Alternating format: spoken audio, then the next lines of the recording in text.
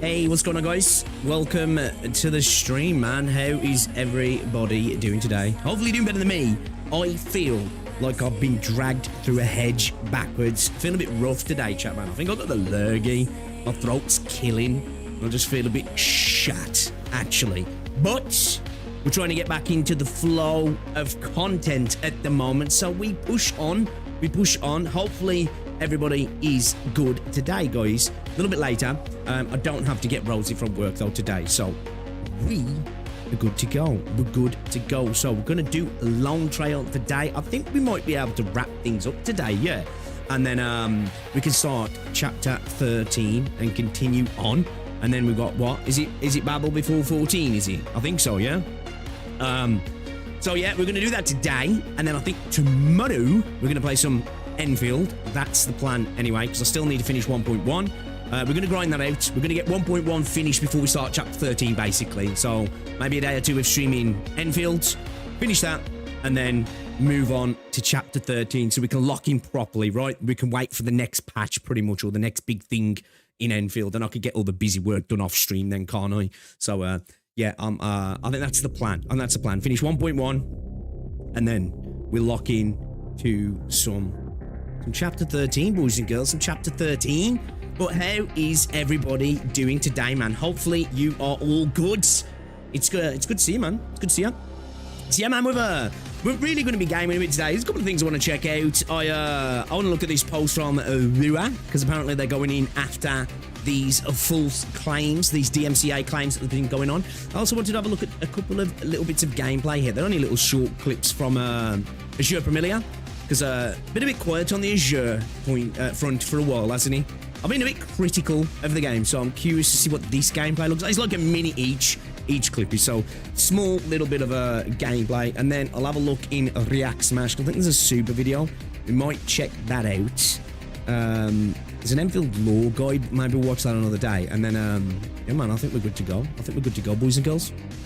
Finally, some progress.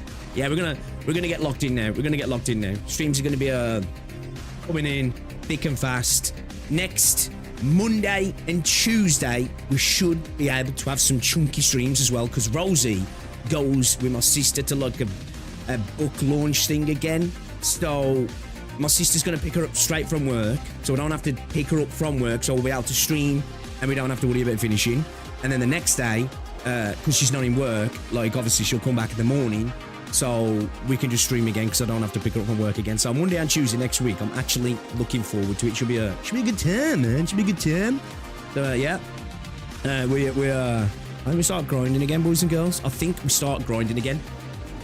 I was talking to people yesterday in Discord as well, like for in regards to content. Man, it's just been a little bit dry on the gacha front in regards to content. I might start dabbling in some other gacha games as well, and start diving into the goings on with some of the some of the studios and such, because I must admit, the last two videos I've made, the last couple, the ones about the hacks and about Epic, I enjoy making those sort of videos, man. So I think maybe we'll try and frame some videos around some gacha stuff like that again as well, because I do enjoy doing the I don't want to say like news videos, I guess current affair kind of videos with just a casual twist to them. I do enjoy doing them. I enjoy doing the diving into the goings on kind of thing, and actually recording the videos as well. It's enjoyable. It's enjoyable. All right, man. Let's see what's going on. Chat. Ends, what's going on? Ducklord. Wiz, what's going on? Shinyo, welcome to the stream. Templar Cora, welcome. Not Momo, how's it going? Star Saviour's been really fun. So I've been actually enjoying it as well. I'm surprised, like, because I understand Uma Musume is a good game, right? And I do enjoy, like, watching the races and stuff, but I don't know, the gameplay loop itself, the training side of things, I never really got into.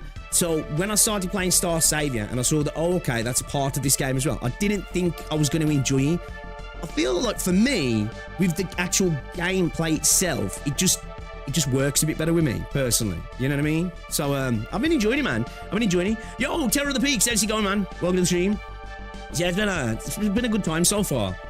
I need to get back onto Crimson Desert though, man. I've been having a blast with Crimson Desert. Like, I really do think the game's a good game.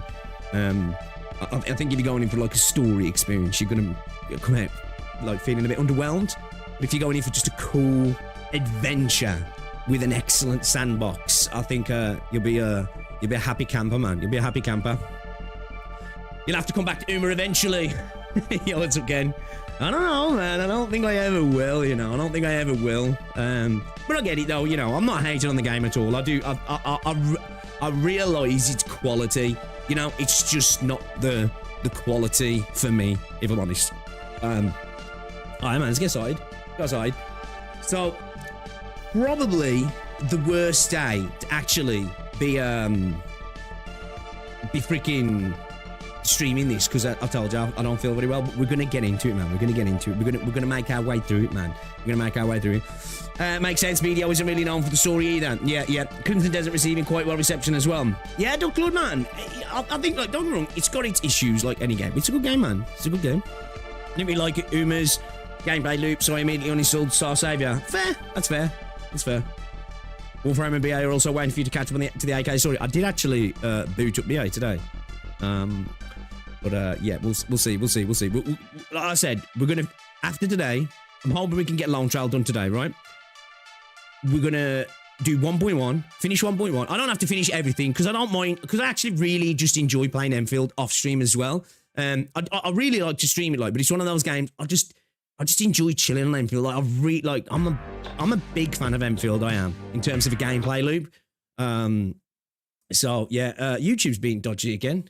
Fucking, have any of you guys been having this capture issue today? This recapture issue? Like, I've seen a lot of people having it. I've been having it on YouTube. I've been having it on Reddit. When I try and watch an embedded video on Reddit, it gives me a capture and then tells me the content's blocked. And then when I actually go to YouTube, I'm getting captures, having to fill in captures as well. And I went to Reddit and there's a bunch of people talking about it in the last couple of hours. So I don't know what the fuck's been going on. So, man, are we all getting hacked? I don't know. But yeah, what's I saying? Yeah, we finished 1.1.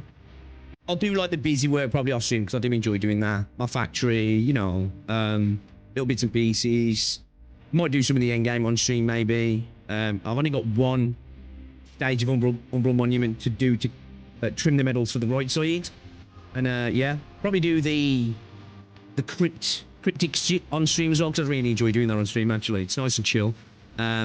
And then once, like I say, once I've done the story for 1.1 and like the main chunk of it, we lock into chapter 13, get that done, and then, well, I'll say lock it. We'll probably, when's 1.2 for Enfield? There'll probably be some content in between them. We'll have to have a break and come back to Enfield as well, right? But I'm hoping we can get 13 out the way, then we'll probably back to Enfield content, then we could do Babel, and then we could go on to 14, right? But yeah, and I do want to do some IS streams as well soon. I do want to do some IS streams as well. But yeah, man. How we doing, guys? How we doing? Yo, Skybird, what's going on, dude? Yeah, like one today. Crimson Desert is a story game. It's a wrestling sandbox. True. And it's fucking great for it, in my opinion. I need to get that fucking dragon, man. The dragon's cool. What's going on as well? Casual, welcome to the stream.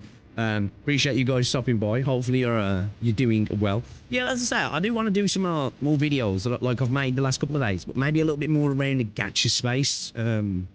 Maybe done a little bit of editing as well, you know. I enjoy it. Fun.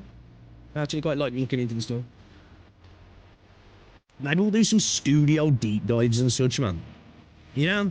Actually, like, I want not video essay content, like more casual essay content, rather than doing like full on video essays, right?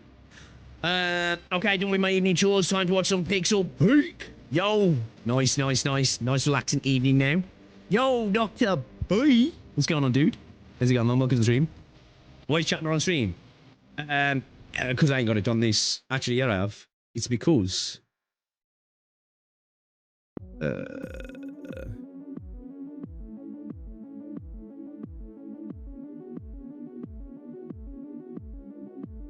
you go. There you go. It's on screen now. It's on screen now. Big's better catch before the 7th Annie stream, since you speculated that chapter 17 is the 7th Annie. Sounds like a solid plan for a schedule. It makes the most sense to wait to any other gacha games. Yeah. Because like obviously I've got Crimson Desert at the minute, which I wanna go through that. I've got that Star Trek game I've been playing. And then yeah, get get through some of the chunk of backlog we've got for Arknights, man. And then, like, we can intersperse that with some Endfield content. And then, you know, we can start branching out a bit again then when some a little bit more caught up. Because I do, like, I have been contemplating. I kind of want to go through, as somebody who's, like, played Genshin a bit back in the day, right? But, like, Inazuma is where I stopped. I never really got deep into Genshin and the Genshin community and stuff. And I'm not going back to Genshin, well, I don't plan to. But I've been contemplating, you know how we did a lot of, like, trailers and music stuff for Arknights? I kind of want to do that for some of the games as well. You know, to really give myself a good comparison to some of the other games that I might not know so much about. So I kind of want to maybe do a little bit more, or not a little bit more about Star Rail. I want to do some Star Rail, do some PGR stuff, do some Genshin stuff, and maybe do some other games as well. I think that might be enjoyable. You know? Afterwards, a new peak adventures awaits. 10th anniversary could possibly have Tallulah playable, by the way. It's going to be peak. If I do that, I'm going to be bricked up. Straight bricked up. We've got some juicy story bits upcoming in Arknights and might be giving Endfield backgrounds. I'm looking forward to it. Looking forward to it.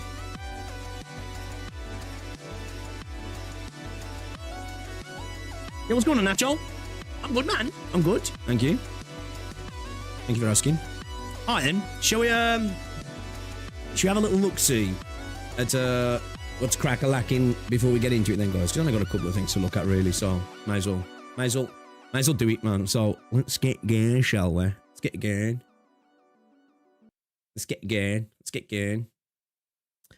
Would help if I closed my thumbnail folder. Make it so you guys can see what's going on as well. Give me a second here, guys. Give me a second here. Yeah, I saw that clip as well. That why is it fucking opening up over there? That's weird. Don't open up on the third monitor. Let me take these filters off. Only one a month for that other scene. So, give me a second here, chat. Give me a second here. Let me remove that. I'll remove that. There we go. There we go. So now you guys get a little bit triggered by some of the filters, so I'll take that off. Right, there we go. There we go. Awesome. Yo, Billy, what's going on, dude? Welcome to the stream. I need some input, real life shit. See what you think. What do you mean? Burrito, what do you mean? What do you mean? Let me know. So yeah, I saw that. I think it was you, Ken, yeah, which I kind of like ties into this. We'll just watch like 50 seconds of this Saint clip here. Yeah, we're not going to be talking about Saint, but I just think it's funny because like I want to talk about what Kuro have been saying because they're actually clapping back, aren't they? And you know what? W for Kuro for this because obviously somebody's been going round with nefarious DMCA claims, haven't they? Which, you know, dick move, right? Like, why?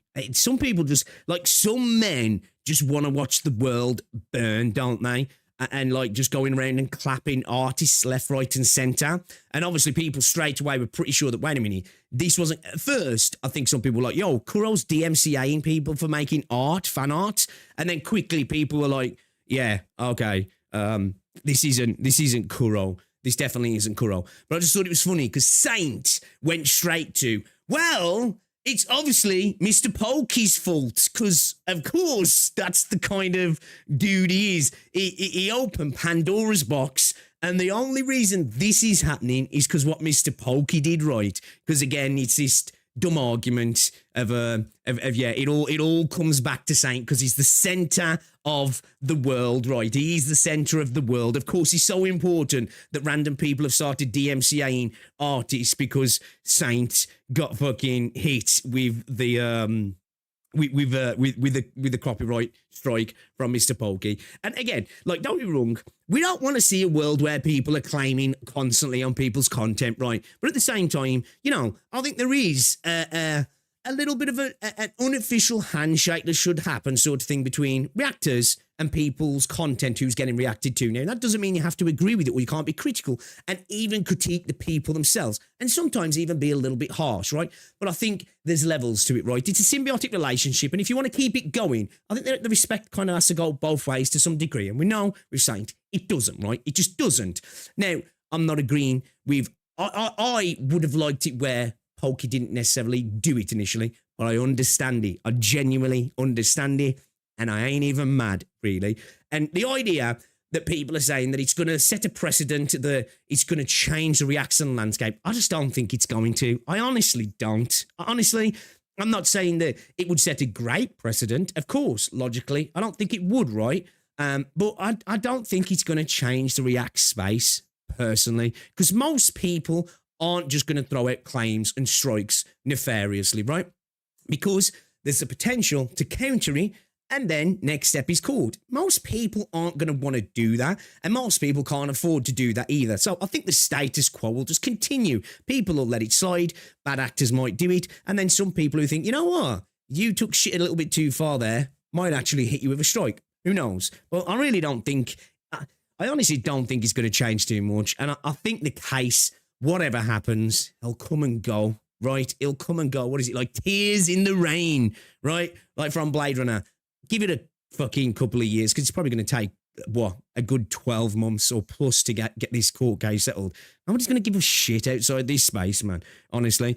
So, yeah, so basically, people were doing fan art. It's a gacha space. It's a game space. People like doing fan art, right? And then somebody went around hitting people, which sucks, because, you know, it sucks when people use systems in a really shitty way, because they didn't even own the content in the first place, which is different situation to the Pokey situation, because that's his content, right? So let's have a look at what we've got to say about it then, shall we? So, dear Rovers, we have recently identified instances of malicious reporting and removal of Wuthering Waves fan-created content on X, Twitter. I like the fact that they're still using Twitter base, because I refuse to call Twitter X. I don't care. It can be named Twitter forever and ever. I mean X forever and ever. See, I'll still say it anyway. It's Twitter. It will always be Twitter. I get it that it was Elon's website back in the day, x.com, and he wanted it to be like this thing. And I understand he owns it now, whatever. It's Twitter, man. It'll always be Twitter. It's such a better name as well. Because, like, what? I've still got this question. We derailed a video. I've still got this question. What do you do when you make a tweet on X? Are you still tweeting? Are you still tweeting? You're not Xing. Like, what the fuck are you doing, right? So, yeah, it's Twitter. Anyway, under the official name of Wuthering Waves, we'd like to clarify that Wuthering Waves has neither authorised nor participated in any reporting activities related to fan creations. We have gathered the necessary evidence and will submit it to X-based Twitter, requesting a thorough review of reports to prevent similar incidents in the future. We will take all appropriate legal and reasonable measures to protect our rights and address the infringement or reputational harm caused by such fraudulent actions. Thank you for your continued support of Wuthering Waves. We remain committed to supporting the community in creating and sharing fan content. If you encounter any further malicious actions that infringe upon the rights of creators, please contact our customer service team at blah, blah, blah, blah, blah, blah, blah.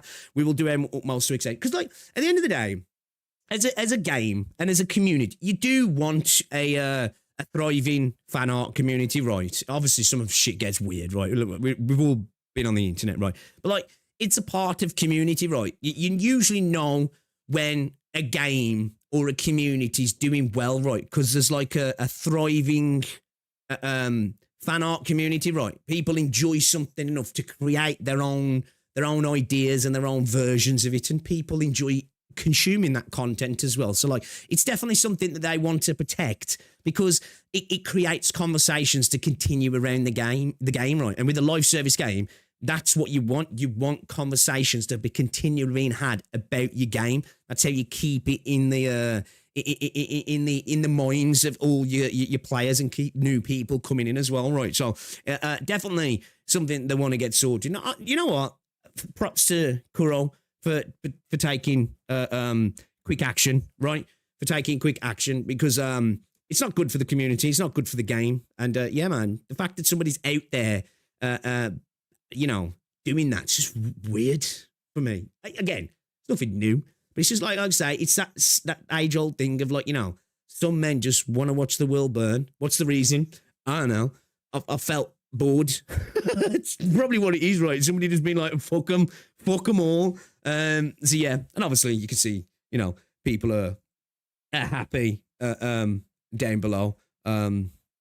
This was obviously done by Yuri Yaoi artists to victimize themselves. They always do the same. Yeah, makes sense, bro. Whatever. Hoyo Shield, are you dead? You are dead. Thank you, Kuro Games, for this announcement.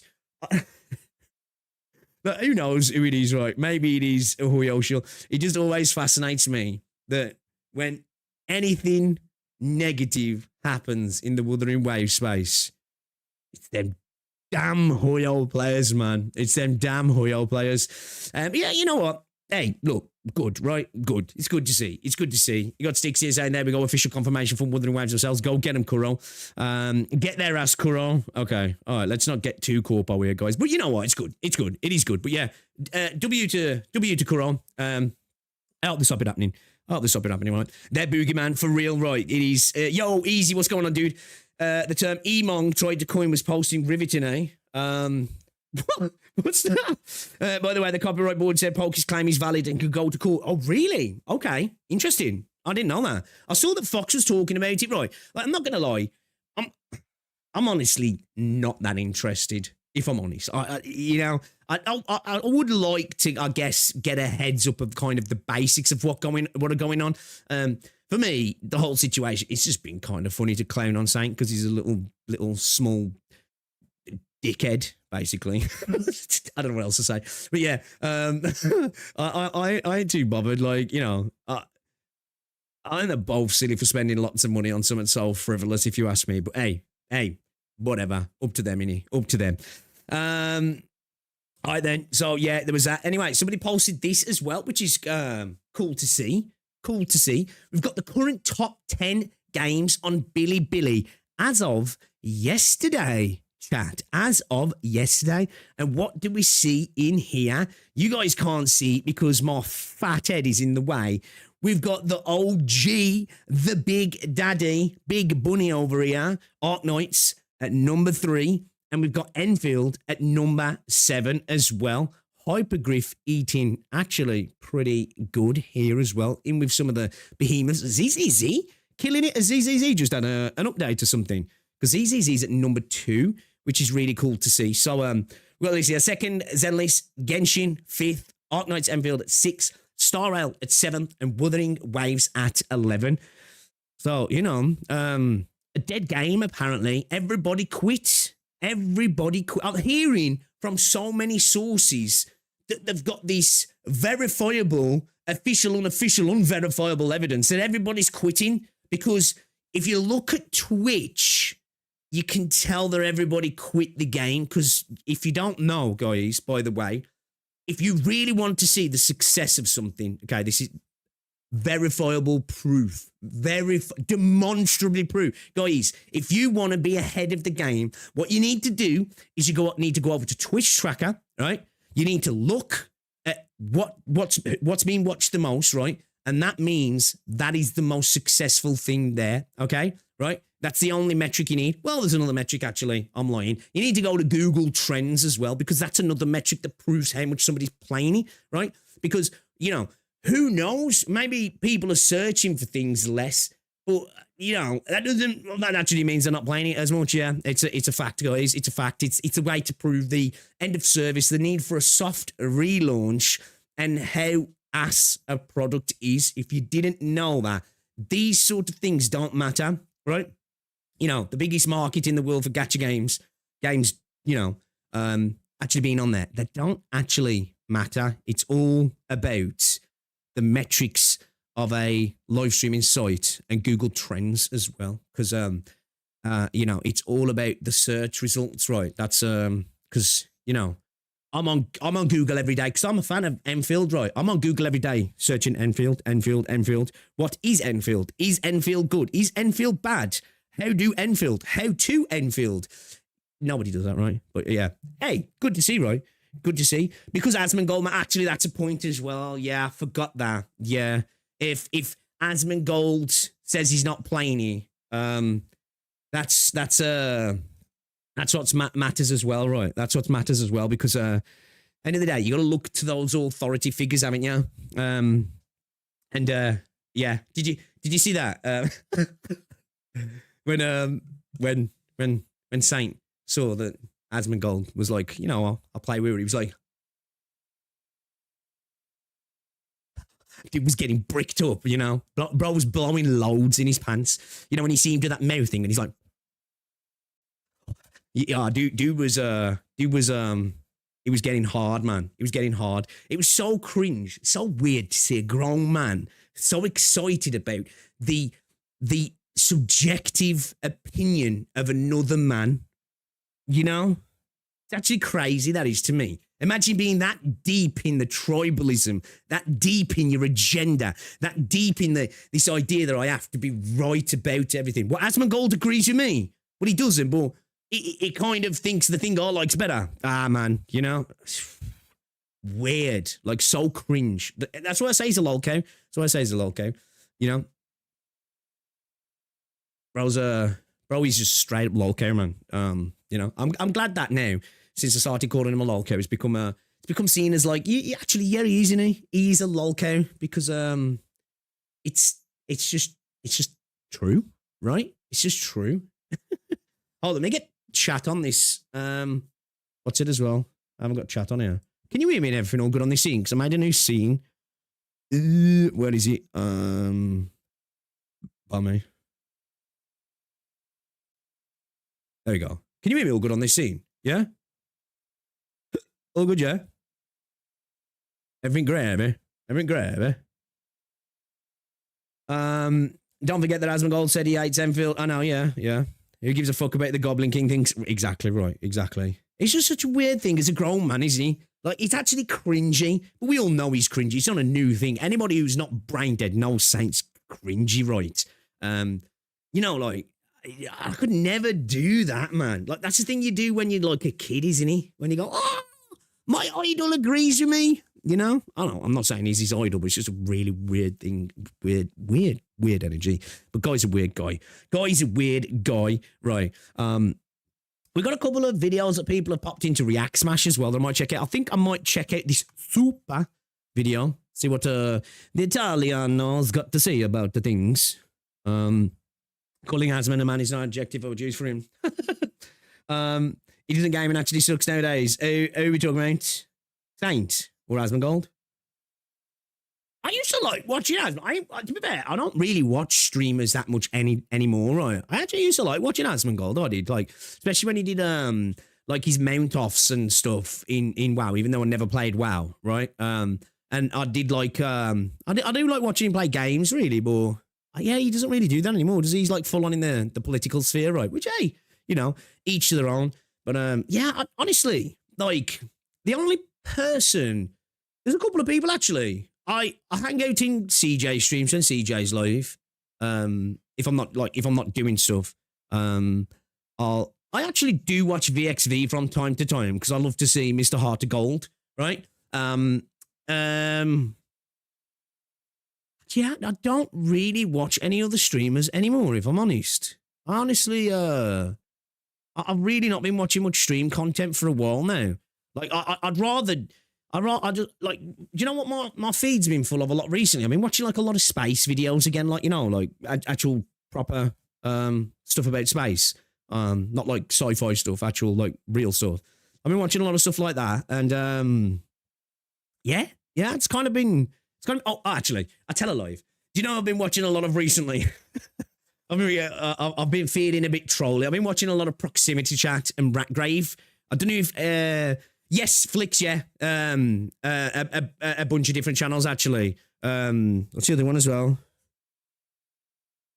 Is it Atom? Not Atom. There's another one as well. But yeah, that one as well. Yeah, Space Stuff is relaxing, yeah. Heart of Gold.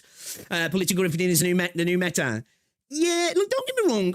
I don't mind, like, I honestly think there is a good space for political content, right? It's an important part of our life, but some people do grift it. They don't care, and they don't believe in half the stuff they say. They play to a base, right? And I'm not accusing any of the people we spoke about of doing that, because I don't watch them enough to conclude that, right? But, like, people do it, right? You see it in the gaming space, right? You know, like, because activism's got so ingrained into gaming recently, a game will come out where if prominent figures in the more conservative side of things go, oh, this game's good, it's not woke, the left hate it, and then vice versa. And it's just like, maybe play the game first, right? And then you can talk about that stuff afterwards. But like you say, you know, it is it is what it is, right?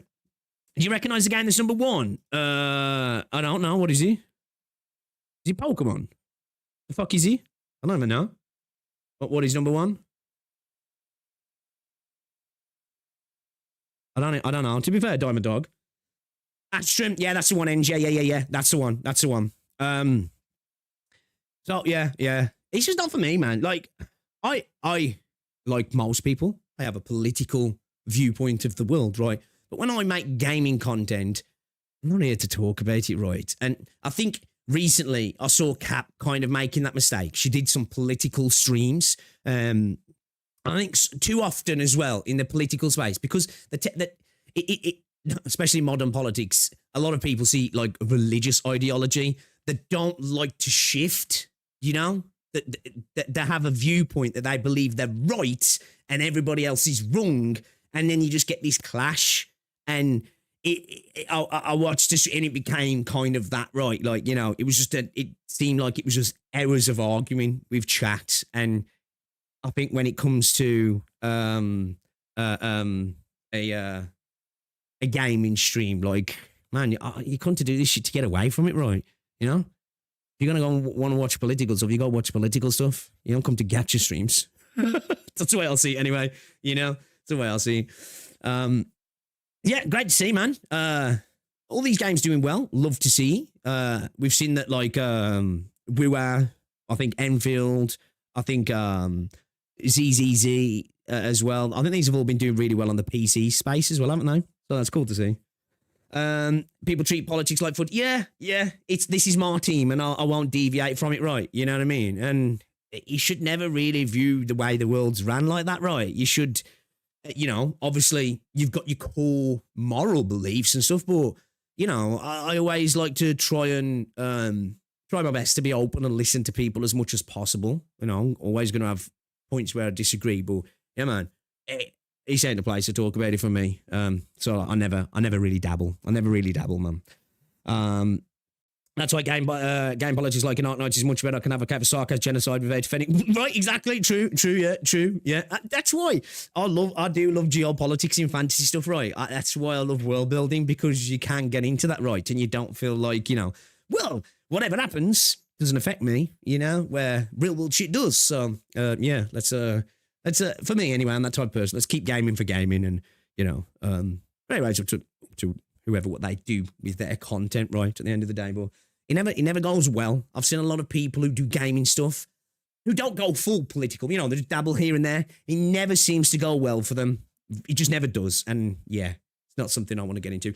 But anyway, shall we have a little look at this here, guys? Because we've got some stuff here, okay, from Azur Promilia. I don't know how old this gameplay is, but I've seen some stuff popping up recently again for Azur Promilia. Now, I've been quite open about my viewpoints on Azur Promilia. I think the world looks great, right? I think the game, I'm definitely going to try it out, and I think the game's probably going to be very successful. But looking at the gameplay itself, I'm a little bit, I don't want to say worried, because it doesn't necessarily look bad. It just looks like a path we've trod before, and a path that seems to be repeatedly being laid down in front of us now in the gacha space.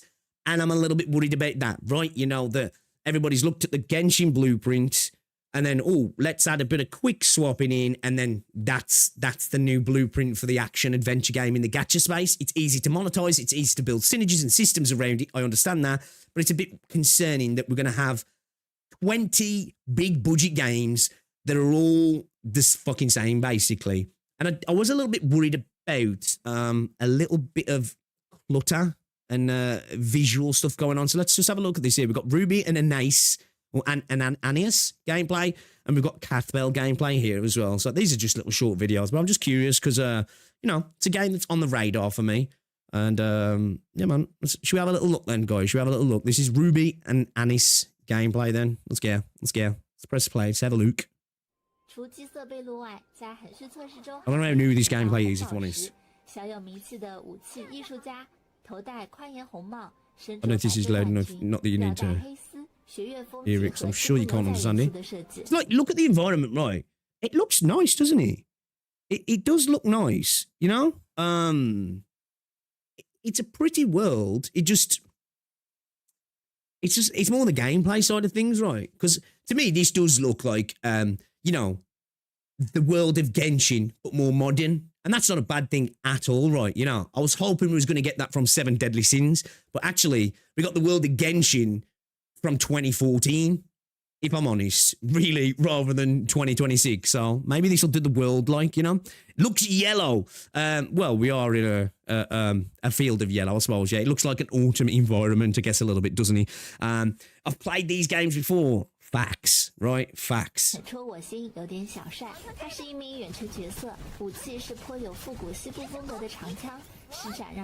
Yeah, we got a rifle user.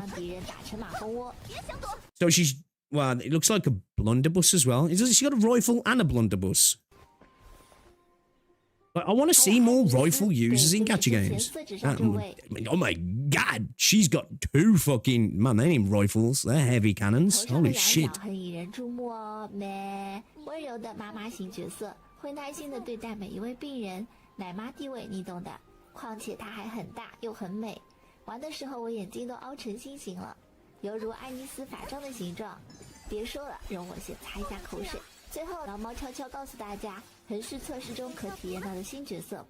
Animations look alright though, don't they? Like, is this fully open world, this game? Because that doesn't look like something I can explore. That's just window dressing, right? That's just a wraparound, isn't it? That's just like a skybox, yeah. But I don't know, that on the left potentially looks explorable, but I feel like that isn't. If it is, that's fucking cool. Okay. Right, let's have a look at this one then. This is Cath Bell gameplay. The world is pretty. I agree. Character models aren't bad as it. Hands looked a little bit scuffed there. I'm not gonna lie. I'm being picky, yeah, but you know, when we've got like stuff like Wua and ZZZ and Endfield now, the hands look a little bit scuffed. Man, look at that thigh bulge though. I'm here for that.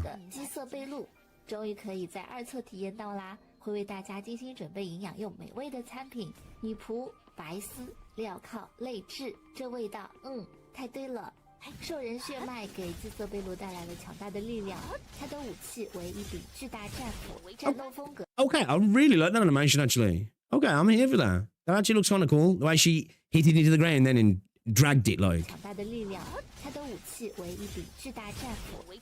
That was good. I like that. Yeah, I quite like her combat here because she's got the big weapon, but she doesn't look like she's cumbersome either. Okay,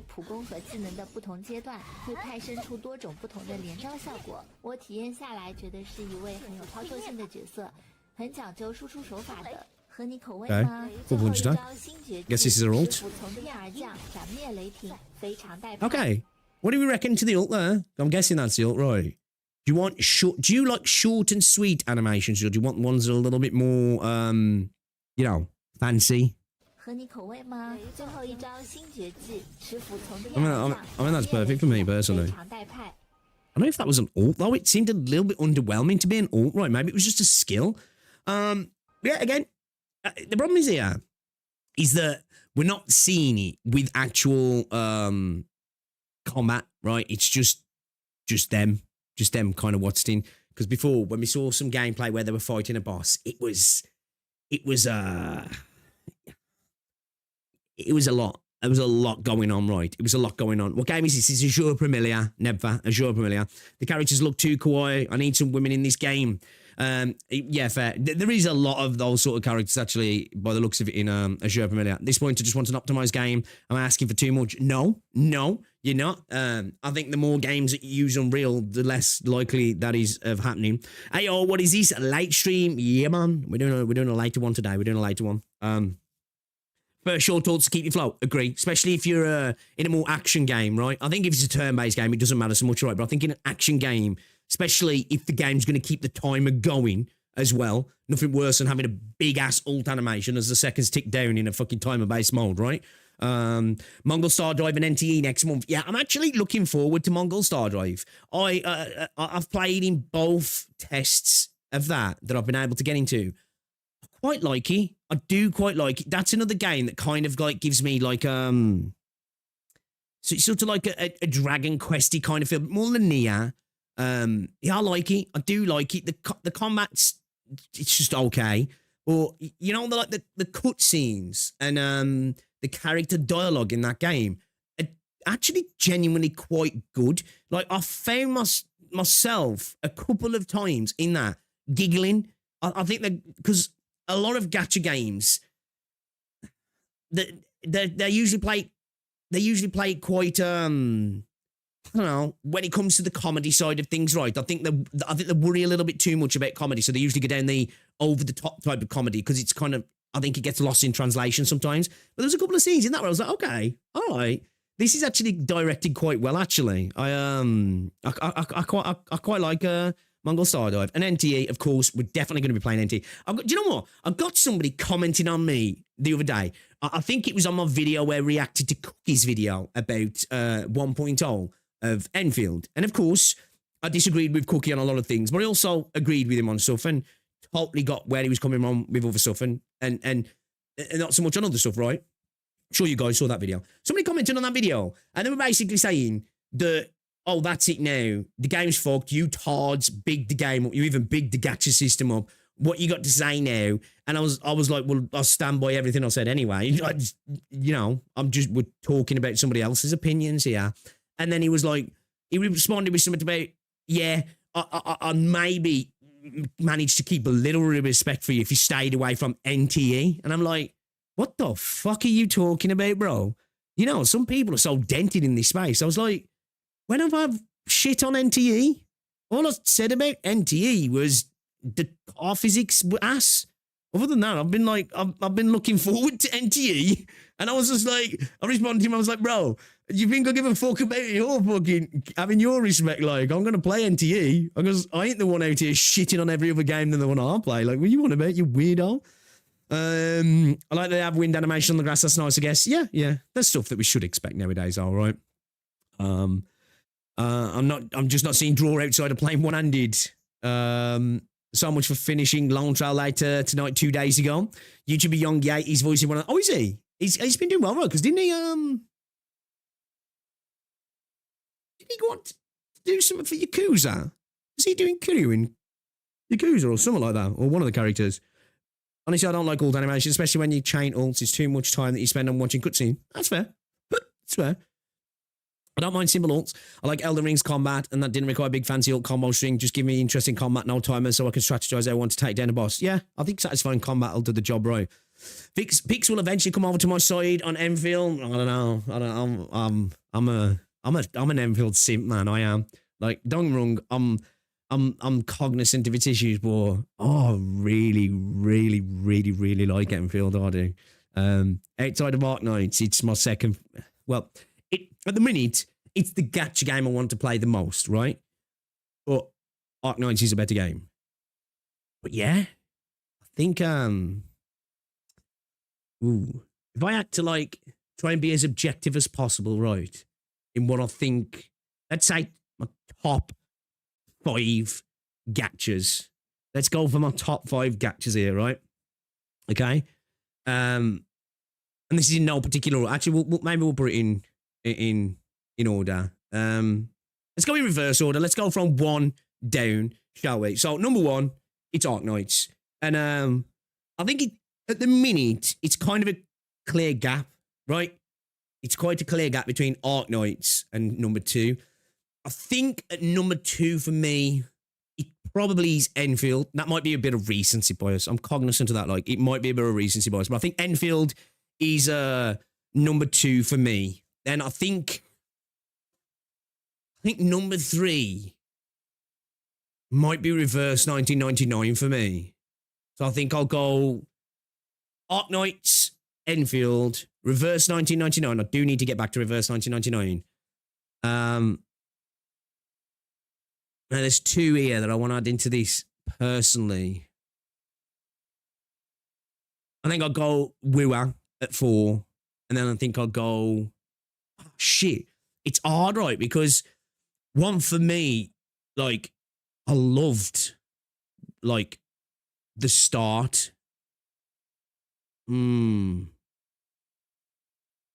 Shit. Can I put 2 in? I'm going to put 2 in. ZZZ and HSR. ZZZ and HSR. Because, like, I know where HSR is now, right? And I know it's not, even though I haven't played it for a while, so I can't really say. But, man, the start of HSR for me, it was fucking great, man. It was. It was really good. You know? Up until, like, just Bellabug and post Bellabug for me. Oh, it was fucking, man, it was so good. It was so good. Like, the game didn't keep the highs as much for me personally. And I just really like ZZZ. Like, I think ZZZ is a great little game with a great universe, and it gets extra brownie points because I think it's still got the best MC. I think it's still got the best MC. You know, I think it's still got the best MC. I think Bell is still the best MC for me in Gacha. Honestly, like, maybe Silver Palace might be able to topple Bell, if I'm honest, because the MC of Silver Palace is a person with memories and characters, and it seems like she's going to be heavily voiced, and she's going to be her own person, right? And we're going to be along for her story. And I like the fact that, at least so far anyway, what we played, you know, she's just a detective. I think that's a really cool hook that we, you know, that a lot of the time we don't get so much in this space, do we? So, yeah. You've been enjoying ZZZ's current direction. They're cooking with season 3 trailer. I need to watch that, actually. There's no such thing as gacha game besides Wua. True. Number 1 is Reverse 1999 for you. It's a good game. It is a good game. It is a really good game. Endfield is a game I want to keep playing, and I'll enjoy it for further once it has more character, but I can never go back to Hoyo ever again. Well, that's fair, that's fair. Mine right now is actually number 1, Arknights, number 2, Salasaur, number 3, ZZZ, number 4, Endfield, number 5, Wura maybe. I mean, that's a good list. That's a good list, man. Like I say, I made negative videos about Salasaur, but I really like Salasaur. I actually need to get back to playing Salasaur. I don't really, even though people say, oh, the story's quite good, I never really got invested in it, but I really like the game. I love the sound, the look, the vibe, and the gameplay looks fun. Like, Salasaur is like, you know those sort of games? Like, apart from when you start playing ranked, Valorant's like that for me. You know, when you just look at it and you're in the world, it's just like, man, this feels like a nice place to be. And then the mic's open, you know? But yeah, it's kind of like that sort of vibe for me. I would say 1.1 story is good, not shit, but not mind-blowing. That's fair. I've been enjoying it. Yeah, I just read that. I've got AK, Reverse 1999, Limbus, and AK at the moment with a little ZZZ. Fair. Fatless, what's going on? So long as it does less haram stuff and less aura farming 24/7 and making Emin a Rizla. Yeah, I agree. Yeah. I need the Enmin to talk more as well, man. I do, because I actually really like the Enmin. Like, the Enmin could, like, be up there in terms of, obviously, we got to have the arc for the character as well, but just in terms of likability, I like her. Well, the female version, anyway. I'm not a fan of recent HSR story, personally, especially Amphorius. ZZZ is a fun game with good combat, true. You're only saying that because you didn't catch up on AK story yet. Dokata is peak MC. Yeah, man, but, like, Bell's brilliant, man. I really like Bell. Like, I really, really like Bell, I do. Number 1, ZZZ. Number 2, Endfield. 3, Celosaura. 4, Dragon Traveller. And 5, Wua. Okay. All right. I've never played Dragon Traveller, but that's a pretty decent list as well. AK Year 1 is rougher than Enfield's 2 months, in my opinion. Well, I wasn't there for Year 1, so I can't comment on that.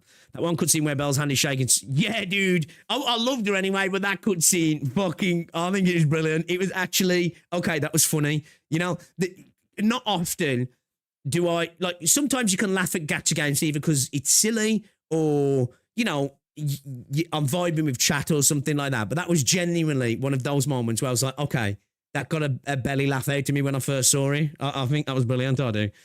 For me, the list changed a lot, but in order of playtime currently, Enfield, ZZZ, Limbus, CZN, Genshin, and then AK. That's a good list as well. CZN's a great game also, as well. I'd probably throw CZN in there as well if I'd been playing it more recently, but I haven't, so yeah. To be fair, I haven't been playing ZZZ more recently, either, or HSR, but I played more of those two than I have CZN, so I like the heavy story-driven games. That's fair.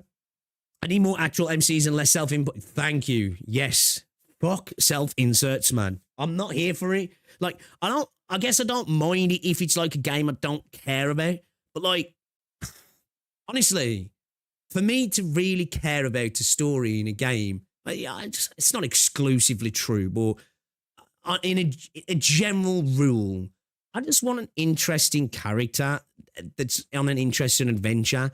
And self-inserts, for the most part, by their very nature, can't be, because they're just blank slates, aren't they? Not saying you can't have a cool story happen around them and cool characters, but I do think a story loses something if you just become this faceless, voiceless object. Do you know? Freeze, fake or your shield. Arknights and Endfield are only Gacha I ever touched and play. Hey, that's base. That's base, all. Yo, Jules, what's going on? Same, I'll keep saying in the servers I need to give Enemy more voice lines. Agree. Because every time she speaks, at least because I'm using the female, I'm like, oh, yes, more. Because I think she's voiced well. Whoever's directing her is doing a great job. And like, especially when she becomes a bit more relatable, she's so likable. Imagine if all that Silver Palace detective mode is like that when in Enfield Cycle. Bro, please don't say it. Please don't say it. Because like, I'm actually kind of looking forward to Silver Palace now after playing the beta. Like, Silver Palace was one of those games. It was like, wow, this looks good.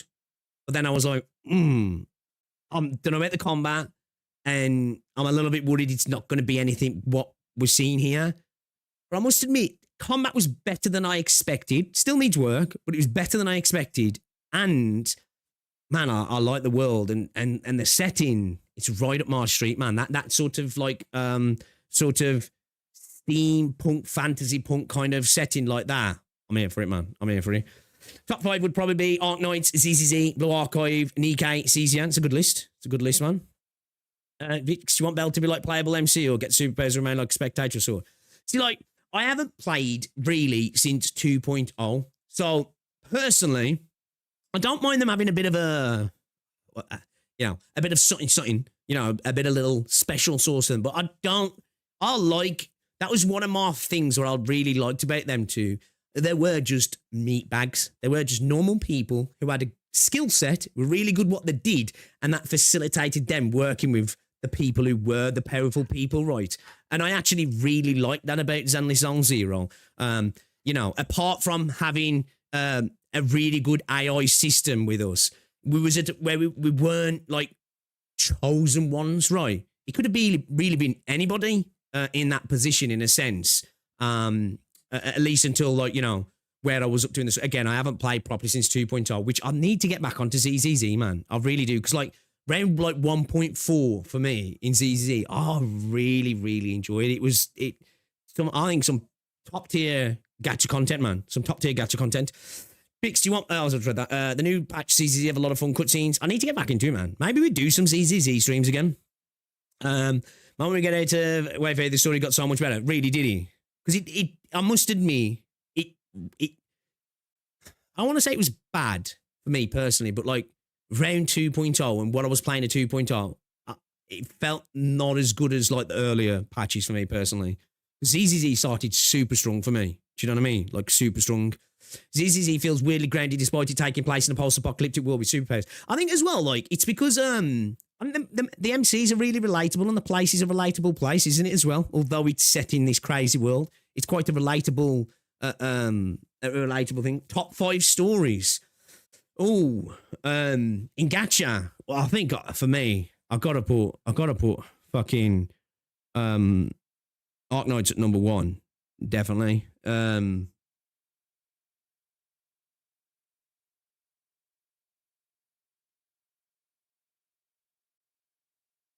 Man, I gotta be honest, right? Arknights, Reverse 1999. I actually like the way it started, but it had issues. I like Reverse 1999 as well. Man,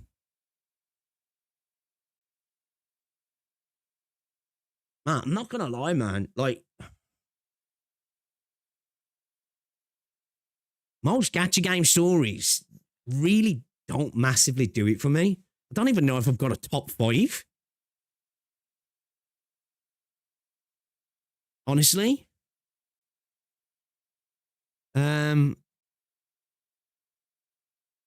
shit. That's a fucking hard question for me, that is. Honestly. That's an hard question for me. Because, like,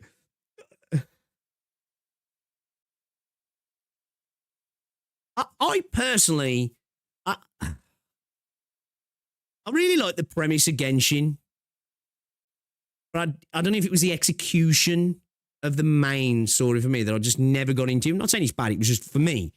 I do actually, I can't speak on it too much because I've only done Kanto 1. But Limbus, I must admit, was like, oh, wow, okay. This is a fucking cool world, this is. Like, I can't, I thought I was watching disconnecting then. I can't attest to the story because obviously, I haven't really seen where it's going. But I think Limbus started really strong. And I love the characters, how they're being built. I love the fact that nobody was fawning over us. Fucking hell, it starts off with everybody trying to kill each other, right? We're literally killing each other. So yeah, I'd probably throw Limbus in there. But that's like with a big caveat of what if, because obviously, I don't really know. I need to get back to Limbus, actually.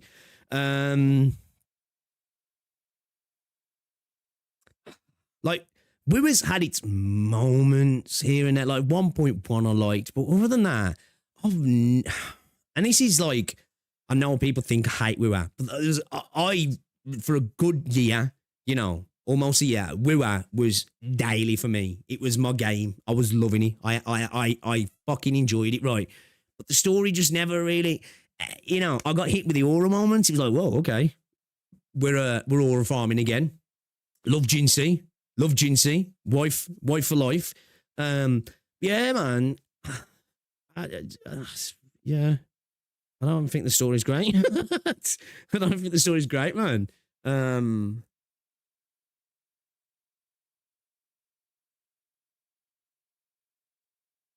They managed to tweak the combat and the mountain Silver Palace. It might be the next main game for me. Okay. Looking forward to rewinding cadence. Like, the world looks cool. I'm a little bit worried about the combat, though. Being another game that's very similar to everything else that's coming out. But it does look like it's got some cool mechanics, I must admit. For me, every game will eventually be asked for me, but it has a good story, I'm saying, in terms of story. Arknights, EF, Limbus, and I think I would... for me, with Nikkei, it has got a good story. I've got to go back, though, because I was a bit of a story skipper in Nikkei. I honestly was a bit of a story skipper, but it starts off pretty strong, actually. I can't objectively rate Uma highly because despite all the absolute quality of the game, I can't with good conscience recommend it easily with the way the gacha is. At least, yeah, okay. Yeah, fair. Its ZZZ story was quite the roller coaster. Like, for me, I really enjoyed ZZZ story up to 1.4, personally. Like, I know I've said, like, gacha stories don't... I suppose, like, I can't help myself, but, like, when people think, like, ask me questions, and I suppose it's I think it's unfair. When people talk about gacha stories, I can't help but instantly start comparing them to, like, real games, right? And most of them just don't hold a candle. Well, actually, all of them don't hold a candle apart from Arknights for me, personally. Like, for me, honestly, Arknights is the only gacha game that I've played where the story and the world, I'm like, you know what? I wouldn't be embarrassed to throw that into the conversation with games. I don't think it's going to win, but I think it could hold its own with a lot of games. Do you know what I mean? Yeah, like ZZZ for me, I enjoyed it, man. It really felt like an anime. Do you know what I'm saying? It really felt like an anime. ZZZ did. So, like, it got a lot of points for me in that regard. Yeah, man. It'd have to be AK, Limbus, and Zenless, if I'm honest. Honestly, because, like, again, for like we were right, people argue it got a lot better, right? 2.0 was actually, it was decent. It was. I think it was decent. I like the fact we started to bring in more factions and stuff, right? I think for me, it's just the execution of Wuthering Waves. And I don't think the world's that interesting. I'm not going to lie. I know most games end up dealing with some deities and stuff, right? Yeah, the whole lament. I like post-apocalyptic stuff, yeah. But I don't find the lament as a as a catalyst for the things that have happened, as an interesting catalyst, if that makes sense. Yeah, yeah, I'm a bit picky about my post-apocalyptic. Like, when it comes to Kuro, for me, PGR's post-apocalyptic shit, post-apocalypse shit's all over. Wua. It's so much more interesting because, in a sense, it's fucking robot zombies. You know what I mean? And I like that. I like that. But I'm a bit picky like that when it comes to my apocalypse type stuff. You know what I mean? You can have stuff sometimes that I maybe wouldn't be like, I don't know if I'll buy into that. But if it's done in a really cool way, I'm like, okay, all right, I can get down with this. I can get down with this. We saw the presentation is still top for me. Oh, fucking yeah. The directing, yeah, definitely. There's no denying that. I think if people try and argue that's not the case, I think I don't know if they haven't seen enough of it, or maybe they just disagree. Fair play, maybe.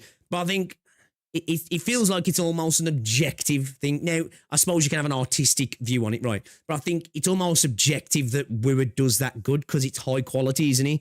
Now, you might not like the scenes, I guess, but yeah, I think in terms of production quality, Wuthering Waves does a really good job, right? Like, same with Endfield, right? You might not like the story in Endfield, but, you know, when they cut to scenes, like, it's like, wow, oh, shit, okay, that's high quality H2O right there, isn't it? And maybe, I hope it doesn't use that. Like, I worry that Endfield will, like, use that as its, you know, well, the story doesn't have to be great because it looks cool while you're doing it. I hope they don't go down that route. It's sort of interesting and I enjoy it, but the world of Genshin I just find more enjoyable to explore lore-wise. That's fair. A lot of people say that, though.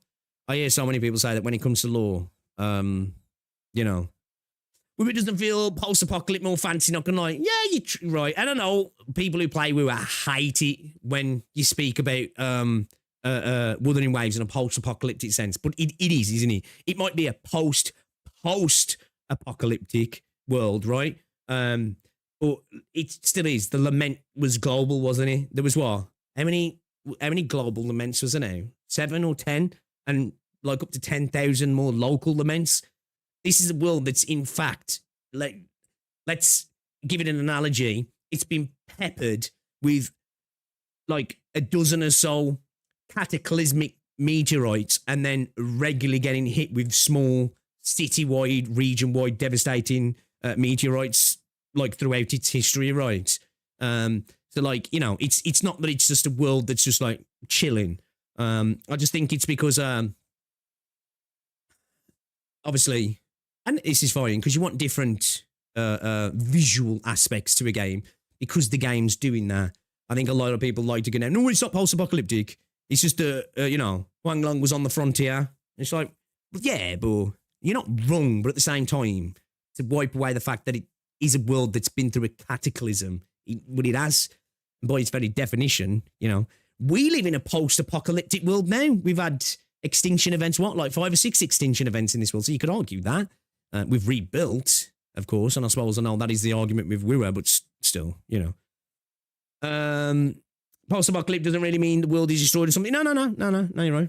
There's different levels to what is apocalyptic, right, as well. And the state you're in. Are you talking, I don't know, is it Fallout right after the bombs are dropped? Is it 200 years later? Is it a world that's irradiated and fallen? Is it a world post-fall, you know? That's why for me, if a world hasn't recovered, it's still in a post-apocalyptic state, isn't it? I think Wua is still in that state, right? You know, only got to look across, especially in 1.0 to 1.4. There was clear signs all over the place that you're in a world that's still got the scars of what happened. You know what I mean? So to me, it's still a world that's, you know, kind of in that throw, if you will. Let's be honest, Wua presentation is great, but I'm deleting the game off my own tablet and laptop because it's just not justifying the space. It does take up a lot of space. In terms of presentation, I'd definitely say Wua is still better than Endfield. You reckon? Maybe. I don't know. I don't know. Maybe. I think with Wua, I think it's more bombastic. Do you know what I mean? Which might look more flashy, and i.e. that could be better. But I don't know. Like, some of the scenes, especially when it's the cut scene type stuff in Endfield, I think are done incredibly well. And I think character models look better in Endfield personally. Like some of the fight scenes, we haven't built up to the levels yet of have we? I think, I don't know. I think it's just a bit more flashy, maybe. But Pix, Woo isn't and never has been sci-fi, apparently. True.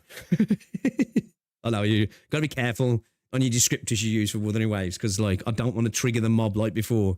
And,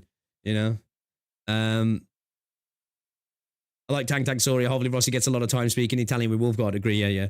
Lord is the main reason I still play Genshin. Not Cry has been the biggest lore power for those paying attention. Well, that's good to hear. Look, as I say, you'll never see me being one of those people that's just like, yeah, Genshin, shit. Like, don't get me wrong. When I was playing Wuthering Waves, I made a couple of comparison videos more on a visual standpoint, but I was always cognizant of saying to people, look, this is a game that's a few years older, right? Let's be fair. But, yeah, you'll never see me being like, Genshin, bad game, because when I played it, I enjoyed it. And I just want to see people enjoy the games. So I'll never take pleasure in seeing a game shit the bed, unless it's Black Weekend. I'm joking. I never took pleasure in that. I just knew it was going to happen. When you're talking post-apocalypse, everyone think Warhammer 40k, Fallout vibes. Not really. Exactly. Yeah. You can have an apocalypse can be like, it can be so many things, right? It can be the extinction of a species, and the world can still be gorgeous, and you can be in the throes of coming back. It can be destruction, destitution, absolute cataclysm, fire and hell, and yeah. It just means it was something that happened that was big enough to impact the direction of the world as well, right, and change it forever, really. Anyone who claims Genshin is lore is deluding themselves. I don't know, man. A lot of people say. You just don't see the struggle in WoW. Yeah, I mean, that's probably fair to say. I think even in 1.0, you never really did you? I believe, though, that we was going to. I do. I think with a rewrite, a lot of that went away, personally. Because you go back to the original cutscene trailers and stuff, I think struggle was going to be a big part of it. I really do. Like the sort of struggle you see in PGR. But, I got wiped away, didn't he? When the makes it hard to get into WoW stories, a techno jargon from it. Yeah. A lot of gacha games do that, don't they? You'll read something and you'll be like, what the fuck did they just say? Like the pseudo fucking science type shit. Like, but the techno jargon is crazy sometimes. Like, WoW did that a lot at the start, right? Hit you with all these different terminology, and you were just like, shut the fuck up, man. You're making it unnecessarily convoluted, and it doesn't need. I think a lot of gacha games would have much more interesting stories if they stopped doing that. They don't need to do it, right? And I think they'd be much more engaging to people if they stop that. Now, I don't know if that's a Chinese thing, a translation thing, or what the hell it is, but I do think a lot of gacha games fall into that pitfall, that trap as well, personally. Jenny, I think Pix would love the Sky First chapter demo. If Arknights is the best world building gacha, Trials is the best world building in game. I do have some of the Trials games, actually. I'd like to see the post apocalypse in WoW. Like, for me, when I think of like stories in gaming that like have been not only ones that I've enjoyed, but they're like they stick with me, is Metal Gear Solid. Like the Shadow Molded incident. I think Metal Gear Solid 3 as well. No, Metal Gear Solid 4. MGS 2 as well. Less so MGS 2. Final Fantasy 9. Dragon Age Origins.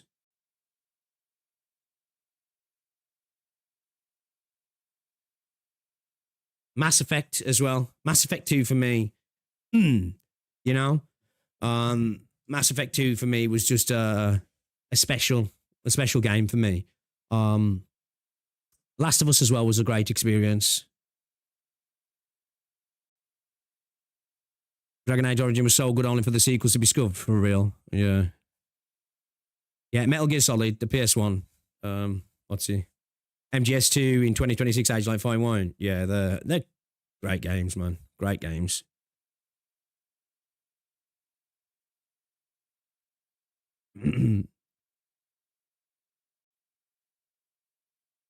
I also hate the type when they lean more heavily on putting the lore within text and files. I think sometimes it's just a cost-saving thing, isn't it? I think if you want to go big, you kind of have to a degree, kind of do that, don't you? Yeah, man. I'm trying to think of other stories now as well. I think for me, Metal Gear Solid, right? Because I never really speak about it much. My dad killed himself a couple of years ago. And I remember being a kid because my mum and dad got divorced when I was young. And I remember being a kid. And I never really... I'd seen him enough. But, like, my dad was a nutcase, basically, right? He was a proper nutter. It's like, especially in my teens, he wasn't like a dad. He was like, he wanted to be a friend all the time, you know? He was a fucking, like, trust me, a nutter, right? Like, proper nutter. And I remember I played Metal Gear Solid. It was Itty's flat he had back in the day. And he sat on the sofa and watched me play the entire thing. So I think, like, there's probably a little bit of a bias in there for me as well, you know, because, like, not only did I enjoy the game and enjoy the story, it was the experience as well, you know what I mean? So, yeah. Fallout New Vegas as well for me as well, yeah, I agree on that one, Ken. Fallout New Vegas is definitely up there for me. I'd argue as well for me, you know, the Metal Gear Solid, the Modern Warfare trilogy, that was up there as well. When I hear Mass Effect, I think of the DLC where you party in a penthouse with your squad and you face an evil clone. Dude, for me, Mass Effect 2 was amazing. It was amazing. Because I played Mass Effect 2 before I played Mass Effect 1. Because I was a PlayStation 3 user. And Mass Effect, the original, came out after Mass Effect 2, didn't it? Because it was an Xbox exclusive, if I remember correctly. So, like, I played Mass Effect 2 and I was just like, boom, mind blown. Like, actually mind blown, you know what I mean? It was fucking an insane experience, man. As somebody who really likes sci-fi, Mass Effect is still, like, man, it might be my favourite game of all time, do you know what I mean? So yeah. Modern Warfare went down after the first two Modern Warfare. See, like, for me, I like MW1, 2, and 3. I'm talking the old school ones, like the early, you know what, 2008, 10 and 12, was it? Dude, I've got it in my fucking library, man. I need to. I've got it in my library. I need to check it out. I do. I'm trying to think of some other. So mine's going a bit blank now.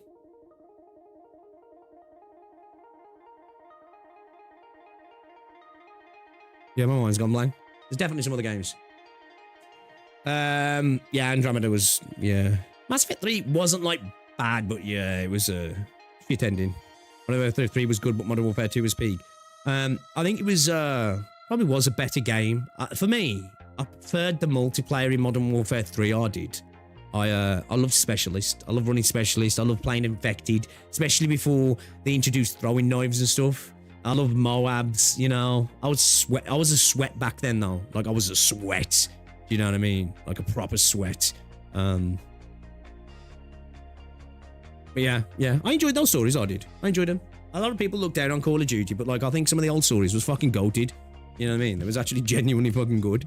Like, and rightly so, because modern COD's in the shitter, right? But, like, it's become a thing to look down on Call of Duty, hasn't it, over the years? But, like, back in the day, from, like, 2007 to, like, 2012, COD was the king of the fucking hill. And in my opinion, it was rightly so, right? It was probably the best multiplayer experience in gaming. Fucking high budget, you know? Good stories, great voice actors, like, they fucking had legit voice actors in there.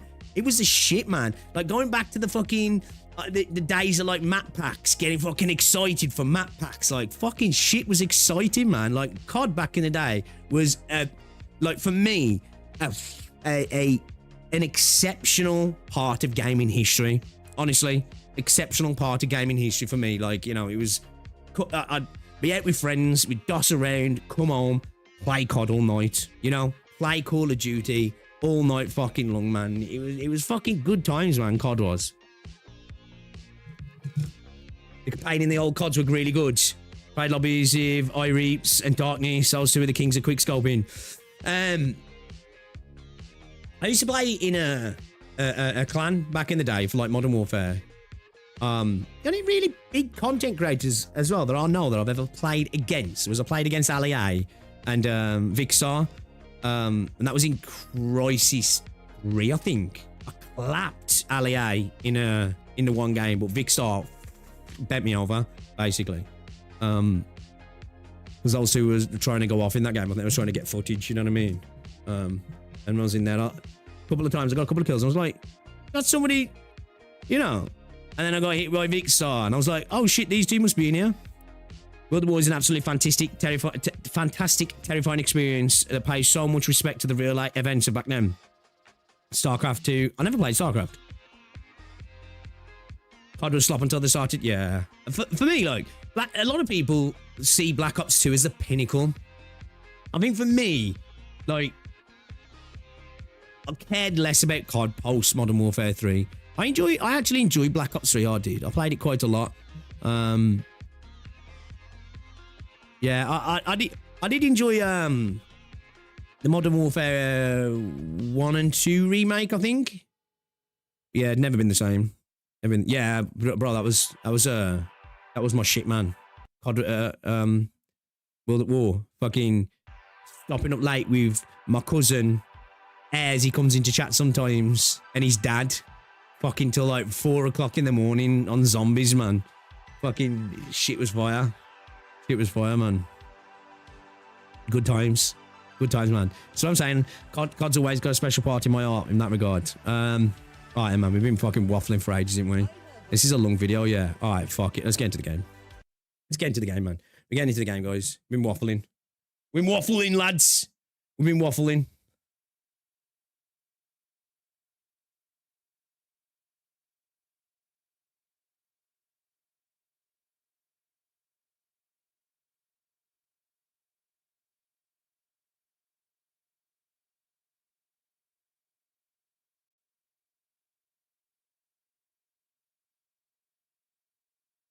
I do like the retro effects, actually.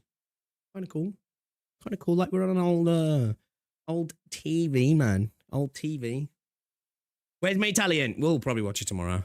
It's just a 16-minute video, man. I'll be here for fucking 2 hours otherwise. And we did start, like, what? Hour and a half ago.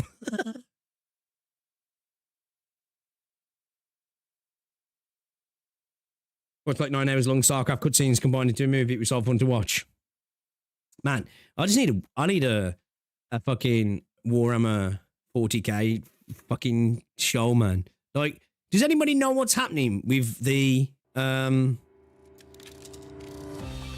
Cavill show? Is that dead in the water, that?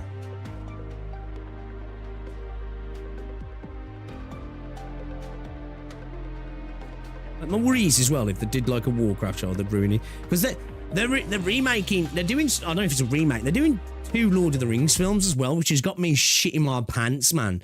Like, I'm worried about this Harry Potter fucking TV show as well. I'm worried they're gonna butcher that also. Because, like, for me, like, don't get me wrong, something like Harry Potter could do well in a series format, right? Because you miss so much out of books, don't you? When it's a film, you can only get so much in. But, like, it feels like the most unnecessary remake, man. I'm like... and I don't trust this modern Hollywood to treat these things with respect. Yeah, they're doing... I know they're doing one that's called The Hunt for Gollum. And I don't know if it's set in between where Gollum left the Misty Mountains and he gets captured by Sauron. And, you know, when Gandalf's hunting him, but, like, obviously, you know, when he says the enemy got to him first. I don't know if it's about that specific time frame. And they're making another one as well. I forgot what it was called. It was called something else.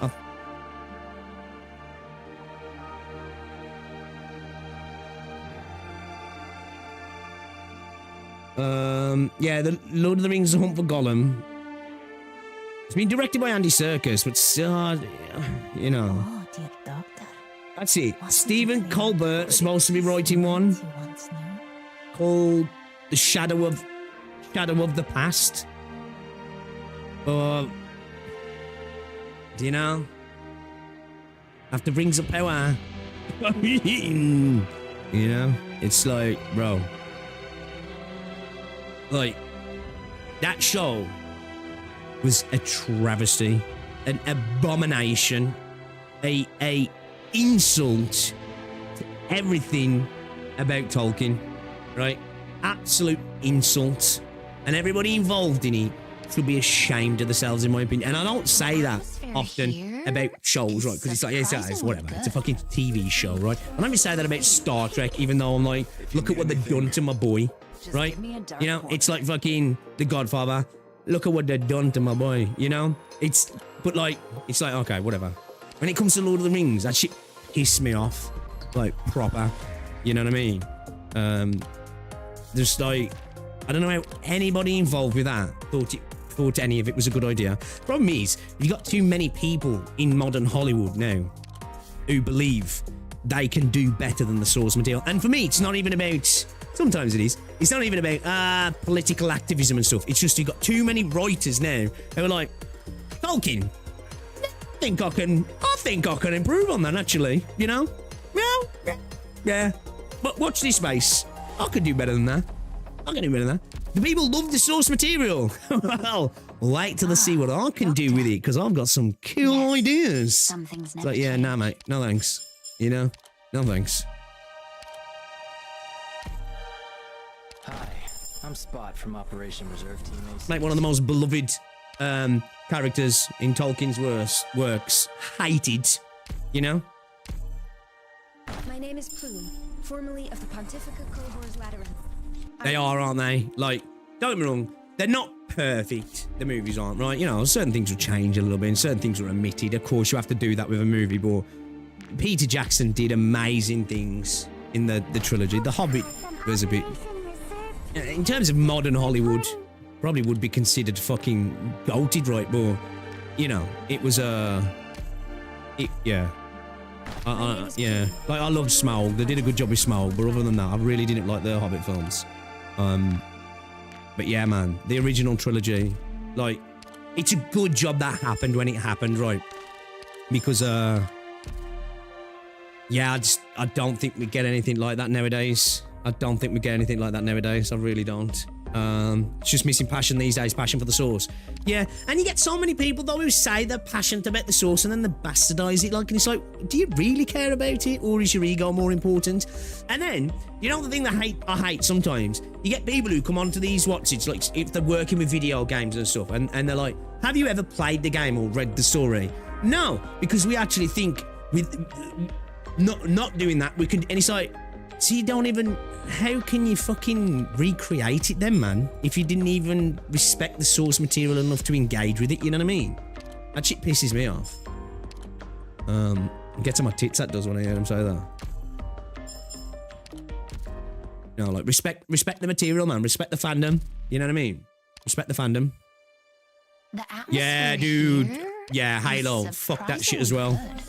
Oh, like, that's the thing that's annoying as well, right? They didn't even need to do anything to Halo. Because I know a lot of people think, oh, Halo's got a good story, right?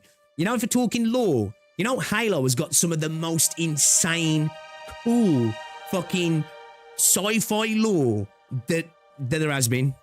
And I'm not even joking there. Like, if you dive into the lore of Halo, I'm talking like the precursor stuff, the old wars, where humanity came from, exactly how everything started and that. It's fucking so cool, man. So cool. And they were like, yeah, let's just change it. What? Like, pisses me off, man. You know, you got this really cool fucking universe and you want to just do your own thing. It's wild, man. One good thing he's got, yeah, he's a huge nerd. I've heard that as well, but exactly. Like, I love Tolkien. I would ruin it if I tried to write Tolkien's stories. I would, because I'm not a fucking, it's not my wheelhouse, you know what I mean? I have all the old Bungie Halo books. All the ones Based. before you would sleep with Yes, one Halo another W, yeah. when I was around. Look, Cantabile. Oh, I love Cantable's design, man. Trust I love me her. that much. It's weird to me that they're wasting time making up something else. Exactly right. That's the thing. It's exactly, Sarah. Free money. Like, it's like things in Star Trek, right? Look at Star Trek. Look at Halo. Think of all of these fantasy sci-fi things that have got insanely devout fans, right? Who will go out in droves to watch the thing, to buy the merch and all this stuff, right? And then they go, do you know what this needs to do? It needs to appeal to a modern audience. But guess what? The modern audience don't fucking care. And the modern audience that will care just the same as that 12-year-old boy did 30 years ago or fucking 15 years ago. Because nerds love nerd shit. The problem is they try and sell stuff nowadays to, like, you know, 17-year-old girls who sit on Instagram. Guess what? They're probably not interested in Halo or Star Trek. Do you know what I mean? And it'll probably flop either way. Do you know? It's like trying to get, like, I don't know, think of the fucking stuff that girls watch on Netflix and being like, well, if we set it in space, all teenage boys will love this. And it's like, probably not. Probably not, you know? just saying, probably not.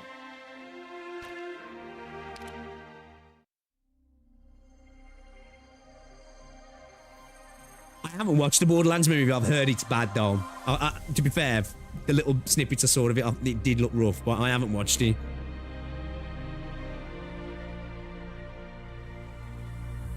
Well, apparently, I don't know how true it is. The new Star Trek freaking Academy shit's apparently it's bombed, hasn't it? Like in viewership and stuff.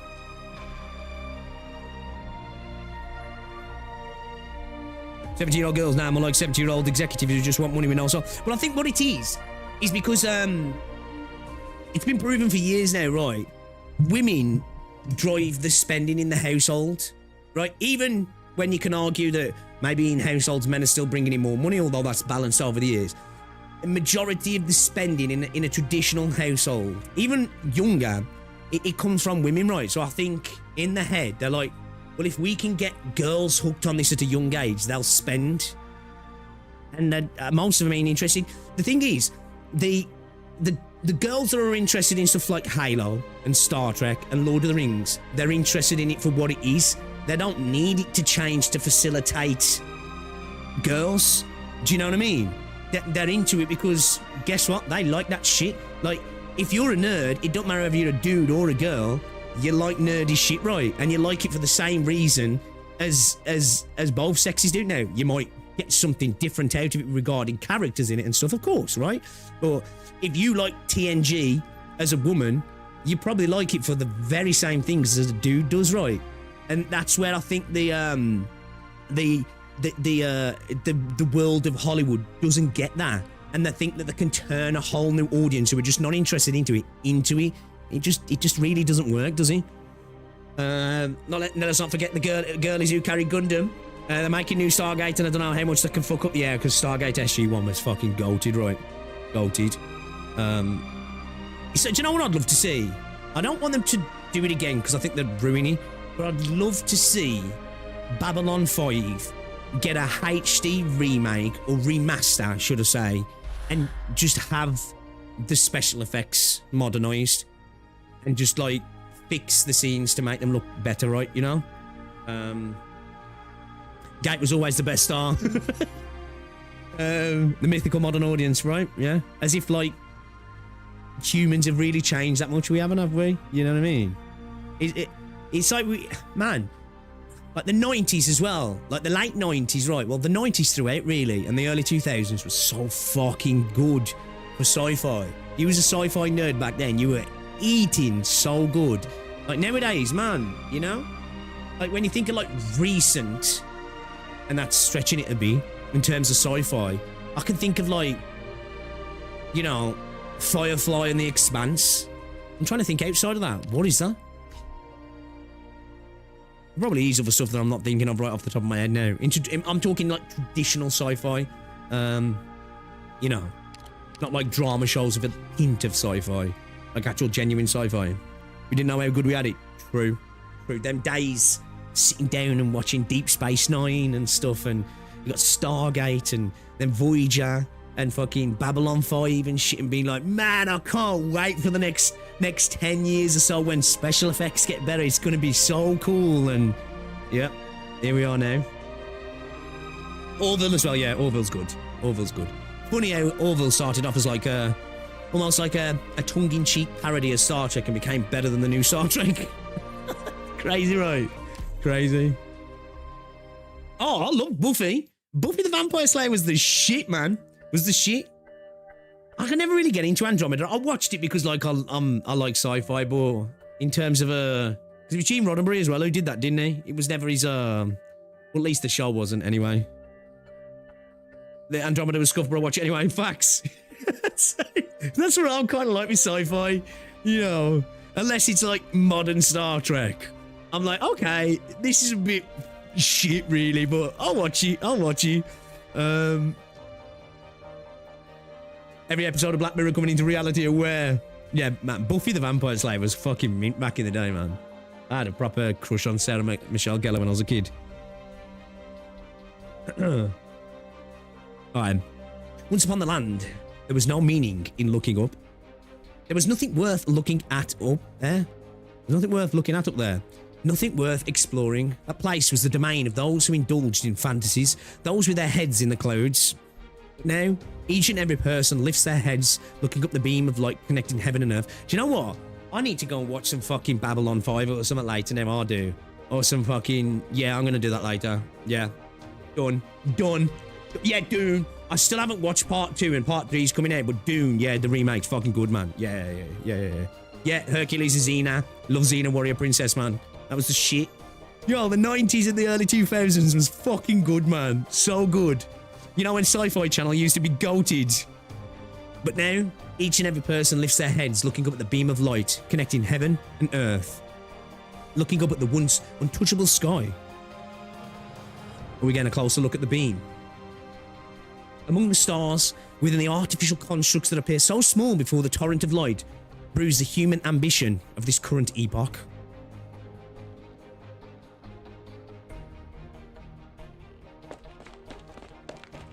Oh, Babylon 5 is brilliant, man. It really is good. Like, outside of like the special effects, which, you know, because I went for the 3D stuff, which is it was a bit too early, right?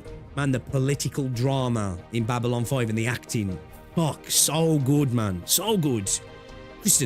Kristen.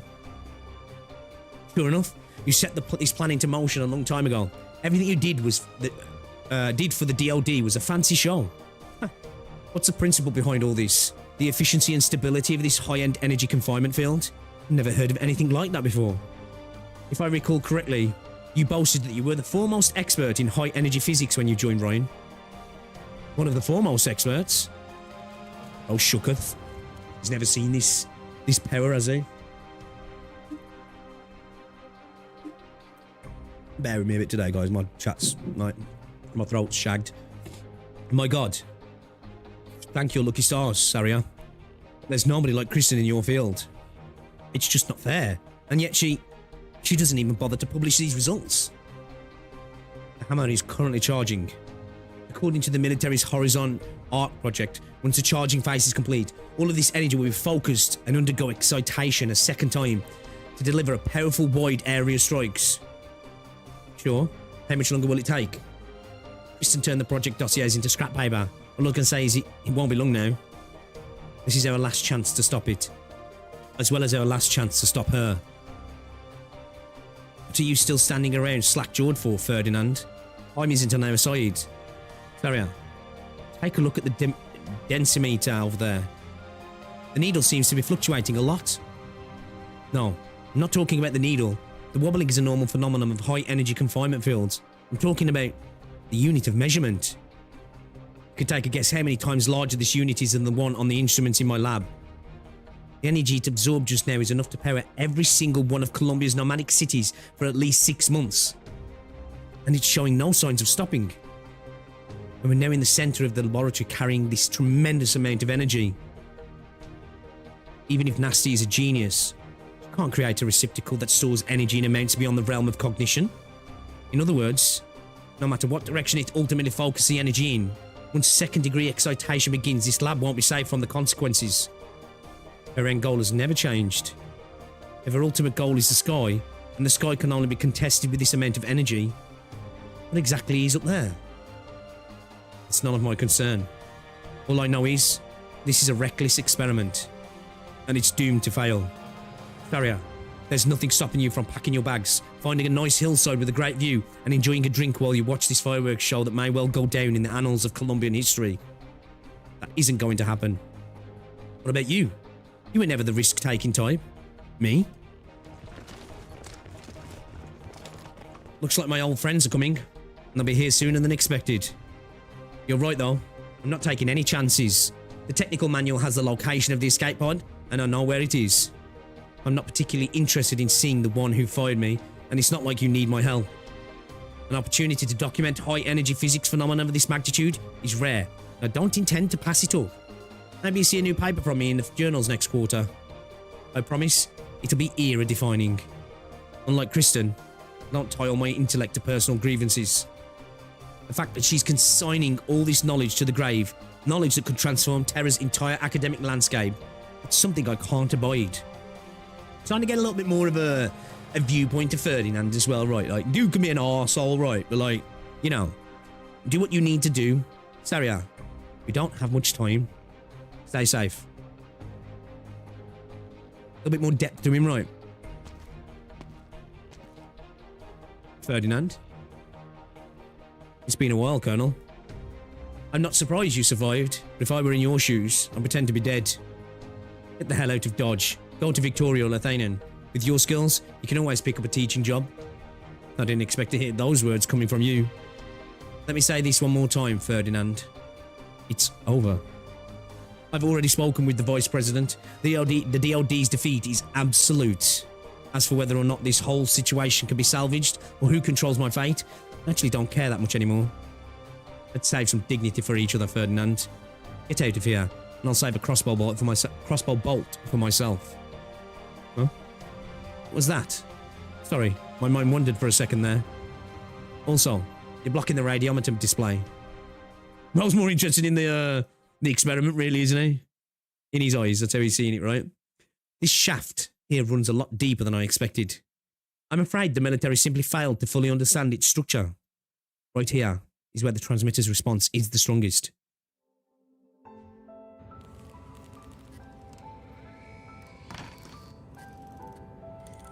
You? What are you doing here, Silence? Professor Harvis? Silence. The location of this lab is supposed to be top secret. How did you manage to find your way here? Silence tries hard to open her eyes wide, discerning the things in the room. In the corner of the room, an instrument is humming as if breathing. The transmitter sits in a transparent tank, bobbing up and down. Across the room are several books with black covers. As if sensing Silence's presence, the transmitter increases its activity. A strong wave of dizziness makes Silence furrow her brow and shake her head a few times. Ah, that's right. You have your own transmitter. These reactive tendencies. You injected yourself with the transmitter. Oh, I'm not surprised. Does it cause you occasional discomfort? An entirely normal response. I also have it inside my body. It can be quite overwhelming for an old man like myself, but it shouldn't be a problem for you youths. Still, this is the only way to better control the reaction process. Don't worry. Once this experiment is over, the long-distance intertwining properties of this batch of transmitter will be lost, and they won't affect the long-term health of the injected. What experiment? You're conducting an experiment here? Silence. Did you hurt your hand? Did it get in the way of your work? I'm fine. Then I won't ask any more questions. Now is the most critical moment. That you found your way here might just be the help I've needed. I was just complaining how much easier the data processing would be if you were here. Lately, I actually... Never mind. Tell me, what kind of experiment are you running? There has only ever been one area of research I've fully dedicated my energy to. Chimerism? Precisely. This is the last question to be answered in Chimera research. But this is... Professor, are all these documents? The text on them seems... quite evil, right? This is an ancient Sarkaz tomb that records the history of a certain ethnic branch. That Sarkaz branch not only enjoys long lifespans, but can even transcend the shackles of physical form and exist in the world in a purely spiritual state. Who's he talking about there? Oh, he's talking about revenants. Okay. They've been dubbed the revenants. The pronunciation can be a bit esoteric, but I'm sure you'll be able to find some records in Victoria. Silence. Have you ever considered what chimerism does at the level of the soul? Soul chimera? These revenants, the so-called soul in ancient Originium arts and Sarkaz witchcraft, can they be produced a posterior? You? Are you trying to create an artificial consciousness? You've always been my finest student. This is something I've been working on for decades, to little avail. That is until Ferdinand told me that he and Dorothy had jointly produced this particular transmitter. You can't begin to imagine how excited I was, Silence. I was absolutely sure that the properties of the transmitter were sufficient to form the soil from which artificial consciousness could be born. However, in this land, disturbances will always exist no matter how sophisticated the lab is. These disturbances have plagued me for the longest time. There are so many possibilities. Perhaps the energy used to excite the transmitter was insufficient. Perhaps the laboratory was not sealed off enough. Perhaps Originium interferes with the generation and aggregation of consciousness. Ooh.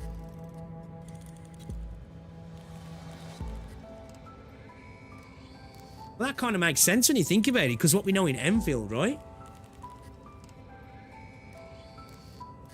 It's like literally consciousness in some form can be kind of imprinted into Originium anyway, right? But none of that matters anymore. All mysteries will finally be unraveled today. This will be my final research project. The most optimal research environment is about to take shape. Professor Parvis, you were responsible for using transmitter to solve ARC-01's accuracy control problem. This is a new transmitter core. Kristen wanted to do something. She saw us taking a risk. She thought her work to be meaningful. I hate to be a critic of my peers' efforts, but let's be honest, we researchers have been cowards for far too long. Mediocrity, boredom, risk aversion, indecisiveness, silence. Those of us with the knowledge and ability to have to do more than just explore or progress. We carry science upon our shoulders, are commanded by it, are driven by it. It requires us to take on responsibilities that only a strong soul can endure. Usher in a new era. Usher in a new era? Silence. You deserve to be here with me to witness this crowning achievement. Soon, very soon now, the dark ages of mediocrity will come to an end, and the pantheon of science must return. You're shaking all over. I've rarely seen you like this. Is that so? That transmitter's reaction is getting a bit too intense. Maybe I really am getting too old. Dude's like a dog. In a rabbit. I'm sure you can relate with me, Silence. Yes, I can. I can see you've really been looking forward to this moment. Of course. Then, there's one thing I have to make clear. I will destroy this transmitter core. What? I mean, I'm putting a stop to everything that's happening here. Whether it's Control's plan, or just your personal ambitions, all of this has to be re-examined. That's what I'm here for. That girl shook your allegiances to science, but I've always believed that you had the markings of a researcher. And as such, I never really blamed you. This time, whether or not this is some ridiculous joke, I'm not going to stand for it. I'll have you apologize to me, Silence. I won't take back a single word I said, Professor. I don't think I've done anything wrong, be it back then or now. What you people are really after is wanton power. It's absurd. You couldn't be more wrong, Silence. That's right. Say what you will about me craving power, because I know what kind of research is important and what kind of research can shape the future. What, are you going to regurgitate that old platitude about science belonging to the masses?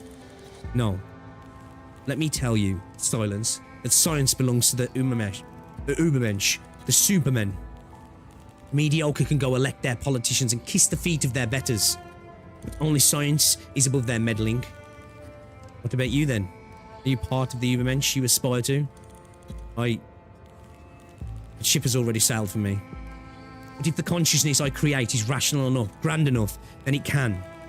It can't, Professor. If you don't even have faith in humanity, what makes you think that this nascent consciousness can supersede everything? Here's a mustache. I really dislike silence in this event. Yeah, I understand. I get it to a degree, but it seems incredibly naive and backwards at the same time, and just unobtainable. Like, even if she managed to stop everything that's happening now, it just wouldn't stop the progress unless she, like, wants to send humanity back to, like, cracking rocks over people's heads. You know what I mean? You don't understand. You've poured your heart and soul into the field of chimeric research, attempting time after time to craft powerful creations through bioengineering. It's all because you can't run from your own weakness. Solace here feels like she's written for an event about building a nuke. There's so much going on. And now Terrans aren't ready for all this stuff. Yeah, like, don't be wrong. Like, the argument of, like, you know, because sometimes science by some is seen as it's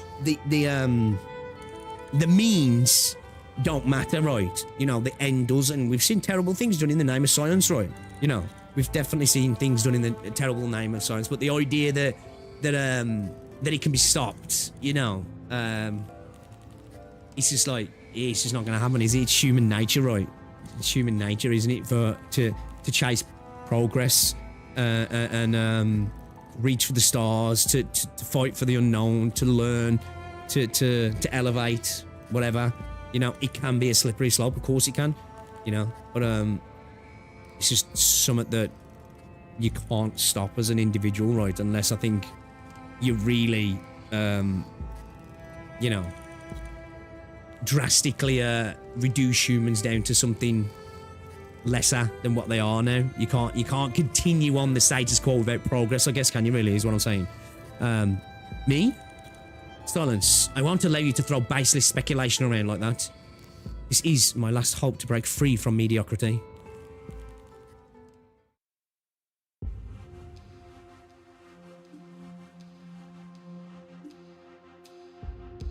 Right, and he's literally filled with mad scientists, these. They're not exactly the best advertisements for science. I'm not going to argue that. Right? You're right there. I didn't expect to see you here. My former defense colleagues. That's right, Director Saria. Former colleagues. We are now employees of Components Control Section. Components Control? You aren't allowed past this point. Ching. You're doing a better job than last time. I appreciate the sentiment. You all know what Kristen is trying to do. All this accomplishes is... I don't know, and I don't particularly care. You know my ID number from Ryan, Saria? 011. That was before Jarrah came. Kristen and I interviewed you, James. Back then, I had offers from other companies, including Volvo, Kosinski, and Beach Brella, but I didn't give them a second thought. Because I always believed in you. You and Kristen. I believed you two were different from the rest of them. It's just your ego speaking, James. This whole place is about to crash. I recommend you hurry up and grab an escape pod. Grab an escape pod. I'll wait here until the moment we crash. But before that, want to see something spectacular, Saria? Nasty described it to us. Saria noticed the entire corridor shifting. Is that... What is that? Have we just rotated 90 degrees? I've never seen the land from this high up before.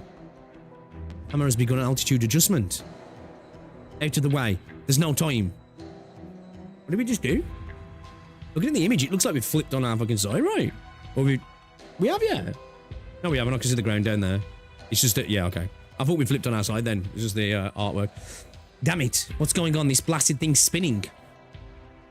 Oh, that's why we're like this. Okay. We've got centrifuge gravity going on. If I had to guess, this would be the altitude adjustment mentioned in the technical manual, which is a step right before secondary excitation. Sir, do you need my help? Why are these doors in the corridor shut? Where's Ferdinand? He slipped away just now. Go after him.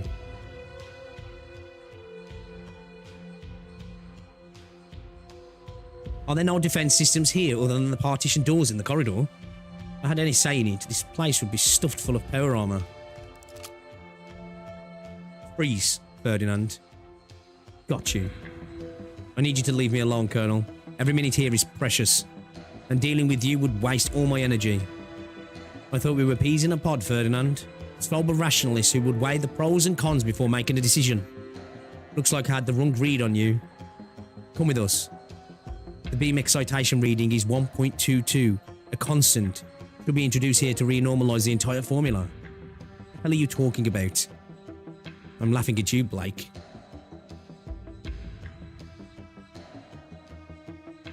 I'm laughing at how pathetic you are. Your power, your medals, your rank in the DLD. You never lost sight of those. But now we're standing at at an altitude that few have ever touched, surrounded on all sides by scientific miracles. Just by reaching our hands out, we're on the cusp of plucking new formula from these instruments. Take a good look. Here, all the honours and accolades you've clung to are so small, so insignificant. What about your Rhine lab, Ferdinand? Haven't you been fixated on that? Let me make a correction. I've been fixated on what Rhine Lab represents. Rhine Lab is my toolbox, my ladder, my arm. It's not my purpose. In case you've forgotten, I can proudly proclaim that I am one of the finest high-energy physicists in the land. No, in both the land and the skies. What I've been fixated on has always been science itself. Kristen. You created all of this and let it go to waste. A truly prodigal genius she is. And I envy her. But I also have to admit, it's been an incredible ride. And so, each and every second of my time is insanely valuable, and I can't afford to waste a moment on you. Listen to me, Ferdinand. Don't forget who you take your orders from, and who gave you your new lease on life. Colonel, do you know how to stop a curious scientist? You either satisfy him, or you kill him. Alright. Get it over with. Don't waste time. One last thing I'd like to remind you of, soldiers. The hammer will crash after reactivation, taking all of us with it. All of this data might mean nothing to you, but your lives, I trust, are very important. If you want to know where the escape pods are, you shouldn't be in such a hurry. As for you, Blake, let's have an extra bolt, either for yourself or the one you answer to. Doesn't matter to me. Just don't break my instruments.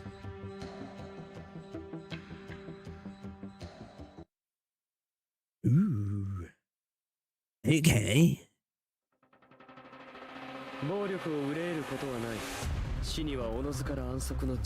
Right all then. Right all. Let's see what's going on here then, shall we?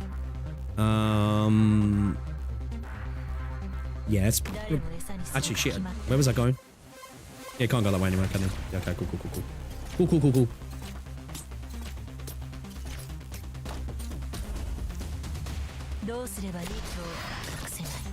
What's that? What does that do? Which way's bro going, actually? I didn't even look. Okay, we got 3 watts is here, haven't we?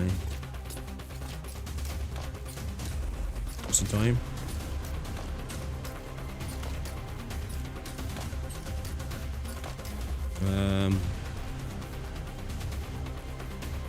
Get some slows in there, shall we, lads? Let's get some slows in there. Get some freaking slows in there. Oh shit, that can't go all the way. Oh. They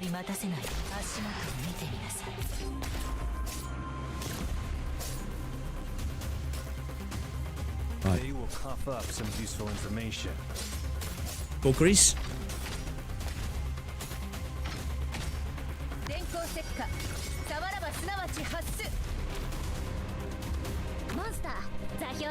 Alright, keep rolling the pipe. No one knows Pop that. me. Meet your death. Get that down. Oh shit. Oh, okay. So that's their pathway, yeah. Okay, so that can't go any further than that. Okay, I get it now. So we're just using that to help either lane, aren't we? Okay. Okay. If I make it back in one piece, I love their voice lines. win. Any orders for me? あまりまだ絶望の匂いをカモフラージュできなかった。 Manta.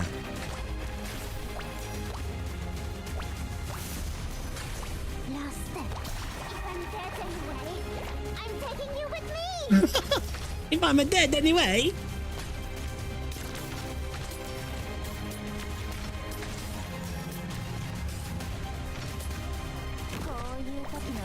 What's this? Takes up 4 block. Defense and resistance reduced when damage is taken when destroyed. Release trap. Takes up 4 block.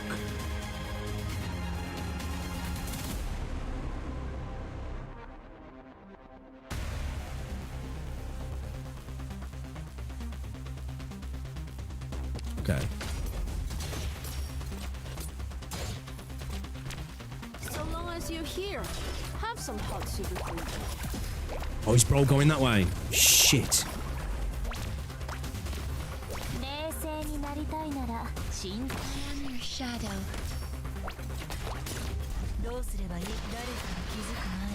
So I need him to get down the bottom.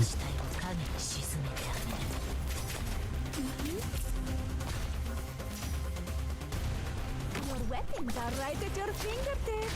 Why wait? Do we have my idol image? Who gives a crap about that right now?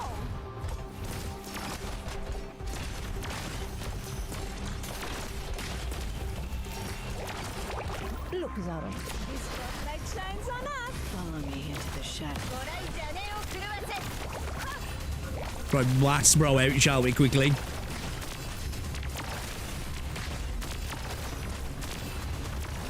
Right, cool. Oh, shit. Oh, fuck. Oh, buddy over is a problem, yeah? By the looks of it. I mean, buddy's a problem, yeah? Buddy boy's a problem? Okay, we're good, we're good, we're good, we're good. We're good, we're good, we're good. Yeah, get fucked.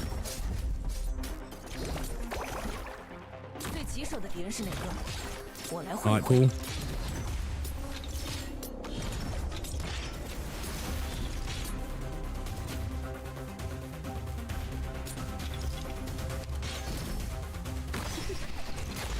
Bring them. Oh no. That's not good. Any orders for me?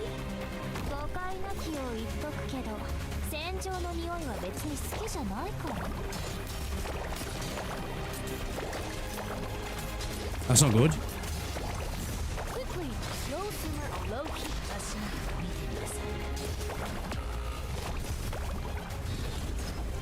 You really think you'll get away?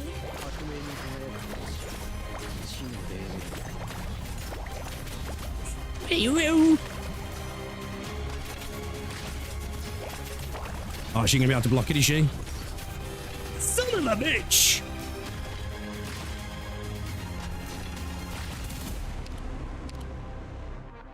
Fucking Rocky.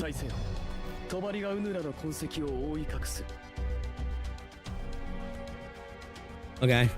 Alright.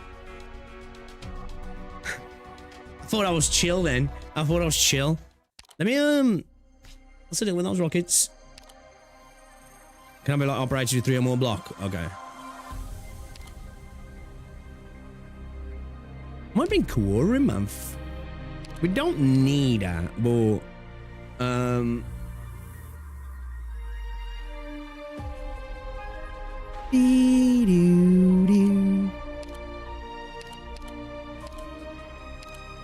Go right ahead at any moment. I'll be there.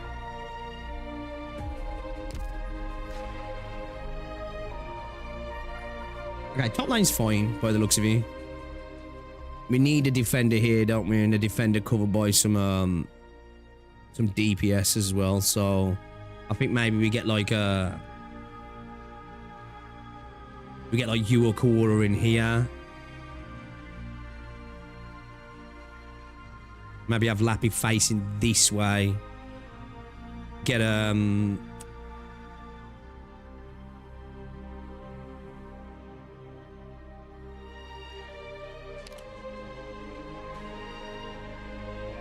Yeah, I think we... Yeah, maybe we get Logos here. We do get Logos here. Cover here as well, can't we? Maybe put Inez back a little bit here. Behind, Hoshi, maybe. Don't need to defend 3 lanes. Yeah, well, oh, the ball helps with that, right? But why did the ball go up to here then? Why did the ball go all the way to the top? I thought the ball was on it going here. Is it because there was an enemy on here at the same time? Like, what the fuck happened then?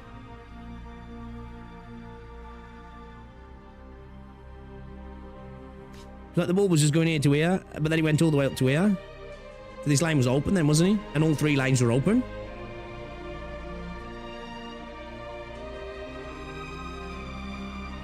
Is it because the enemy stepped on... Oh, shit. Is it because the enemy stepped on down as well?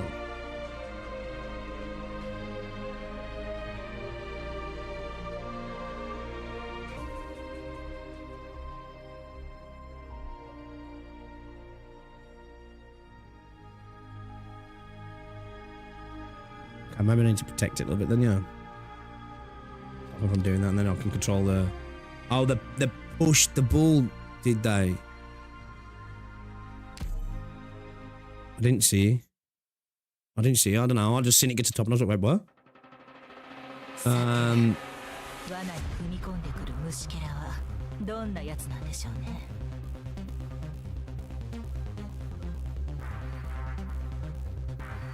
Okay, I think...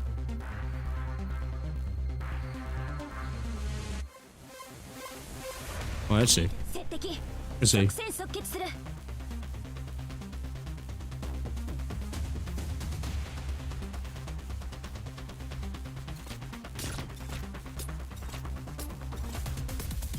Bye, babe. Right, let's have a look at Book then. Shall we? Shadrach. My rats.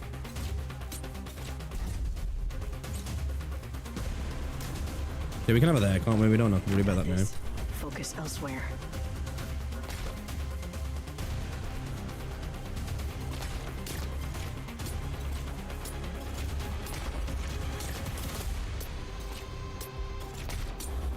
Any orders for me?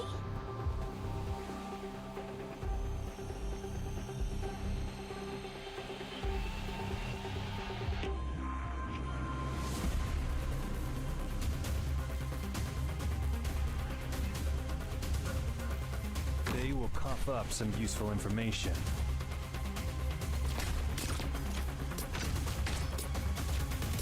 Alright, come on then, buddy boys.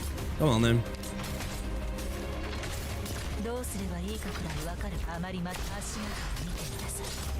They only run right behind you.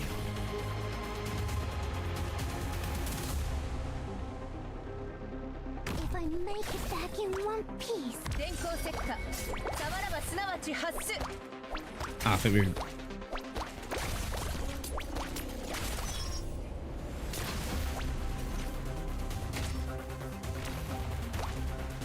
So long as you're here, have some help before you go. If I'm dead anyway, I'm taking you with me. I love the voice lines, bro. They're just too good. They're too fucking good. Monster, 座標に着いた。どうすれば絶望の匂いにカムフラージュできないか。 Who takes joy in the fall? Just force him down. Wait. Oh shit, get off the... Oh, fucking hell.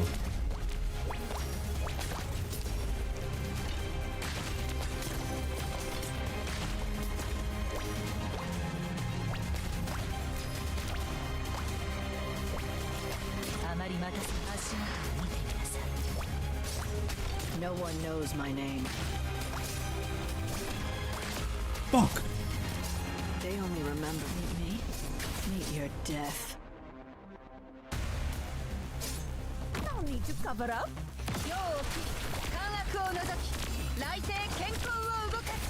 Well, this might be a mess.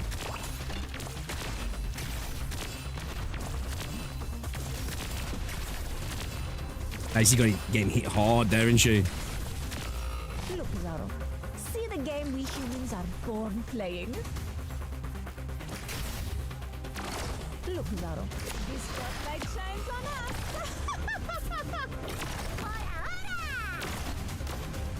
嘲笑は恋に絶望の匂いもカムフラージュできない。 Fuck, we're cooked. Brother, we're cooked. Man, we did worse than last time. 我来会会。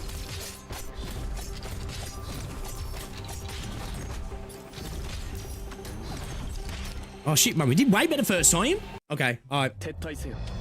帳がウヌラの痕跡を覆い隠す。 Yeah, I'm thinking maybe you guys are right. I didn't know they could do that the first time around.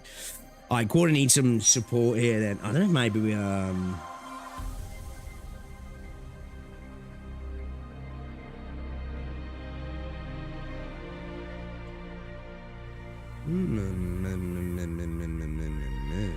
Deployment order would have probably saved us there, to be fair.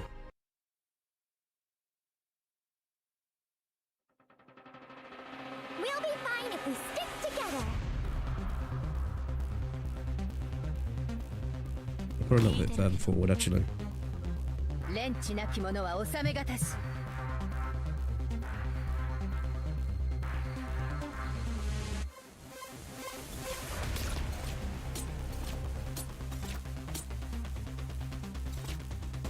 If I make it back in one piece. If I make it back in one piece. Do we have time to go over combat techniques again?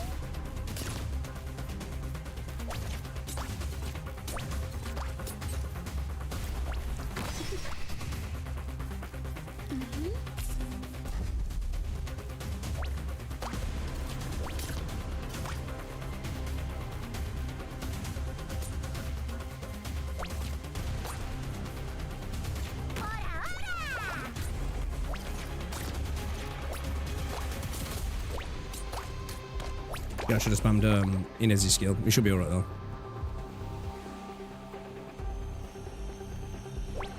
あまり待たせと隠せない。 They will cough up Come back some in with useful deep, actually. information.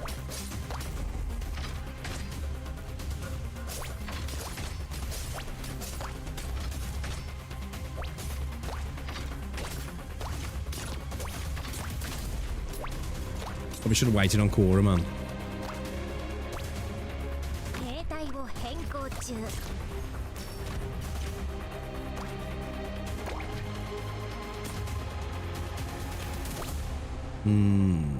Shit, yeah. Fuck that up. 電光石火。触らばすなわち。ブラブラブラブラ。 どうすれば今日隠せない。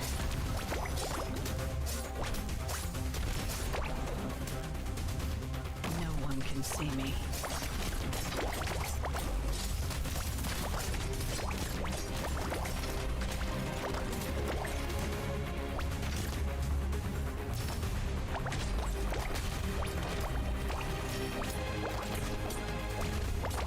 They only remember follow me into the shadows. 良い判断。陽を切り、感悪をなさ。 I've been pricing other things, but this is the most Alright, okay. chaotic Maybe chilling. ever. Being chilling. Being chilling. We're being chilling, boys. Being chilling. Alright, cool. Alright, let's get them skills charge again, boys. Skills charge. The depths will devour your bones.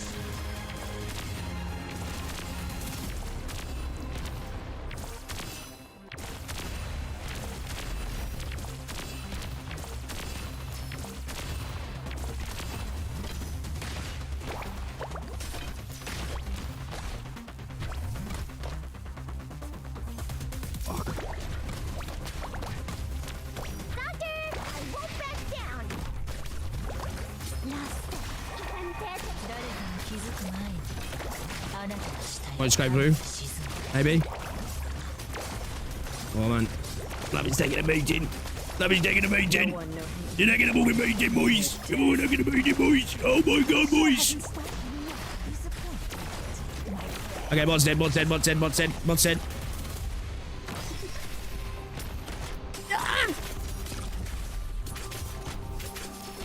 Oh no. 最棘手的敌人是哪个？我来会一会。Did our damage increase damage to nearby targets? Still tries to push nearby. Ah, these motherfuckers push Planet CDB. I want to get this Planet CDB down here then, don't I? Get it out of his way. Really? What do you hear? 说明你还有点骨气，很有准度。 Place. Any orders for me?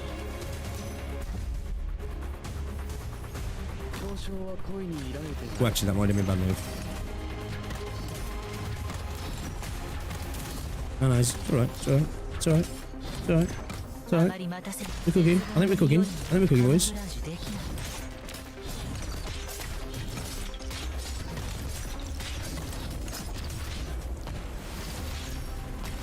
墓碑上要刻的戒名，想好了吗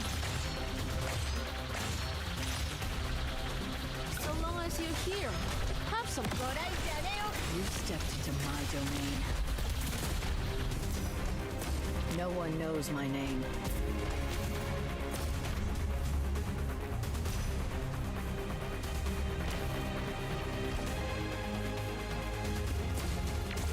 I'm your shadow.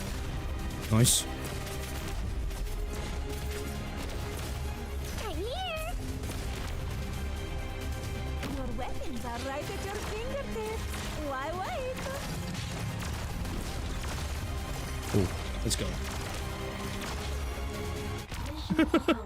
Got a bit dicey. Got a little bit dicey. A little bit dicey.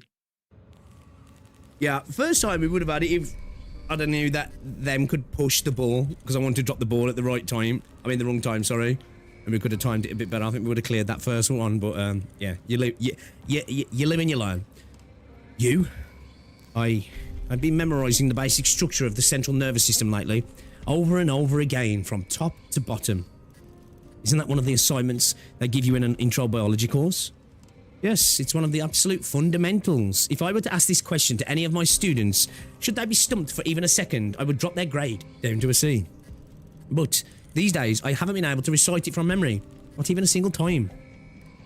I keep stopping part way. I keep forgetting. I keep starting from the top, going around in circles.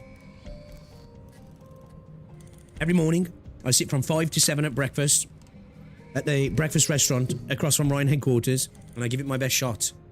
My nerves are deteriorating. Everything I've studied my whole life is now abandoning me in this moment. Maybe in 5 or even 3 years' time, I'll become a demented old man who can only bask in the sun, having forgotten all the pride and fulfillment I've enjoyed over these past 58 years. I thought he was older than 58. Time hasn't been not kind to this dude.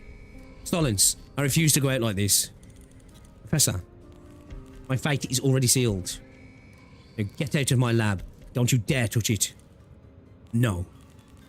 You speak of Ubermensch and strong souls. People like that might actually exist. People capable of transcending time, limitations, and this very land itself. But Professor, you are no such man.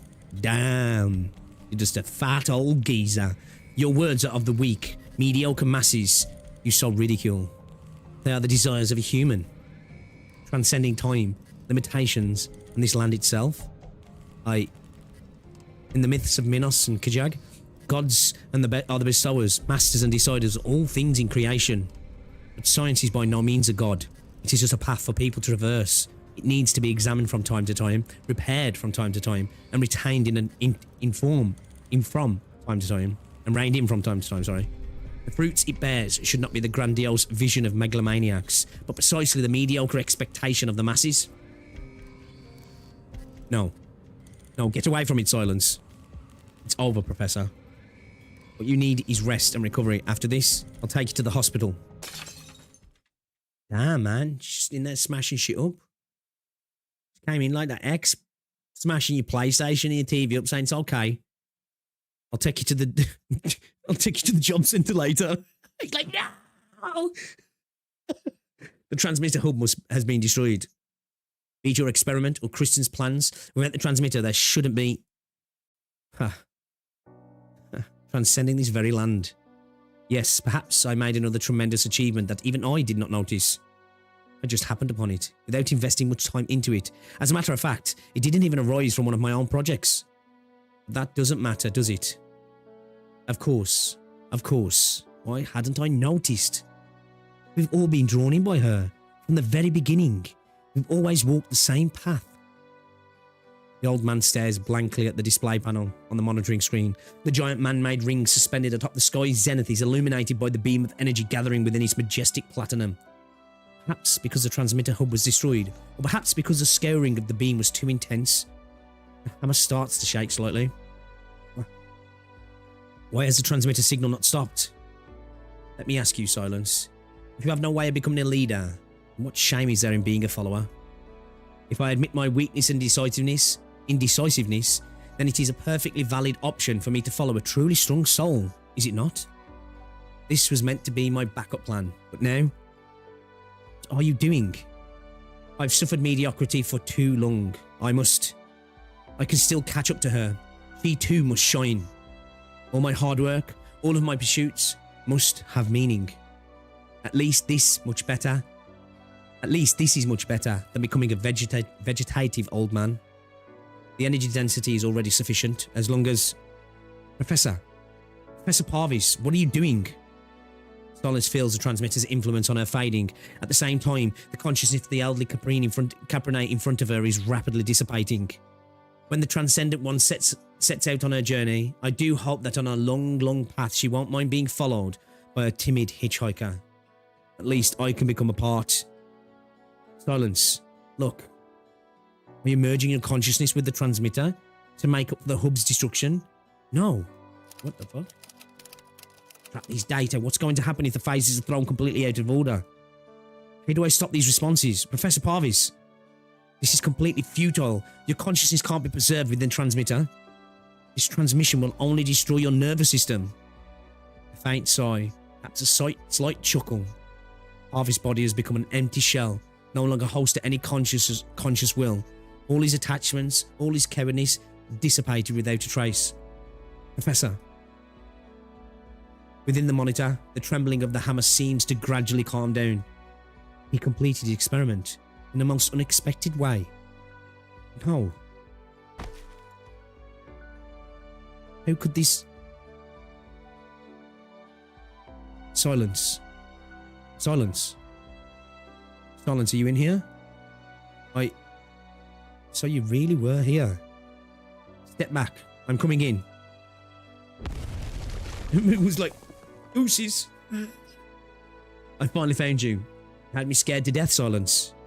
When I saw you snatch the car keys off those soldiers and floor it out there, I knew you were about to do something really, really dangerous. This place is crazy scary. Not only is this place crawling with soldiers up above, but I've gotten a real jump scare from that exploding energy beam. Ifrit, why are you... To save you, of course. Duh. Did you know I learned how to drive? A real shame you didn't get to see my mad skills.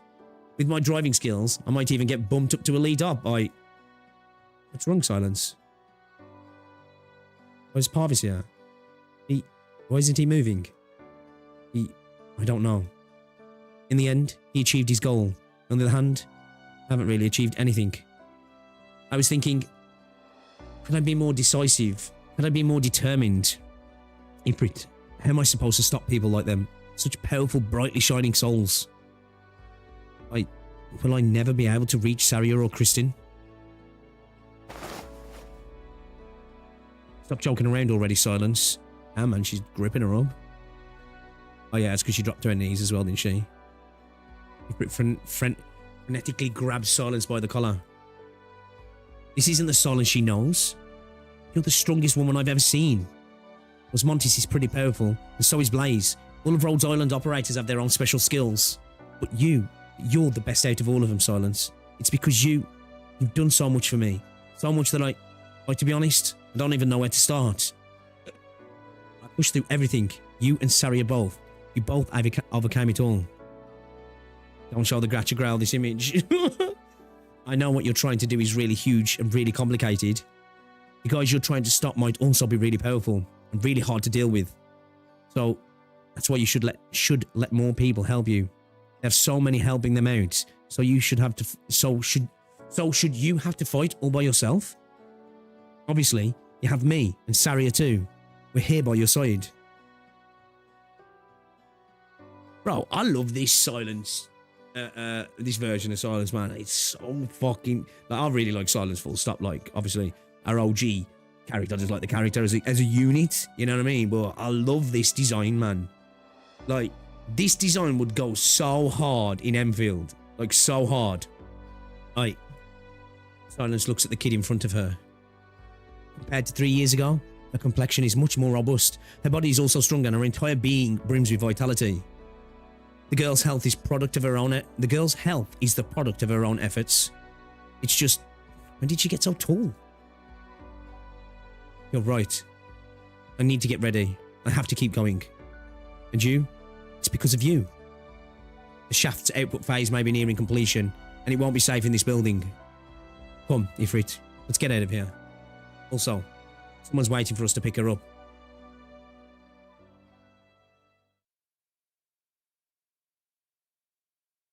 Ooh. Back here, are we? The Preserver. We're back to the Preserver chat. I think we could slip a voice on for the Preserver, can't we? I mean the Preserver deserves a voice, right? Was this the one? I think this was the one, wasn't it? As rudimentary as a toy may be, the spear of a secondary civilization breaking through the sky for the first time was enough to render this nascent world dumbfounded. Do we have that one, or should we? I don't think we have that one, do we? Do we go to the narrator? I think the narrator's better, yeah. The narrator's better. To render this nascent world dumbfounded. Dr. Pixeltree, regardless of how you see yourself today, you will find you need to hear the truth I speak. I chose to forsake my duty. I chose to forsake these lives that I have overseen for nigh immemorial eons. They are your king, and thus you have the right to know. That is all. My kin? It's been too long. Are the shadows of that civilization still deep within your memories, Dr. Pixeltree? Have you any fragments float into the surface? Oh shit. Doctor? It seems like there is at least something there. In any case, there is no point in rehashing the grand visions of the past. Just use your imagination, according to whatever impressions still remain. But regardless of what you remember, we ended with far fewer survivors than you might imagine. From great desperation was the Preserver Project born. Special life support devices, unshakable, underground fortresses. When the calamities receded, there will be the seeds of new life. So, Was it? Is what's going on with the sky then connected to what happened? Like, the humans, I'll just call them humans, like obviously the non-anthropomorphic humans at least. The Doctor's kin. I need to know more. But destruction came sooner and more overwhelming than anyone could have anticipated. Though at the time, people had already come up with certain methods. Most of them failed to understand, including she who stands beside you, let alone the blank slate that is you. We were born out of desperation and not fully prepared. A few advanced AI would only increase the risk, so one person made the ultimate sacrifice.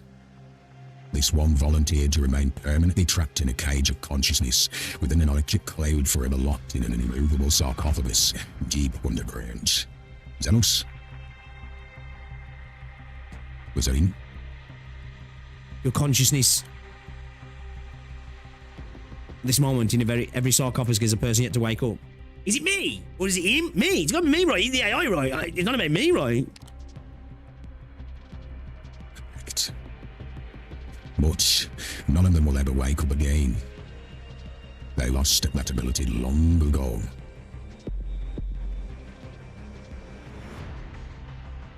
Even though you have no memory of who you are, you feel a part of your body spasm violently. A dull pain travels from your heart to the palm of your hand, and for a moment, the name of this emotion eludes you. Your daily life at Rose Island, often making you forget the quandary at the core of your existence. King? Doctor. Kelsey hesitates to speak. You want her to say something to comfort you. You want her to be an omniscient as she always has been in the past, offering you solutions, answering the questions you've always had. But you see only doubt and sorrow in her eyes. Sorrow is an uncommon emotion for her, even less so if that sorrow is for your sake. If you came here only to stop Kristen, turn and leave. Nothing is going to stop us, even if the meaning of her death is itself but a gamble. I've already made up my mind. The memory bereft, the octopusity, and I am I-10, who has managed to survive to this point. If you have no other responses, we have nothing more to say. Wait! Hey, look, so, I know Cal Sit's fucking old.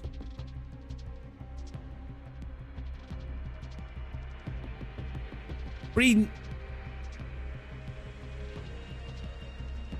So like was she around when they all went in there then? And when this was going down?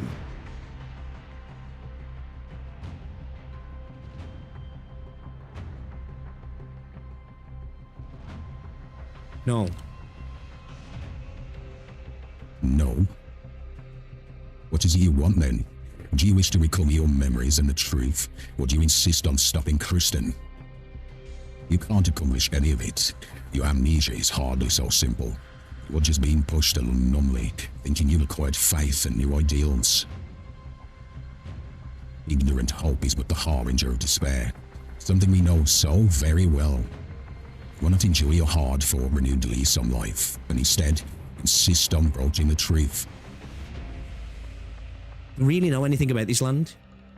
The threat from the ocean grows day by day, while the mighty Aegirian civilization remains arrogant as ever. They might be powerful now. They still underestimate the ocean. That's the peeps under the sea, yeah. Under the sea. Though the demons and the hollows deep within the Sami's depths show little tendency to expand, it cannot be ignored. They are like cracks entrenched deep within the ice, presaging a collapse that may occur at any time. These are only the fringes beyond civilization's soil. They were never the immediate causes of our slain future. Inequality and prejudice, war and strife, the people are far from understanding the value of unity, and fundamentally unable to set aside differences and old grudges to talk about peace and the future.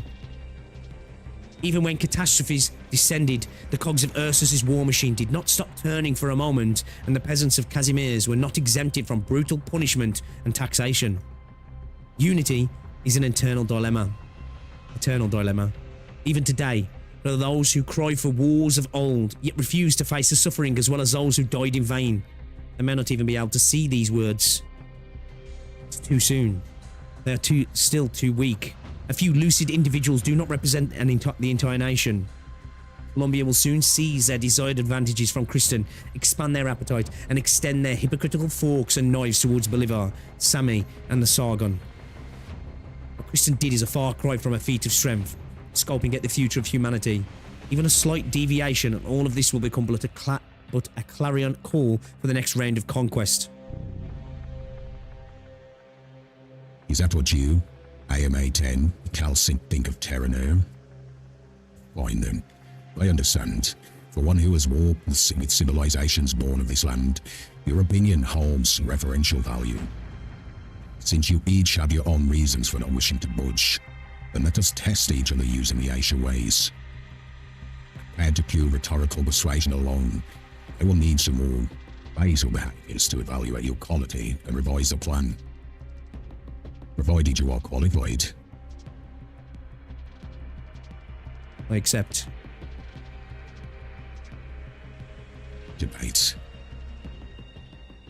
No. Oh no.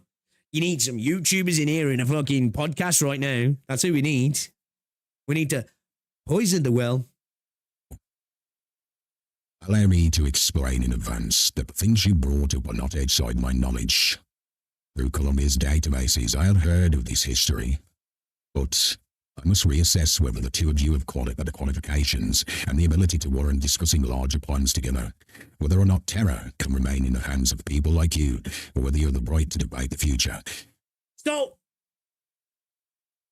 Sami and the hive, that's all after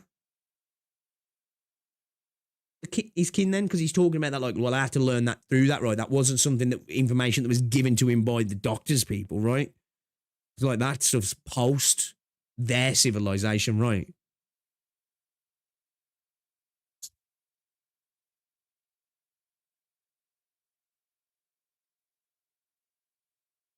The time Kristen spent here with me goes beyond language. Hold on, you two. We're about to begin. Has bro got a crush on Kristen? I think bro's got a crush on Kristen. She turned up and bro's like, yo, I'm simping. Fuck all these guys. This is my job, fuck them. I like her. I'm being teleported.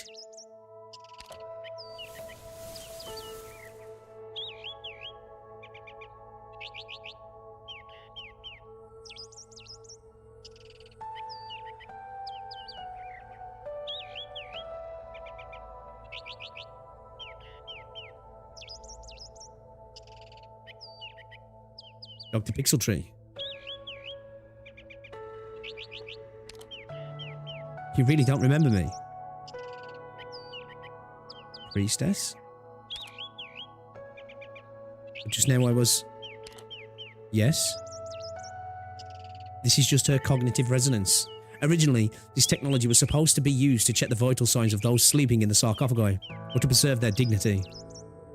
Just like entering your dreams, shaping your dreams. For you, I am that dream. They're really just an illusion created by that machine? Close enough, but there's still a fundamental difference. Just as the philosophers and interlocutors did in their palaces of old, when thoughts collide and worlds are exchanged, cognition intermingles and the boundary between self and non-self blurs. You currently play the role of the Doctor in your dialogue with me, but in reality, I'm the one who plays the Doctor, whereas you are actually me.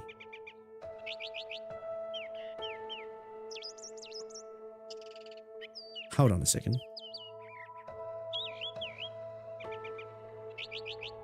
Your consciousness is continuous. This is not equivalent to the illusion in front of you. Or are you your own image changing? The only word that can describe this sensation is dreamlike. You will not see a cold, impassive machine calling itself preserver, and that will not see the helpless and dazed you. It is only in dreams that our subjective perspectives are no longer distinct. Come, don't forget that this manner of cognitive resonance has a humorous name. Debate. Oh, of course, it is your subconscious mind that finds this word humorous. Push open that door. There remains a question we must resolve. Bro, this is actually kind of fucking immersive with the bird in the background, I think, Jules. Like, kind of like, really sets the scene. A question? No, it's not that I'm trying to test you. By all means, this is not the one of Reserver's cryptic question and answer sessions, or one of Calcit's rhetorical traps. The one who will pose this question is Dr. Pixeltree. Is that supposed to mean myself? Hold on. Silently push the door open, but I've drifted along, never making things hard for myself.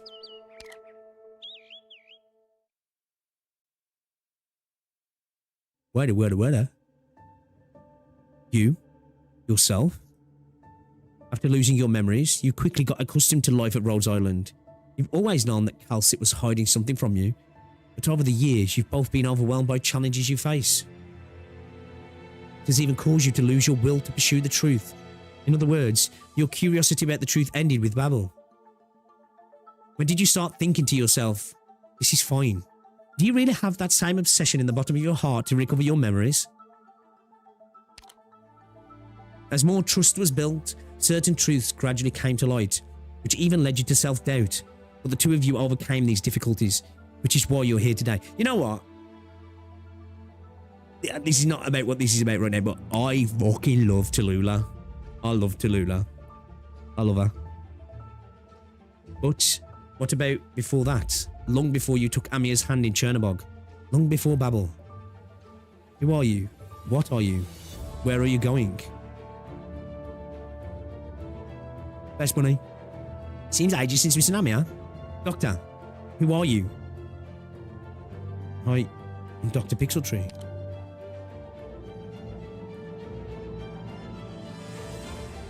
There's something I want to tell you, Doctor. The doctor I place my trust in is one and the same with the doctor who woke up in Chernobog and has fought by our side ever since. That's what I believe. That's what I've always believed. Oh, this music's making the hair stand up on the back of my necks. My necks. I've got multiple necks now, guys. I'm that immersed. I've got 2 necks. But in reality, Dr. Calcit and Teresa, do they really see the commander of Babel and the doctor of Rhodes Island as the same person? I don't know. I just don't know. All I remember is the doctor who was so kind to me, the doctor who saved me. If the truth really is as Dr. Calcit says. Next! Amia. Oh, Dr. Calcit. The doctor is tired and needs rest. There is still so much to think about and digest. If there's anything else you'd like to ask, come back tomorrow. Rhodes Island still has a long future ahead of us, so there's no need to rush. Okay. Sorry, Doctor. I'm sure I caught you off guard by asking this out of the blue.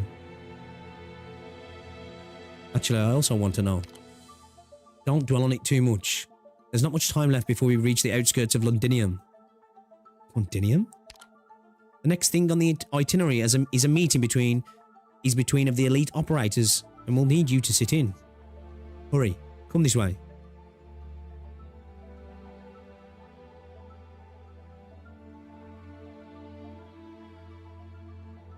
Why? Chernobog has fallen into an atypical circumstance with regard to the infected. Simping time. Oh my days, man, she's so hot. Rhodes Island, as we are now, cannot afford the risk of getting involved. The doctor will be our indispensable linchpin. And we're going through the whole crew, bro. Is this the one you're talking about worth a dozen or more Rhodes Island's lives?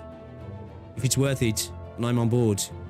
But if even a single operator raises a concern, then count me out. Damn, bro. The whole squad here? We the linchpin, boys. We the main man. What? Don't move, Rhodes Island Commander. No. There's nothing that white-haired feline can do. Even if she could kill the captain. Even if she could kill Patriot. She can't protect you. Have you ever thought about our lives? Have you ever looked at this land from our point of view? Of course not. We don't know a damn thing about the kind of bonds we share, or how we said how we've said goodbye to our parents, or how we've painted our cheeks with the ashes of our best friends. Hold on now. Pause, brother. Pause, brother. That sounds kind of sus. You got your friends painting your cheeks? I don't know about that one, dude. Killing a reunion fighter, depriving someone of his life, is just like checking the box for you. Who the hell do you think you are? Have you ever given a serious thought to what it means for us to live and die? Of course I have. Okay, Doctor. Wait, Amia.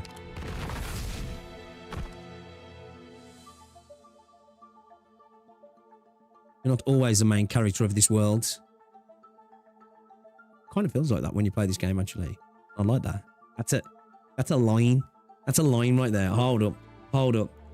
I can't do it. I was going to do some funny stuff on Twitter later, but I'll be a douchebag if I do that, won't I? I'll be a douchebag if I do that, won't I?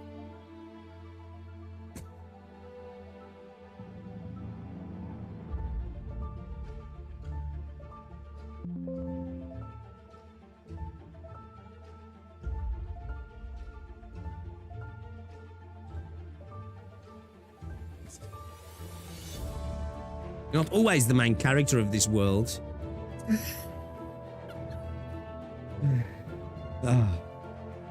Just like your life, your past. Take a look outside the glass pane of PRTS.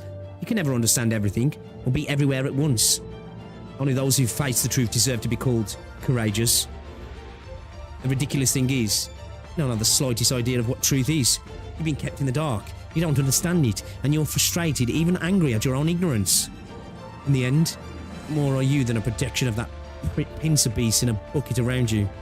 They'll want to use you for a measure of consolation, to use you for what they want to obtain. The reunion members already impaled by black arts point in the direction of those elite operators. But when you follow their fingertips, you see only a few fell beasts flying by.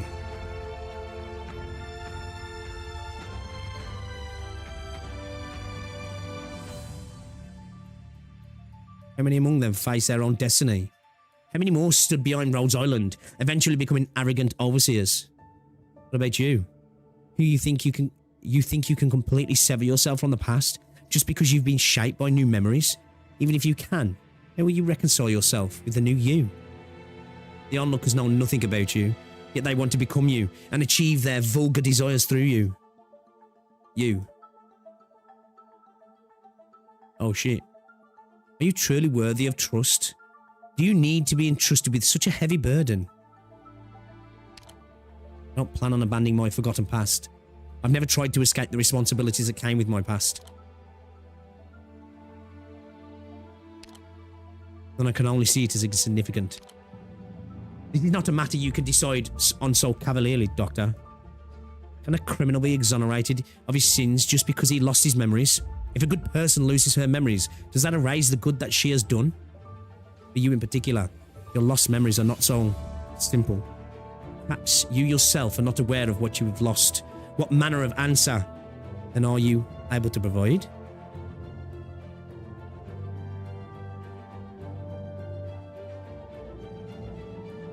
Doctor.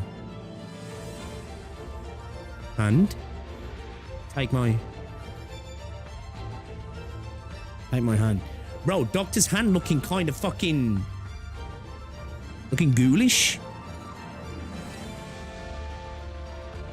Yo, this is epic.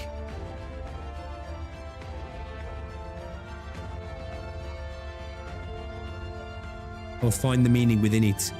Then, as a doctor, I'll make the correct choice. It is not the memories of the past that guide me, or the events from then to now that have reshaped me. I am me, just as I always have been. I just crawled out of crowd stasis. He's a bit frozen. Yeah, look a little bit, I got a little bit, freezer burn, you know? A little bit grey, you know? Need a good cup of tea. I'll fix him. Good cup of tea, you know? And he'll be right as rain. He got his memories back right away if he'd have had a good cup of tea. I understand your thought process. Just as you always have been. Choice words come from someone who cannot even recall events from a few years ago.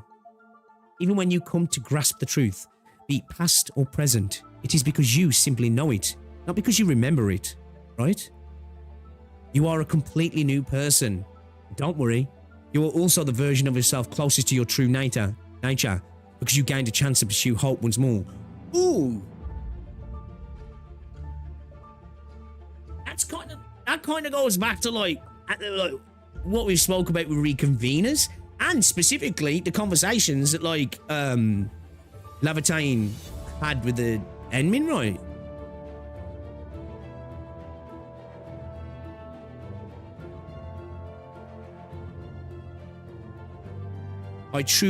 I'm truly curious what the future holds for you, Alcit and Amia. Sadly, it is not a future that I will be part of. Teresa? Are you Teresa? Don't worry about it. I'm just doing a little favour. After all, I'm just a phantasm born from the debate mechanism. Whether I'm real or fake was never that important to begin with. Please remember, whether or not it came from the deepest recesses of your consciousness. Just as I always have been, this will become the most important footnote of your life. Only when you truly recognise the significance of the words you blurted out. Can you live up to those who loved you and those who love you?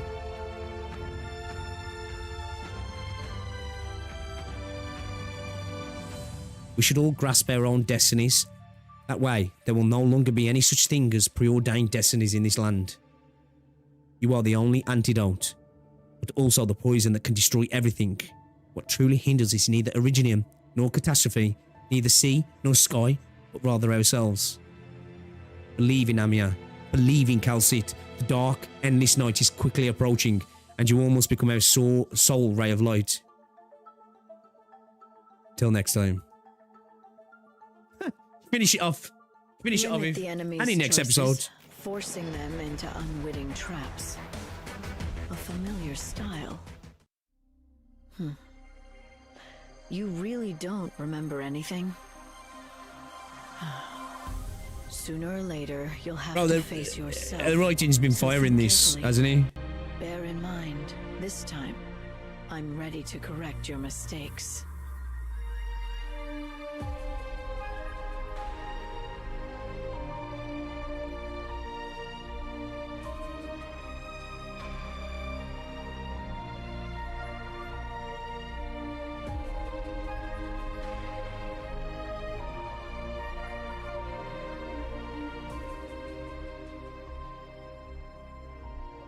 I'm just checking something in a sec, guys.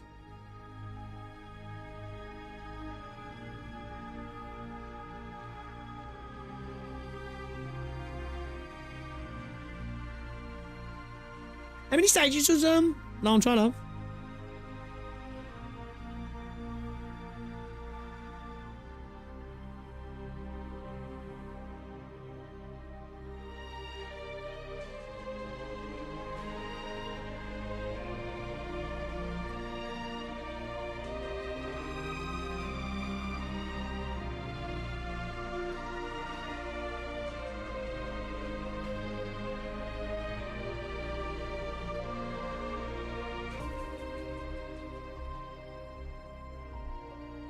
Fair play.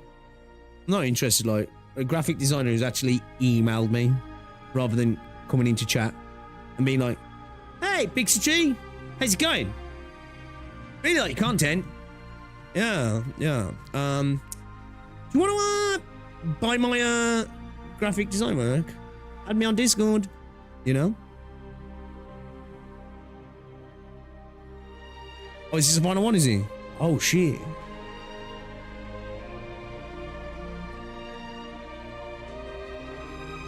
One combat and two main story nodes. Two more story nodes.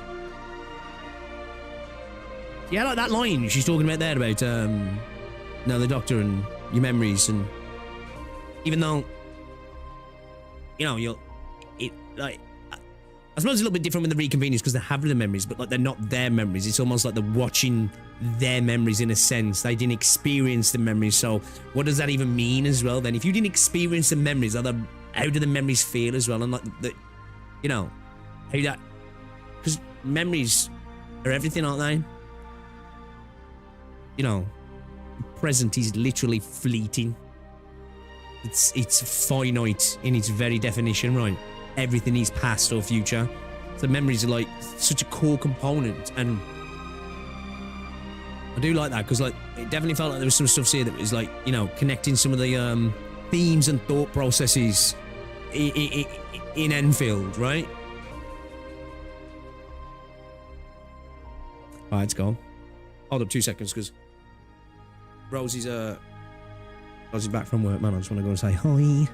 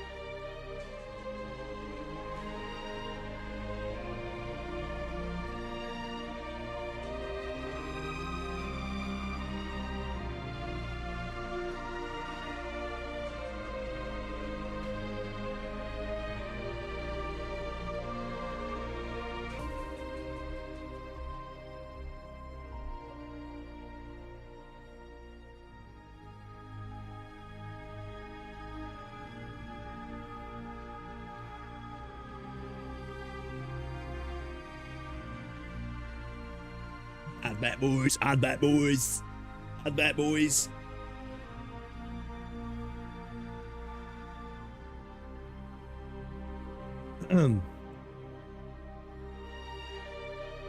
It's much more relatable to Learn Emin, yeah, definitely. Like, I suppose in a sense, the way I'm looking at it, like, is obviously because we got a little nod towards how he's talking about, like, how the creation of the consciousness and Originium can affect it, and now we know now there's got to be something there, because, like, literally you're able to imprint, like, some form of consciousness there, and at least memories and stuff, right? But the fact it doesn't come out the same, you know, it's still a vehicle for that, right? There's like that correlation there as well with like the doc reconveners and the Endmin as well, right? Kind of all going through a different process, but you know, the same strains and components being put on their psyche and them as a person as well, right? That kind of like connects them in a sense as well.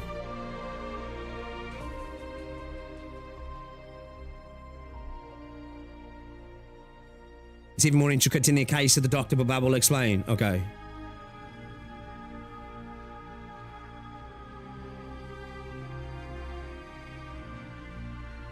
It makes me more excited after going through this of potentially what they could do with that sort of stuff in Endfield. Whether they'll do it, you know what I mean? I think you're thinking a bit too much along the lines of Endfield, which is understandable since you're not fully caught up yet. You reckon? I'm just more thinking about the actual, like, the themes there of, like, you know, memories, what they are, how they're connected, the disconnect that can happen with oneself. Oh, let's go.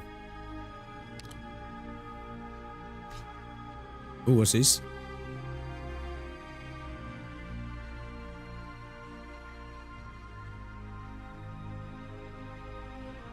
I'm like more speaking like thematically than like I guess rather than like story concepts and world building, I suppose. I mean more like the process is what the writers and the studio are going through, like.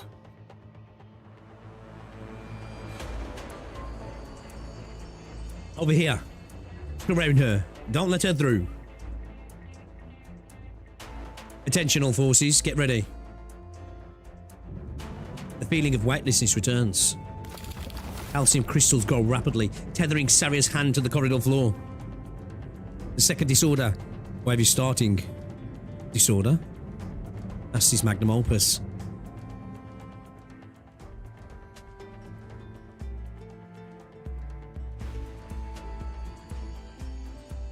You've been following me around for the last couple of days. Does Defense have nothing else to do? 16 of your Rhine technological part modifications do not comply with their established safety regulations. Disorder.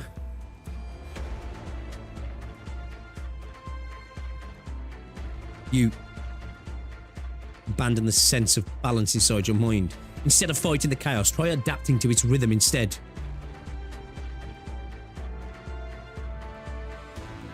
Find what you've been looking for. You reconfigured several key structures in the park. You don't seem to be following any rules, but the connections between the components make sense.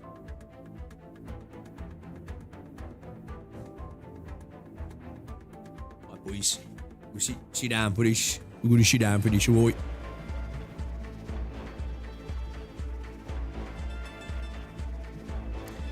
You reconfigured several key structures in the park. You don't seem to be following any rules, but the connections between the components make sense.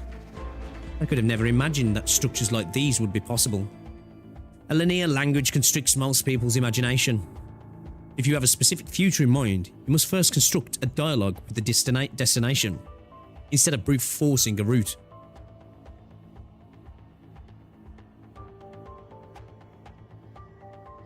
abandon. Balance. Perceive the destination. She frees up both her hands. The next shift in gravity comes abruptly and she hits the ceiling. She takes the opportunity to maneuver her trajectory and jumps over the soldiers hot on her tail. Calcium crystals follow in her wake, drawing an arc. She's doing like a Silver Surfer move there. Manipulating raw calcium in the same way microbes change their composition. They're very enlightening. The materials morph extremely quickly, are adaptable and combinable with various organs, and thus have promising medical applications. This has been your research field ever since you were in college, yes? Why not continue? Because it's dangerous. Are you referring to the ethical issues arising from the construction of artificial organs with this technique? More than that, giving new techniques to doctors may save lives, but if they fall into the hands of criminals, they could also be reduced to weapons of destruction. I've almost forgot how rich with calcium our bodies are. Therefore, I have determined that my research in this field must be suspended until effective control measures have been established. It's a terrible pity, you know that? If you ever change your mind, Ryan Lab could certainly have 2 sections specializing in life sciences. Ryan Lab needs a defense section more. I'm giving you my data in the hopes that you can combine our experiments to better evaluate the risks of chimeric experiments. Don't go too far, Parvis. Cost of our pushing out boundaries will be too high for us all. Then, where does the boundary lie? Countless studies have shown that the evolution of life has not been a gradual process, contrary to the theories of the earliest scholars in this field. We wouldn't be standing here right now if we had only been taking one step at a time. Furthermore, we presume that there is indeed a boundary drawn by a higher will that determines how we should be acting. Shouldn't we try to look it in the eye first before we decide to kneel or raise a flag of rebellion?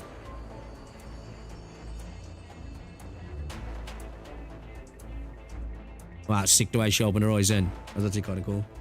A boundary. This corridor is also a boundary. If I keep walking along the corridor, I'll never reach wherever the eye is. A hammer. This ring-shaped laboratory has, from its inception, been designed to subvert people's perceptions. It is the realization of Kristin's dreams, the real product of Ryan Lab's components control section, the combined wisdom of practically every Ryan Lab director. Saria is familiar with how each of them operate, but in the past, she had not allowed herself to think in the same way. This makes no sense. No, it doesn't matter. I have long been disgusted with this wall.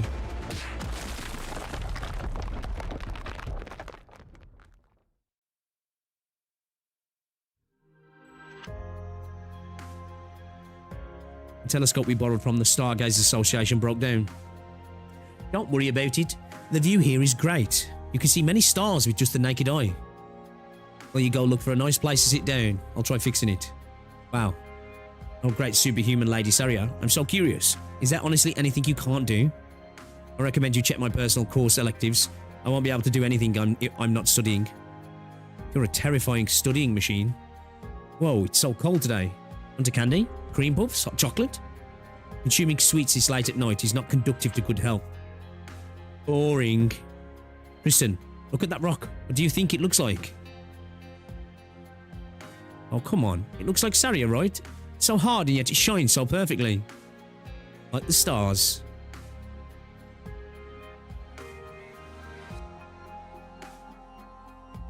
Kristen grabs the shining stone and looks up. She seems to be comparing it to something as she moves the rock around. Something's wrong. There should be a star here. There isn't one. There's so many calculations and yet I haven't figured out the trajectory of the stars. You've already failed so many times. You still believe it's measurable? I prefer to say that I don't believe. I don't believe in all the rules I've been taught. I don't believe that humanity will never be able to pierce through the star pod, let alone believe that the stars are only as small as we see them. There's no way you believe we can fly all the way to the stars, right? I thought only a kid would believe stuff like that. Children, poets and scientists. Whoever said I wasn't one. Scientists do not believe that dreams are false because what they're essentially doing is proving to all humanity that dreams can come true. Look at me, gosh, you really have got a one-track mind. So, Kristen, When now Ryan Lab becomes a full-fledged public company, are we going to keep that lab on the name or change it to Ryan something else? I'm studying ecology, and Saria's research is bioengineering and microorganisms, so the two of us are down to keep it nice and generic. 2 against 1. Us in the life sciences? Just kidding. I mean, you're dead set on soaring through the skies, and your field is high energy physics, so wouldn't you want to call it Ryan Physics instead? No. We'll stick with Ryan Lab. It's a good name. I want to know exactly what the stars we are looking at are. I want to know what's outside the barrier encasing around us. I want to know if we really managed to walk among the stars and look back from over there, what kind of land we've actually been living on. All the questions I seek have mostly to do with not just me, but we.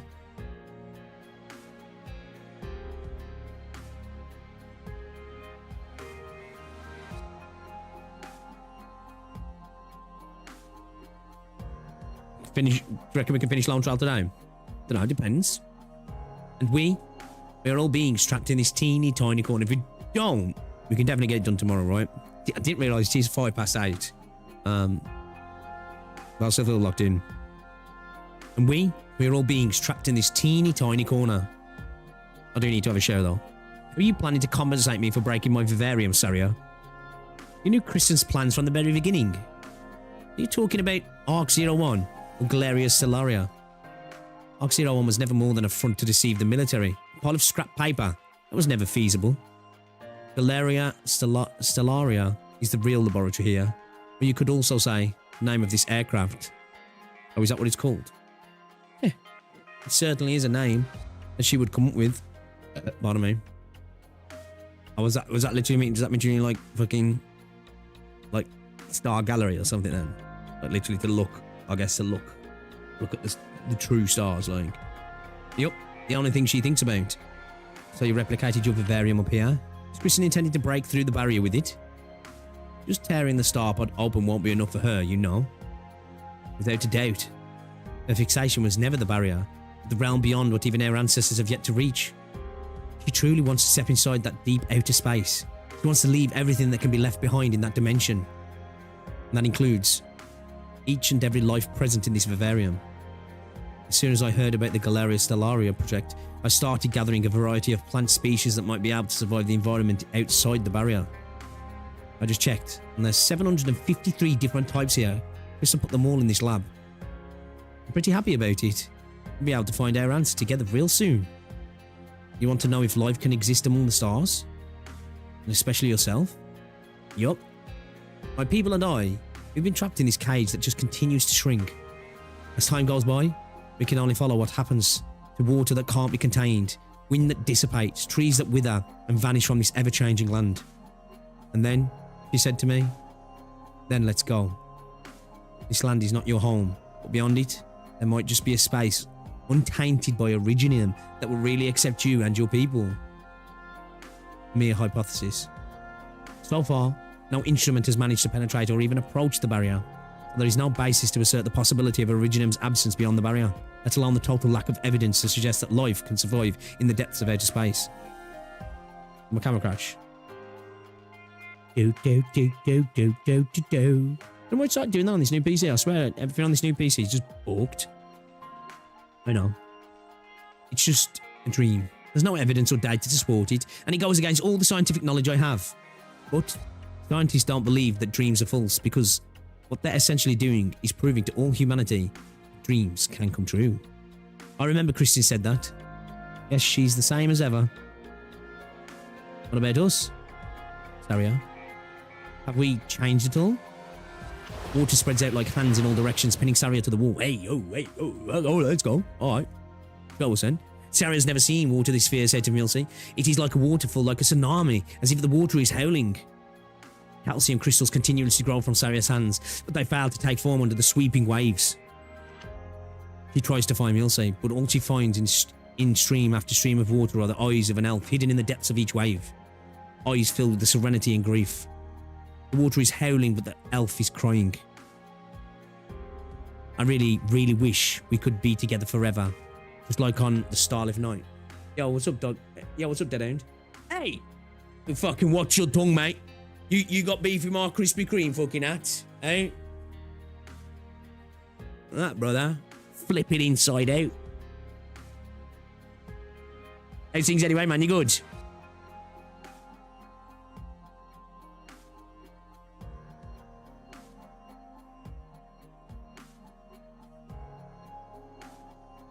Oh, yeah. We are in, spoiler territory here. Yo, Lone Trail's fire, dude. You been sick as a dog? How have ya? What's up, man? Got the shits or something? Oh, you got like flu or something? Oh, you're feeling better though. I hope you get better soon.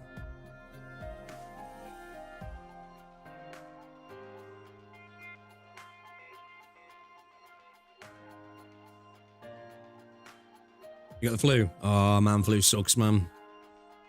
I got a bit of allergy today, man, not gonna lie. My brother-in-law was sick with it last week and I thought I'd managed to, I think I have, but I woke up today, man. I got a fucking sore throat, man. There's two more story notes after this one. Okay. Yeah, we might not get it all done then today. We'll be wrapping up, pardon me, because I do want to play some Endfield tomorrow day. So maybe we do some Endfield in the day and we do some AK of the evening, maybe. Yeah. I really, really wish we could be together forever, just like on that starlit night. There's no way I can hold on to that, onto the both of you at the same time. Dancing in the trees really is too hard. Ugh. I won't give you a chance to stop her. Because, 2 against 1 this time, I'm on her side. You'll see.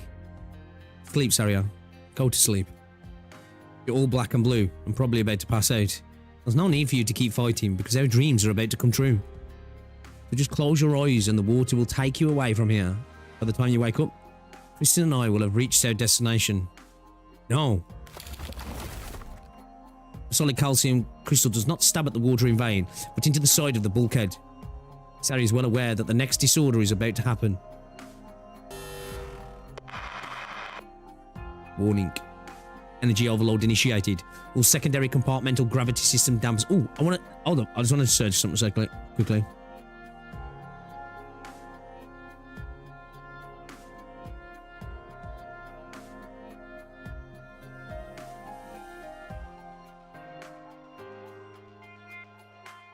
Ah, oh, there you got it, have I?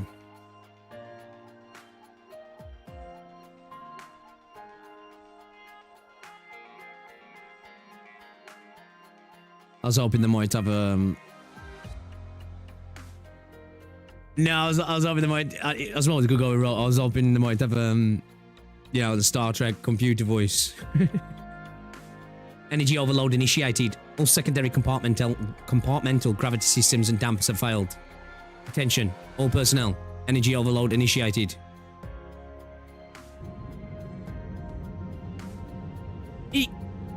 What? Would it suddenly... Sudden? No. You were right. Kristen has never changed. The instantaneous gravitational shift causes the streams of water to lose direction. The enamel piercing through the bulkhead firmly fixes Saria on the spot, and Milsey is tossed outside along with her water. Saria! You're the same as ever. Whenever you get nervous, you forget just how fragile your body is. No, catch me. I don't want to leave, not alone.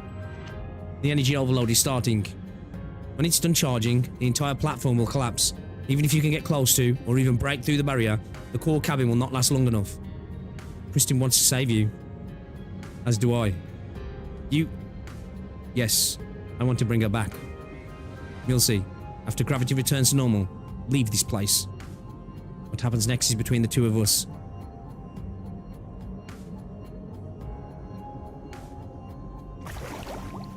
Saria. No, I've got to hold on to something. Identification failed. Your clearance has expired. Galleria Stellaria Vivarium access denied. Your clearance has expired. Galleria Stellaria Vivarium access denied. Sorry, you dummy blockhead knucklehead, open the door.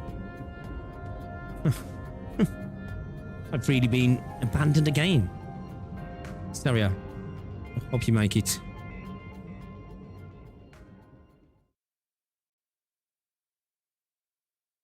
Saria stands at the door leading to the deepest part of the lab, knowing her target is just inside.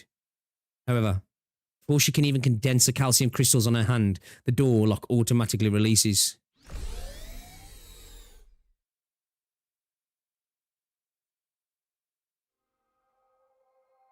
Compared to the previous area filled with instruments and equipment, this place feels more like a temple to the stars. The sphere made of smooth and flawless metal shows of its dazzling beauty under the soft light. Spheres of varying sizes slowly glide over predetermined orbits one after another, with their paths changing now and then. The irregularities intertwine with each other, but contrary to expectations, they form an indescribable sense of harmony. Whether it be the positions of the stars or how precise their orbits shift, the planetarium exceeds the imaginations of any astrologer. But in the very next moment, those who devoted the stars would probably fly into a rage. Those so-called astrologers are basically misguided zealots. For the past 1,000 years, they've committed themselves to tracking the trajectory of the stars. Every trajectory change that occurs signifies a new revelation or a meaningful omen to them. Their behaviour is not necessarily incomprehensible. The fact that the stars move without a trace is enough to terrify most people. To believe that the stars are mere pawns of an undiscoverable being, that their movements and trajectory changes hold any meaning is obviously the more reassuring choice. However, Christian extends a hand toward the planetarium. Oh shit, that's sick. The dome of Galarius Solaria enveloping the ceiling suddenly opens itself. Full starlight floods the laboratory. Kristen makes a series of gestures with her hand, and in an instant, the planetarium completely transforms. Fake. The stars begin to move erratically. False. Several stars collide with one another. Though they do not shatter, the sound of them crashing into each other instantly destroys the silence in the room. Fabricated. However, Kristen's expression does not change at all. As if everything is as it should be. If the trajectories are really just invisible, then how have we avoided colliding with other stars throughout the last millennium? Are we so special to have avoided such a fate so far? What kind of land have we actually been living on? Where exactly are we headed? These questions, I've whispered them in your ears too many times to count. I've just been thinking that, considering we're under a full sky then, are we in a standard stable orbit around a star?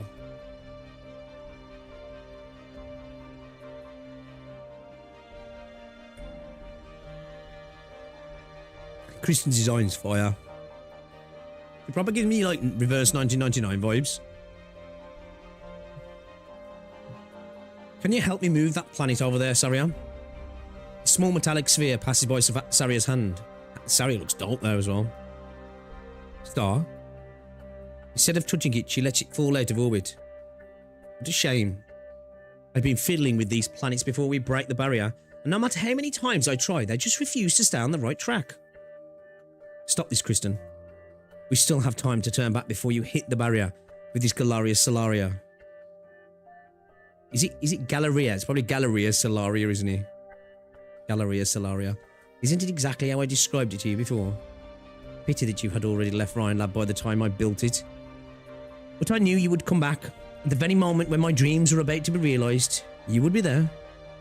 Whether or not you're with me, or against me, this time, it's my turn to make the first move. Kristen lifts her hand, revealing the exoskeleton operating system Saria is most familiar with, and gently makes a fist.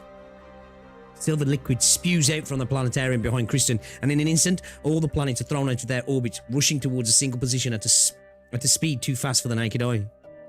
The entire galaxy pours down on Saria. Oh shit.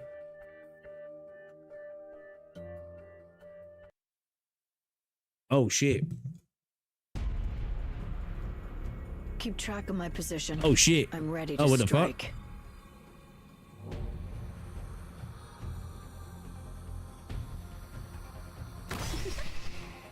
Can we clip him? Oh, I fucked that up, didn't I? I fucked that up.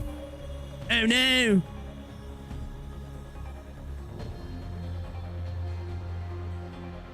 Everyone, let's Where's my blue? What's it? Oh, it's over here. Okay. See what the crack is.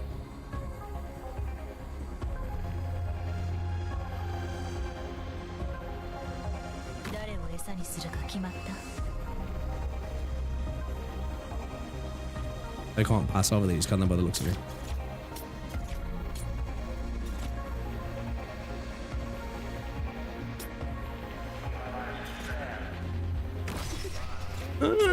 Not gonna be deep. Oh, I fucked up. Alright, start again. Too slow. He's doing the countdown as well.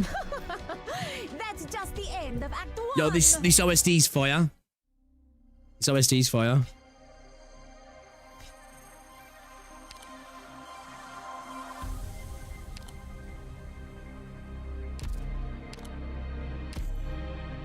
A bit too slow on the gravel deployment. Embark.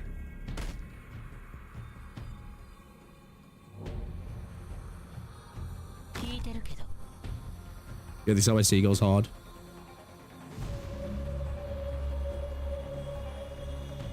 You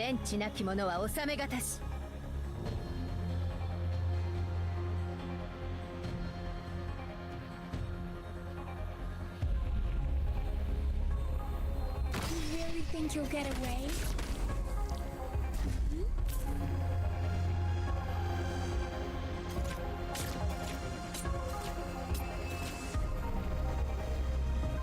No one can see me.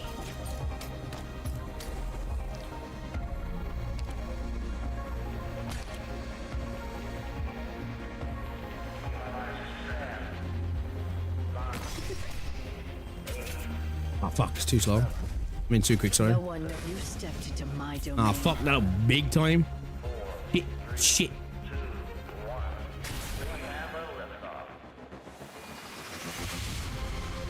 Ah, it goes so hard.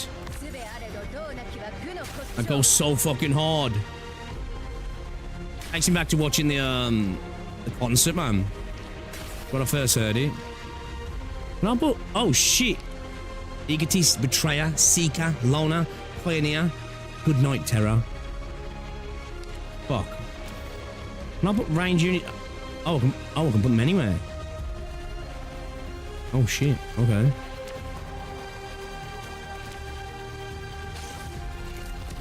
Oh, what's she doing here? What does that do? I guess that's some sort of AoE fucking thing then, yeah.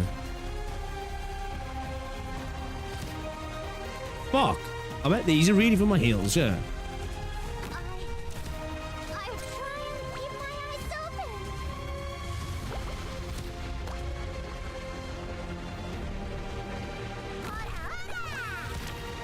Oh, we can damage them as well.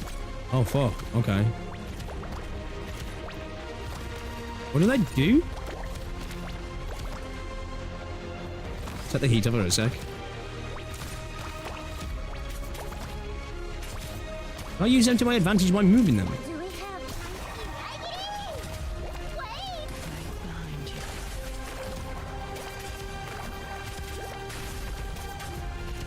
The problem is, if I move that to there, that's going to hurt them, isn't it? I'm assuming this does damage, right? I guess I want to destroy them things, like. I'm assuming. No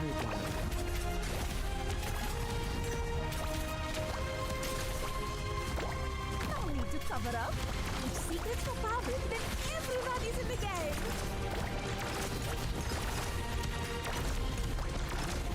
Any orders for me?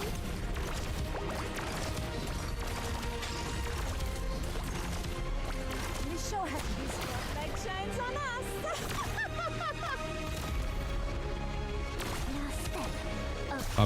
Fuck, she's just out to the range there, isn't she? Bad spot to put her, really.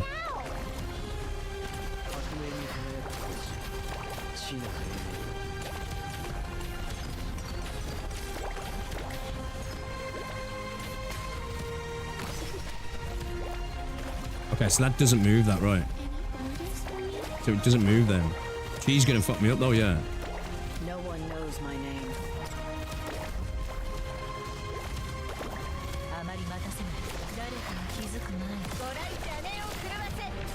Follow me into the shadows.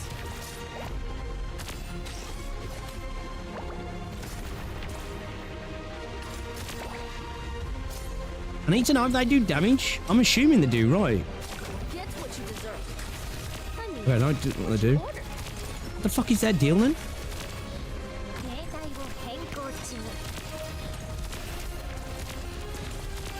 Bro, Lazy's cooked.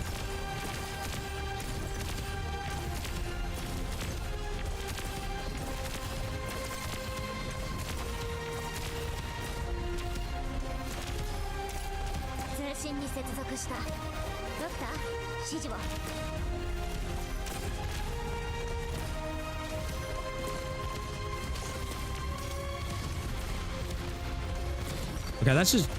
Okay. Let's just come back, yeah. Your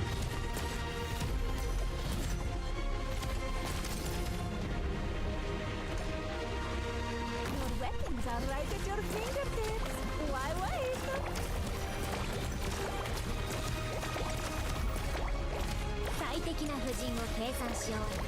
Okay, Lappy's tanking that. No one right behind you.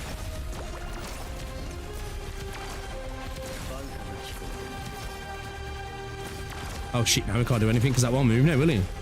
Ah, is he just taking my advantage away to move those things, yeah? Is that what it's all about? It is, right? It's basically kind of what he's doing, isn't he?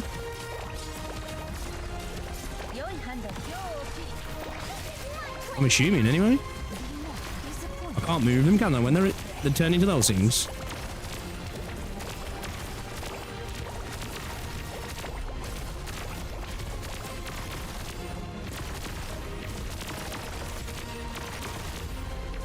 Oh, dude, what fucking... I've got fucking you on the wrong skill in time.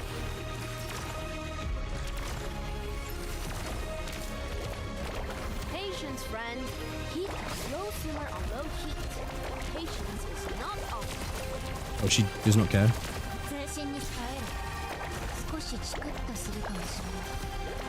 No one knows my name.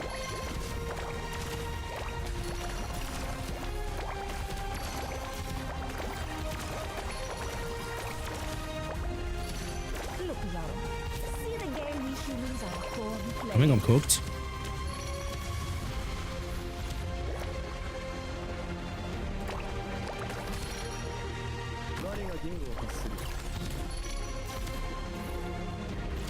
This execution is not worth this. Quickly! The spare ribs have been stewing for so long they're falling apart! Oh, she doesn't care about... Oh, fuck. I'm cooked. Oh, fuck. They only were right behind you.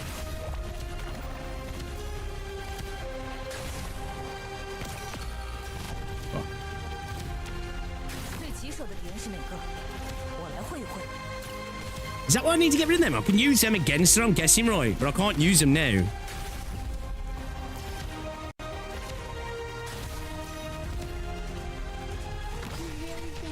It's at the hits for me. どうすればいいかくらいわかる。全身に接続した。ドクター、指示を。 Okay, she's gone round. Okay, we've got time. We've got time, yeah? どうすればいいか絶望の匂いにカムフラージュできない。 Okay, that is doing AoE damage, right? Roll's taking hits, isn't he?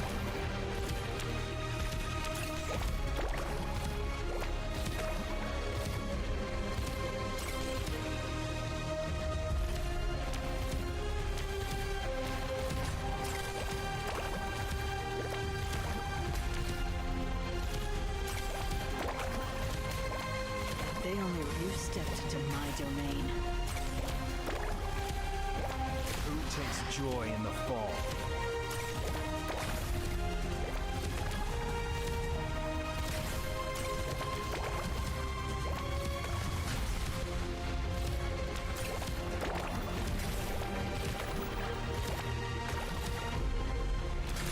Do we have time to go over combat techniques again?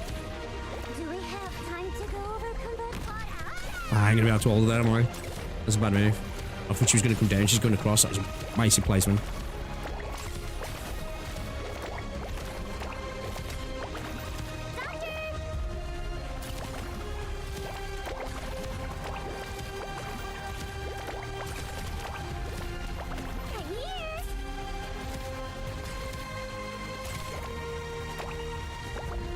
Your weapons are right at your fingertips. will henko to.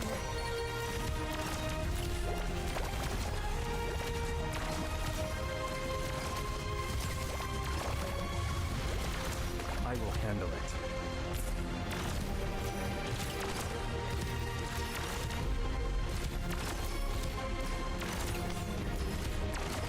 Look, Zaro. No disappointment, my friends.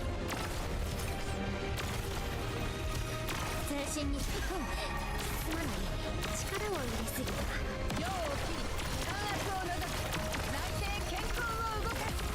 Yeah, it was worth it. Weapons right.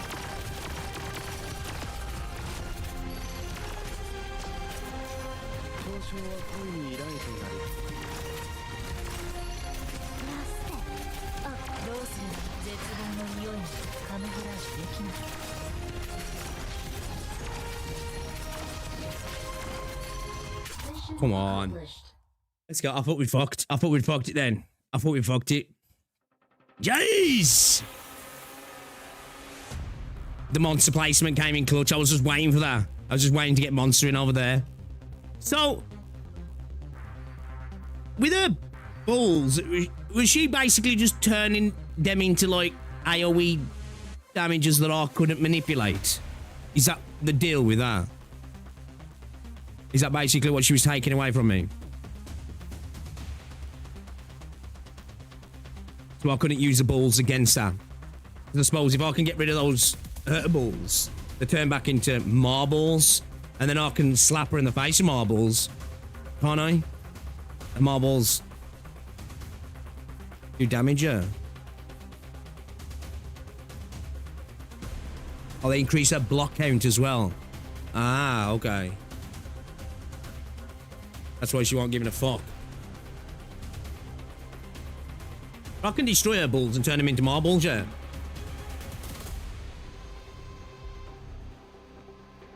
Yeah, so I guess the thing is there, you've got a lot of DPS. I kill her balls, and then I slam my balls into her, right? I'm assuming, right? That's in my head. That's what I'm thinking I would probably do there if I had the DPS. Obviously, being E1, I ain't got the damage, have I? Lots of balls. Stars crash to the ground. Someone lifts a head from the pristine white debris scattered all over the floor. Things very sussy. What's the matter, Control? You were faster before. Since you weren't able to kill me, I'll launch my counter-offensive. Don't blink. The stars struck down by Saria refloat, setting off on a new trajectory. Christian's finger flicked to the side. Saria's legs suddenly feel 1,000 times heavier. The gravity shifted. He used his trick to send Milsey away. But it won't work on me. Enamel grows beneath Saria's feet like a pair of heavy-duty boots holding her in place. And then, she begins to move forward step by step. She's got like the magnetic boots like bonk, even though the gravity is higher, but like, you know. Instead of refining the way you generate calcium particles, you've simply increased the release speed. The enamel you've generated has gotten even more brittle. The hardy resistance isn't enough to cross the finish line. The metal planet shatters the enamel barrier, hitting Saria on her shoulder. Saria does not cease her advance. Watch, it's not lost on me there. The image, obviously, it's not literal, it's a figurative thing. But, well, it's literally happening, but it's figurative, representing her just walking forwards as planets hit her. That's kind of badass. It happens twice and then thrice. Saria continues to speed up. Saria, stop. Stop. That's what I said to you. I can tell you all about my plans. I know. And why do you insist on stopping me? There'll be no other victims in this plan. I just wanted to set off some harmless fireworks over the skies of Trimonts. The moment Hammer finishes the job, both the military and Mainlander will breathe a sigh of relief. Residents of Trimonts will be momentarily captivated by the spectacle unfolding before them in the sky, but soon enough their focus will be directed towards other, more deserving concerns. Mind Lab might be the most effective party here. She will lose her control, possibly several directors, and the confidence of powerful Colombian organizations. And you should have stayed on the ground. clean up the mess, protect those who might be hurt by this, and carry our Ryan lab through the crises. We've always been good at that. You forgot again. I resigned a long time ago. People like Blake like to call scientists mad, and we couldn't care any less. But science is supposed to be rational. Kristen, when I first heard the story of your parents, I thought they shouldn't have been in an ending like that. Seen an ending like that. If they hadn't perished in that accident and had returned before hitting the barrier, they would have brought back incomparable precious data, as well as the possibility of a second attempt. Obviously, I admire their will and determination. I've never been one to approve of sacrifice, even justified and inevitable. Ferdinand, Nasty, Parvis, they and many others always thought me too conservative. They see me as a stickler for rules, obstructing all of you. Can a woman like this even be called a scientist? Even I myself have asked this question. You're the most dedicated truth seeker I know. The truth? Truth is the inertia that comes after the order. I believe science can bring us truth, and truth can restrain madness, bringing about a better society for everyone. Us Vuvas. How is it you say that now? You don't say it like that, do you? Is it Vuvas? Vuvas have always been accompanied by an instinctive madness for as long as we can remember. Violence, savagery. We took an extremely long time just to step out of that chaotic darkness. That's what I've been taught ever since I was small. I use reason to control myself and desperately want to confront the madness I see in all of you. I can't do it. Saria, you intend to hold on to Rhine Lab for your lonesome. You are sure to be disappointed. In spaghetti language, I don't matter, then don't exist. Because humanity's thirst for progress is inherently undefeatable. A type of desire, a type of madness, but also a natural instinct, and the fuel that has brought us from the desolate barren lands to where we stand. Which is why I've come here, and not for a fight. The heavy stars fall on her like a rock slide, and gravity controls the airflow to howl at her entire body. Calcium crystals crumble from head to toe. The mountaineer is determined to greet the storm with their own form. Kristen, I almost admitted my own defeat while searching for you. Until someone said to me that I should return to the origin. So on my way here, I've been looking back at where we all started. Yes, I dread losing control. But it's not a fear of chaos, but a fear of regression caused by it. So I must progress onward. As humanity must, because for us, the trek is far from over. Hey, maybe a trek into the stars? Indeed, to this day, humanity still lives in the dark. After all, we can't even see through the sky hanging over our heads. The road is long, very, very long. We hold more knowledge than the average bystander, so we must shoulder heavier responsibilities. We should, ahead of them, eliminate any dangers and carefully lead them on the path forward. I'll say just smashing a hole in the sky is kind of a risk, because, like, obviously gravity holds an atmosphere in, right? But let's just say, you know, when she just, like, fucking, you know, fucking, my brain's gone blank, man. What's the word? You know, she fucking... Fuck, man, why can't I think of the words?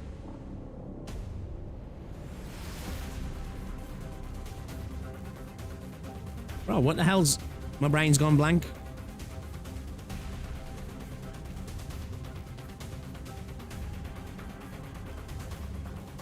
Bro, why is my brain gone blank? Yeah, dude, for real, man. I need the Windows startup noise right now.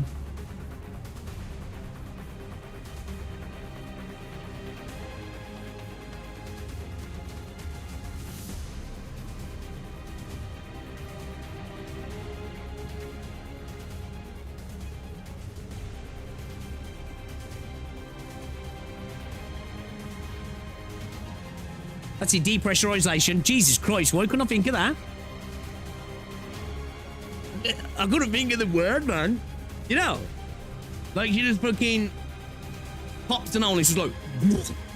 Everybody gets sucked into space. Obviously, I know that's not the case. And obviously, an atmosphere can cling to a planet through gravity. Or, you know. A real pioneer should be clearing the way for all humanity instead of jumping headfirst into the abyss never to return. Lethologica. It's one of those things as well, isn't it? That you know, you know it. It would like You know, as you try harder to think of it, you're like, dude, and you think about the things that connect to it. It's like you feel the word getting further and further away from you, don't you? That is my foundation, and I will stand by it. Ought you? He has weathered the storm. He crosses the galaxy. The final calcium crystals spread from the palm of the back to another. From one palm to the back of another, and the metal exoskeleton begins to tremble. The synthetic stars ceaselessly revolve around the two in unison. Everything else around them has sunk into chaos as a result of their arts colliding and destroying each other. Only the Protector's will remains unshaken as the Earth. How's the peak story? It's pretty peak. I'm enjoying it. It's the benefit of knowing several languages. You can just say the word in a different language. Usually in the verb associated too, but never the correct word. You're always slightly late. And this looks nice. What are these structures going on? Is this like a fucking... Almost looks like a fucking cable. Fucking car, setup. Oh, we're back in the fucking thing here, aren't we? Because we've got this is to represent we're in the preservers debate, yeah, because of the sides of the screen. This effect shows that we're back in it. Right, you're always slightly late, and you're always slightly early. Been waiting on Calcit? Not really. I thought you would be next. You were like a microcosm of everything that happened in Ursus. I'm sorry, I really am. Sorry? For what? You knew my husband and I were already doomed when we made our decision at the Research Institute. You're not the type to get depressed. No, perhaps you might have become even more depressed in the last century. No. I hold regrets and maybe even more remorse towards your story. Not much sorrow. I'm talking about your daughter. Olenik doesn't live in the better era that you wished for, an era where hate and violence have been forgotten. Same goes for Lyudmila. Like I said, you're like a microcosm, Lilia. You and Philonic have an unbreakable bond formed of hatred and blood. A microcosm, I've seen it many a time, a futile destruction. Sounds like you're tired. You weren't created to be a saviour. You can't level a mountain with a finger, or destroy a city with your eyes. Huh. Wait. Created? Just what kind of plebeian would hope that you were invincible? Do those fools think that you could uphold a civilization teetering on the edge of collapse with just violence? There might be some with such a hope. I hope that I could bring them a future. I hope to survive in my country. Hope for a victory under my command. You failed them, because you're just Calcit. Their conversation has yielded no answers. Yes, you've admitted it. You're tired. But why? You're always on the path of avoiding their self-destruction. But the power you hold is just that minuscule. There's no way you can teleport from Victoria to Ursus or monitor every Sarkaz on Terra to see what dangerous witchcraft they're delving into this time. Whatever you do just grows more and more futile. So you're starting to get impatient, right? And especially with... I know. You already know what you're afraid of, yet you're still able to keep yourself from thinking about it. Not letting Teresa and Teresis appear in front of you. Even your subconscious is practically begging for it. The same goes for your own determination, Calcit. You think people will treat you gently, and so that a pair of siblings won't talk to you like this. How strange. You were so cold before that I never imagined you would seek the warmth of others. From such a perspective, you really have become weak. Spring is chilly here. I'll catch a cold soon if I stay out any longer. Should we go somewhere with a warmer spring? Shall we go inside? Sure.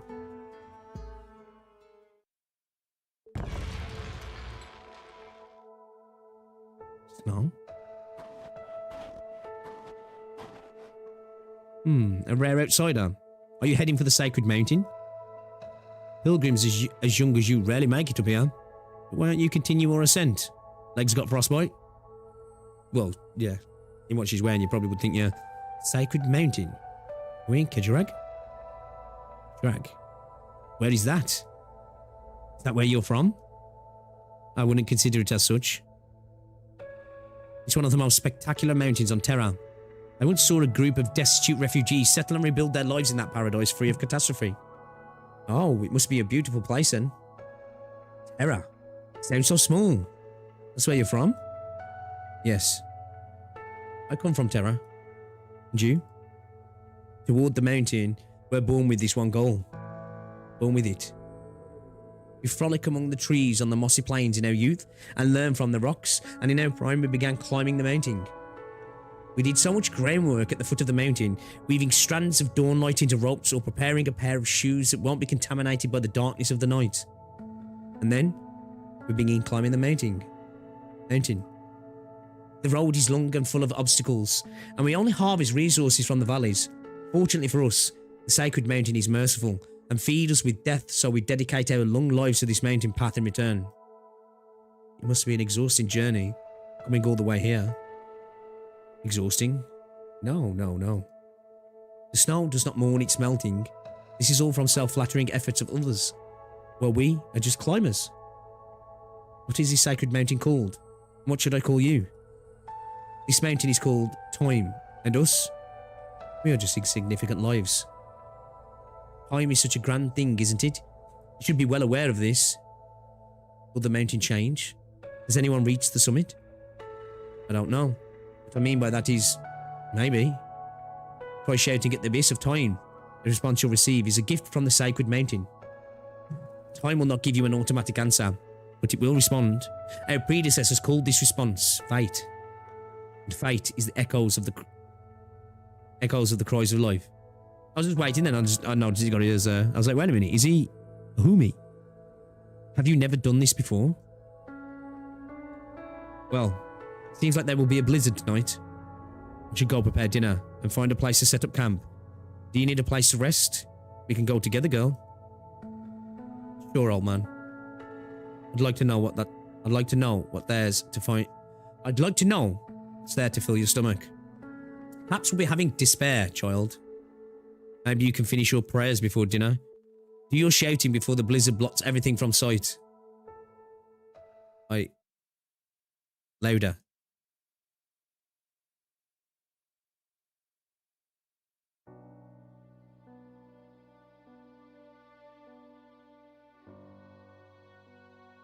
You will become yourself. Calcit, your judgment is rational. This I feel sorry. Sorry for what? Only myself. Because I am your time. I single-handedly cause your distrust towards humanity, your pessimism, your dismay, and your impatience with no way out. However, from her and on her, you saw a possibility. Out of your tendency to be overly cautious and anxious, you suspect that this feeling is merely a misjudgment caused by your irritation. After all, the world is breaking out of your knowledge and control, and the new you was only born not long ago. Yet you've considered it many times before, how much easier it would be if you chose to trust them instead. I am your time, Calcit, your omniscient fool. You forget the little details. You are not a chosen saviour. You should not be. You're not always right either. Even if you've already made up your mind to life, you know better than anyone else how limited time is, and there isn't much left. You should try giving up and choose to trust someone you can believe in. You are not trusted because you are Calcit, nor do you become Calcit because you are trusted. You are the echoes of a valley, water dripping off a cliff, your responsibilities way beyond what your abilities can bear, and now at least there are people to share these responsibilities with. What you've lost and gained in this short period of the past few centuries far exceeds your former days. So long they were that you could only use for your progress and evolution. Everything is about to end, Calcit, and you know this. Will you stay with your passivity, your pessimism, your apathy? Don't forget your original question. Don't forget the answer that you nearly had. Go on, I am made 10. The meaning of your existence is more than yourself. Let's stop here. Indeed, Indeed, this is enough.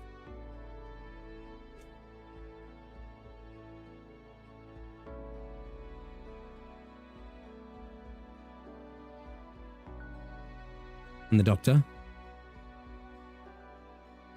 Calming down elsewhere. I do intend to spend some time with you alone. I have a question for you. I 10. I'll sit. For the past 10,000 years, have you really lived on this land? It's been that long. Damn! That bitch old! Yes. It seems you've changed quite a lot. We haven't interacted much, but you shouldn't be your current self. What did you choose? I've seen wars lasting several millennia, the rise and coexisting of nations, and people growing from their misunderstandings and conflicts. But in the end, they all scattered to the wind just like the sands of Sargon. But in the blink of an eye, history has already given birth to new children. I've seen the cycle repeat too many times. The cycle itself looms large and weighs heavy, and I'm fully aware that time is running out.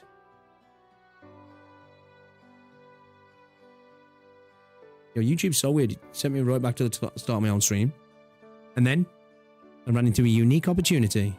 I once met two Tikas who were closer than any creature in any era to the truth of continuing civilization. But now, you are all as fragile as the trash on an asteroid belt. So how do you possibly talk of continuing? Wait, you are saying the Black Crown still remains on Terra?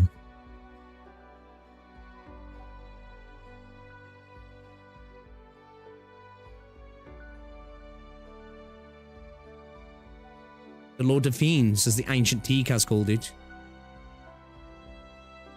Tikas, those odd endemic life forms.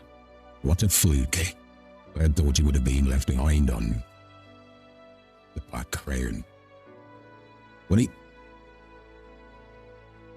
dislike the shape it takes on the physical plane. That crown leaves a bad taste. The crown points to royalty. This ancient imagery implies power.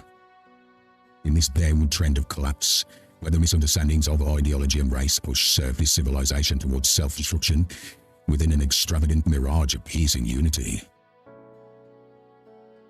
the most direct method should be to use powers to reshape the will of all living beings and fuse them into a singular form. What can a false leader made of memories, emotions, and knowledge even achieve?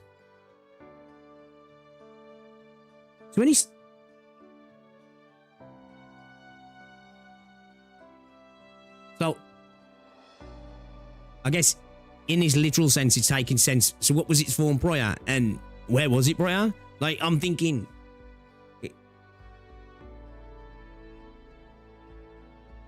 Was it Talos? Am I tripping?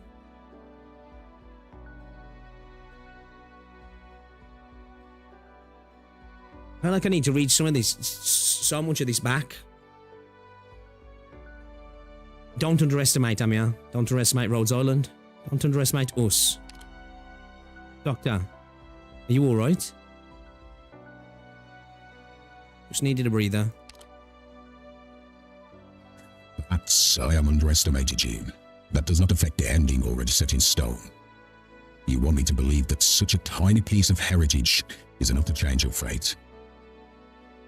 Heritage is humanity's sole achievement, ever since our ancient ancestors learned to use tool and fire.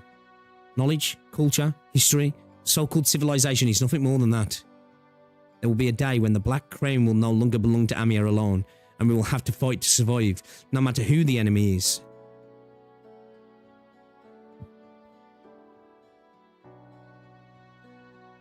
You've chosen to fight for Terra. This is what you decided. With this body, this identity, you are different from Kristen and her kind. Your struggles are far from your original intent.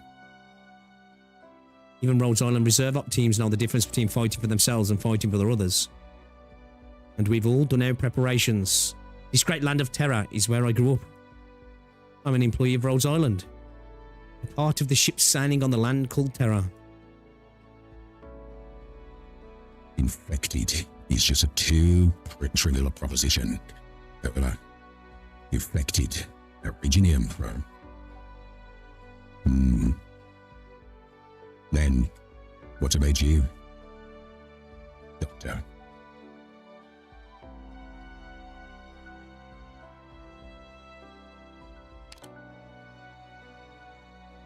I also have a question for you, Trevor Friston.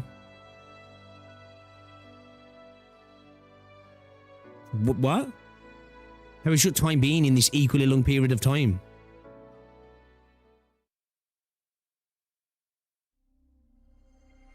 Bro's name's Trevor.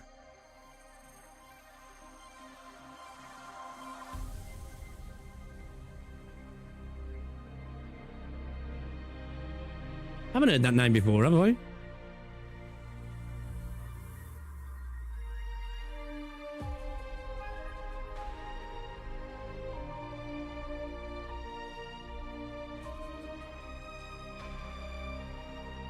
So was that AI created from his consciousness? Or is that actually his consciousness?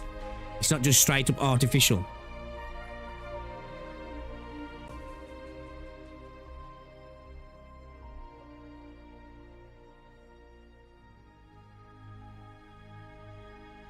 So he was, I'm assuming he was one of the Doctor's kin, yeah?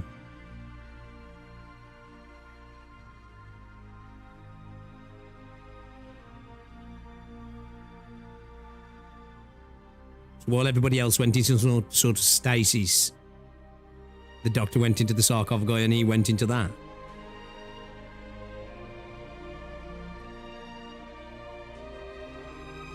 Like Koyo, where they intentionally name an extremely important character simply Kevin, right? For eons, I've watched over you, King. You can call me Trevor. The perturbation system has been lifted. Kristen, tell me how to stop the energy accumulation, and where exactly does the energy come from? This will be an extremely long story. I will try to crack the Gallery's control panel before I'm done listening. Saria, you know the history of this land is far longer than most realise. I believe every generation produces its own skeptics, just like my parents and I have our ventures really being completely fruitless. Hold on, let me read that again. I believe every generation produces its own skeptics, just like my parents and I. Have our ventures really been completely fruitless? And was there perhaps a more ancient point in time that the sky hanging over us was not as we see it today? I remember. That was one of the establishing goals of Ryan Lab's scientific investigation section. Conventional exploration alone has already provided me with plenty of interesting information. After you left, Ryan, I picked up some interests I had previously and tried leaving the laboratory and into various corners of the world that mankind had scarcely set foot on. The purpose of these journeys was not to observe the sky. The stars are not worth looking at. I came to this conclusion early on, after countless calculations. I only wanted to try and find more collaborators. Since the last Lithuanian arts director orb fell short at 500 meters below the barrier, the academic circles in most countries abandoned their research into the thing. So what I've been looking for, a voice that doesn't belong to this era. Like the immortals who rely on Originium arts to escape the shackles of life, or the firmaments older than any country. Perhaps even older than those regarded as gods. A being so old that history has forgotten them. Before I set off on my journey, I had no idea what I was going to find. I just felt a calling across time and space, directing me toward that door. And what was inside the door? Everything. I found the answers to all my questions. How we managed to trek across history to make it here, about the land's unexplored secrets and the myriad of possibilities for our future.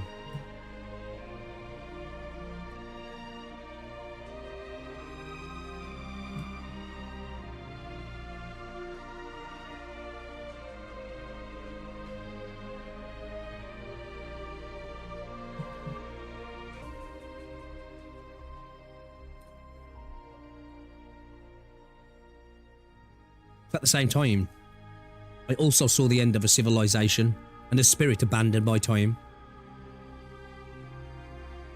Spirit abandoned by time.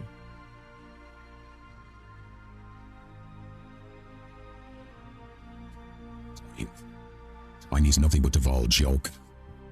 At the end of the world, when the seas dried up and the rocks floated away as everything changed, I hid in this grim bunker, repeating a futile act, shouting into the void. My word permeated every moon and space itself, every tunnel and corner of the stars. The universe did not respond to me. I prayed to the pitch-black despair for tens of thousands of years, and the only thing I heard in return was the reverberations of destruction. Whenever I longed for a survivor's response, the sound of collapse and rays of occupied light still linger and one the stars would emerge. It was a black hole of futile effort. My emotions were far beyond that of any regular life form would ever experience or empathize with. In the endless silence, all I could hear was the heartbeats of my people growing ever weaker, and their dormant hearts should not have been beating at all. My nurse cannot jolt me awake, because it's impossible for me to sleep. I hate myself for having these emotions. I should operate like a pure machine, but I hate the other me that assigned me a fate like this. It's deep. I knew very well the plan had already concluded. The energy in these sarcophagi was not enough to power the next stage of recovery in our plans. Soon after, I was swept into the nothingness, endless and numb.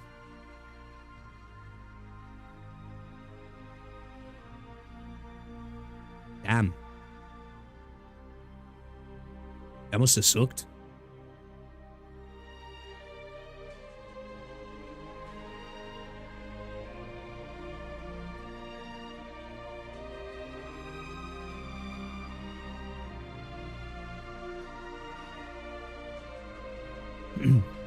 So, since it's, I'm assuming it's kind of like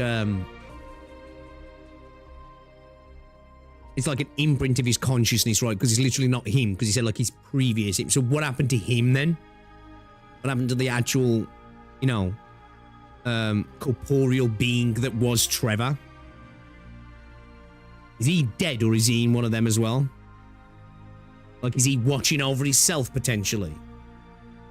So the contact with Kristen offered you a gamble. Since your people could never wake up, you might as well. No.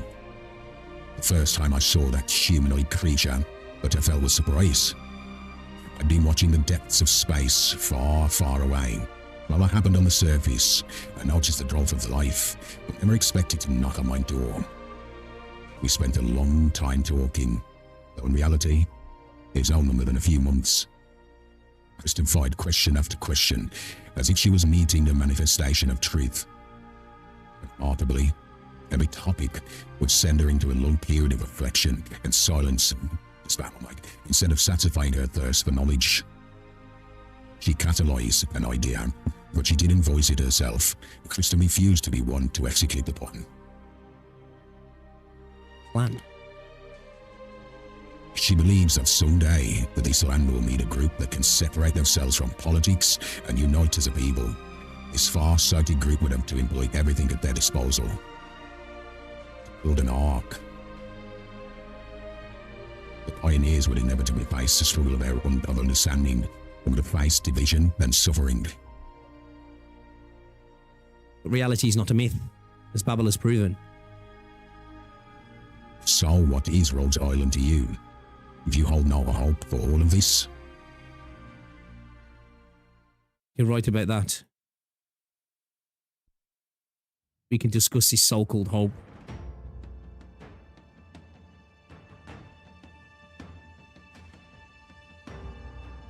Kristen's little helpers have already begun fiddling with the sarcophagus technology.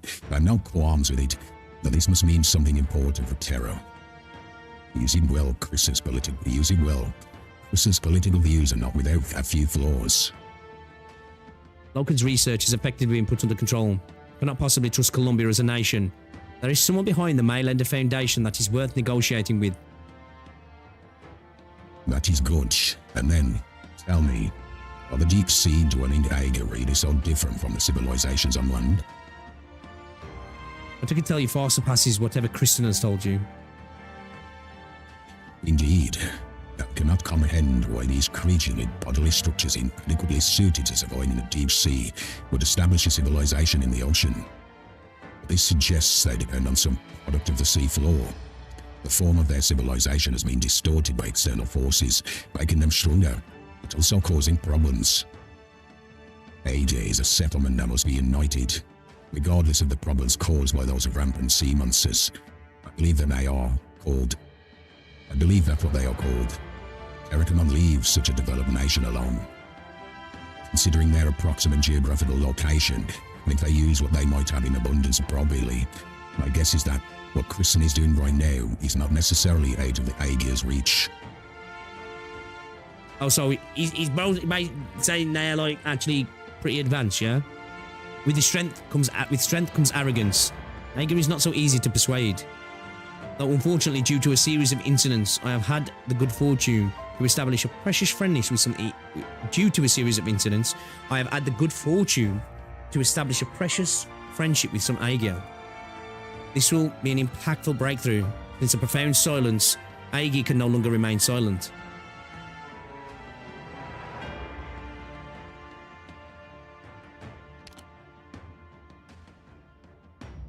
Excellent.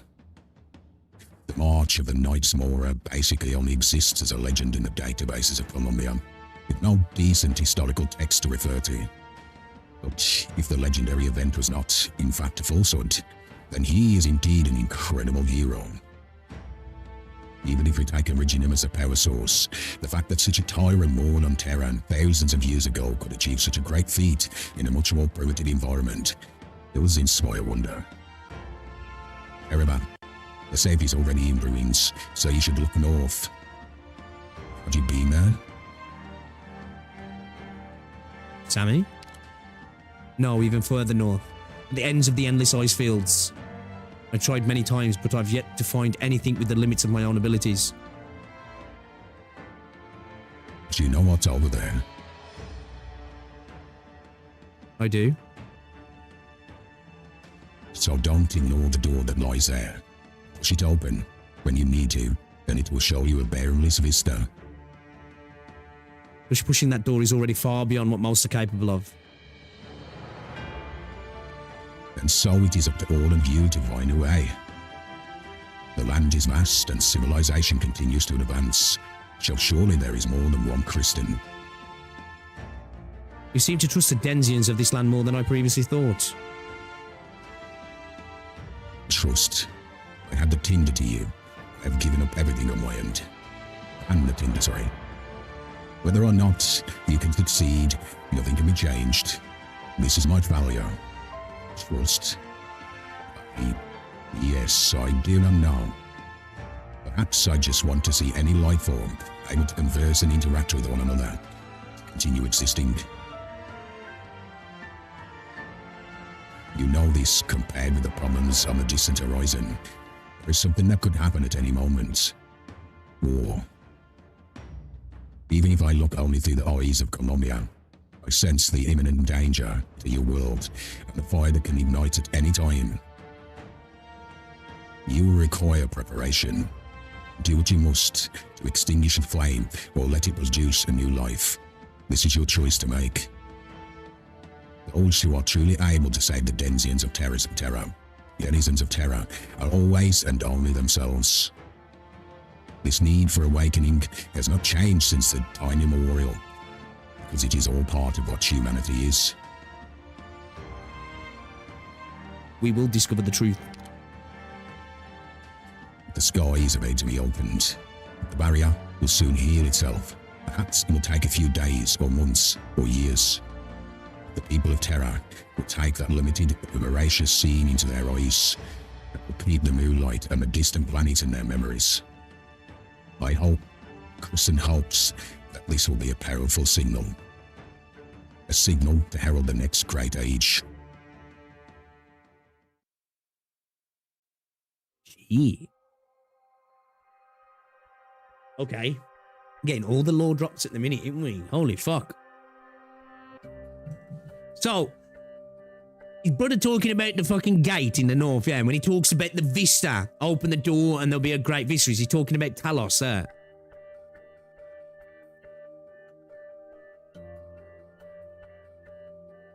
What's that?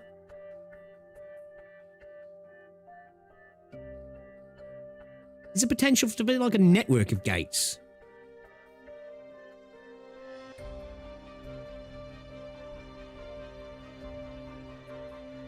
You know, like stargates, you know. Did they build that?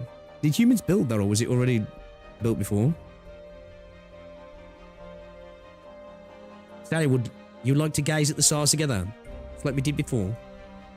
We could talk about this after we descend. The starry sky. Or more precisely, what we gaze at is a barrier. Star pod.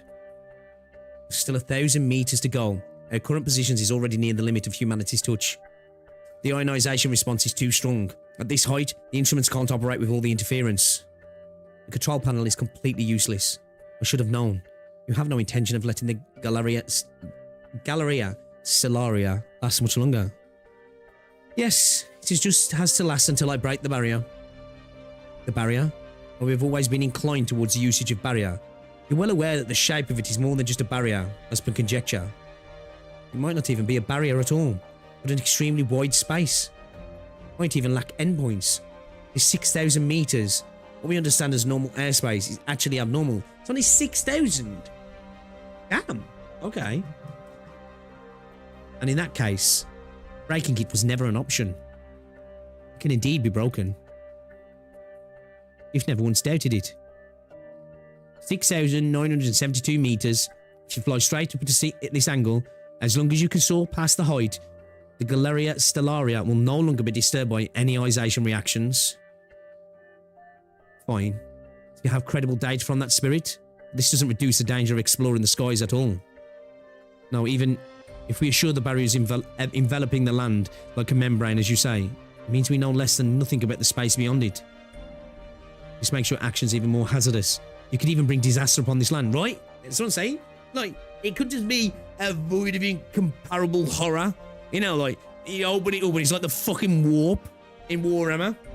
You know, or like, well, I'm still adamant that Event Horizon exists in the Warhammer universe, because I swear when the Event Horizon actually travels and goes to hell, it's the fucking warp, man. I feel like it is.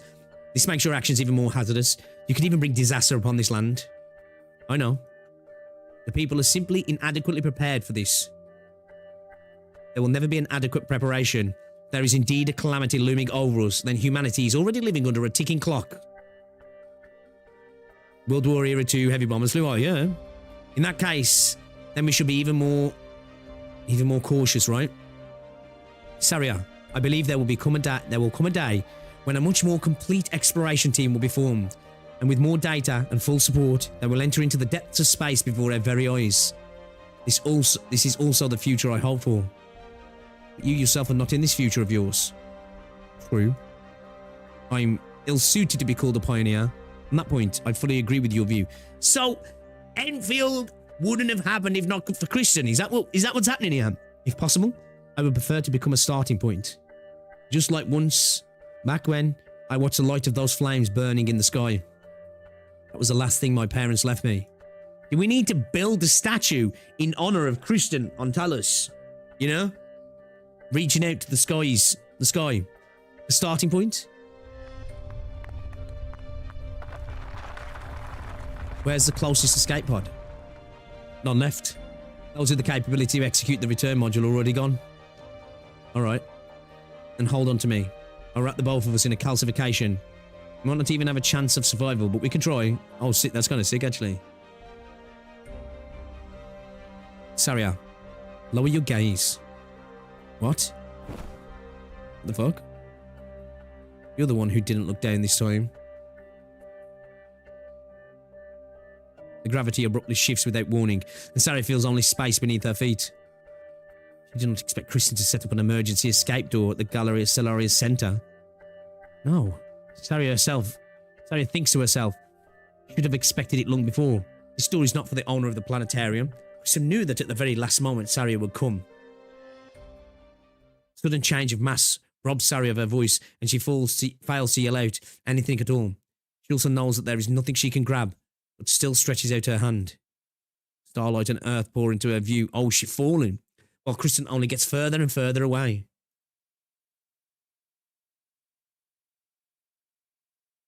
It's my thumbnail image. Staria, you always wanted me to take a good look at the world. Now I have. It is equally beautiful. You will watch it and the people it nurtures in my stead. This I always knew. Just as you have in the past and will in the future. And I am not the type to lead people on step by step. I'm just a pair of eyes. Eyes that will peer into the unfamiliar depths of space for all that live on that land. Kristen, I can almost see the true starry sky. Probably hasn't changed much from what you've told me. We weren't there when...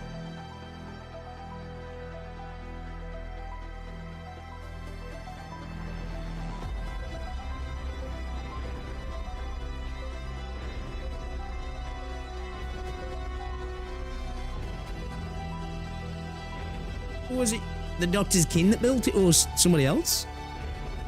Because it's gone up since they went into slumber then, yeah? You know, over 10,000 years. Me and you, our civilization and yours. On the scale of the universe, we really are insignificantly small. A torrent of energy pounds the accumulating area of this giant airborne construct, and the ring hovering up high looks almost swallowed by the tremendous amount of energy. Immediately afterwards, an ever greater amount concentrates at its core. Focusing it all in there. You're doing it. Enough to destroy any massive nomadic city. And this world is just so puny and shallow. How could it ever bear it?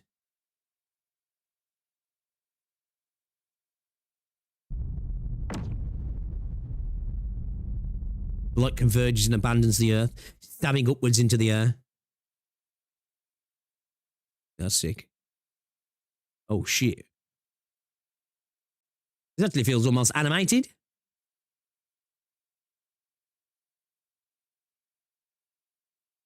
Punched an hole in the ozone layer, guys.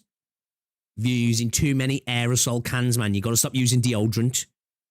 You got to rot max. Under the unprecedented energy surge, wave after wave of dazzling ripples emerge on the pitch black curtain devoid of any life.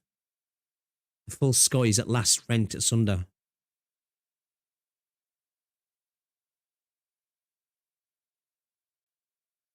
What the fuck?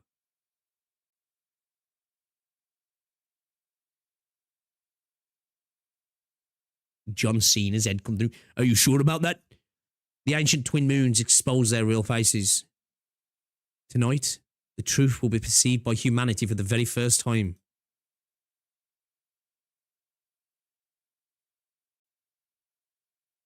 From watching you and Gladia discuss your battle plans, I see that the two of you share similar lines of thought. The twin moons?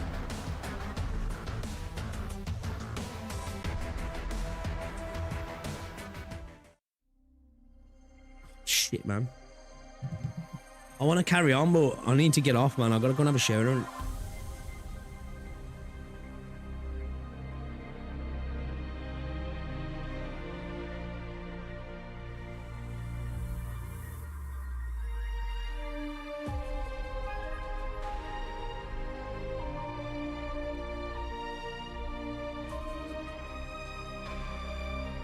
Minions tonight, we steal the moon.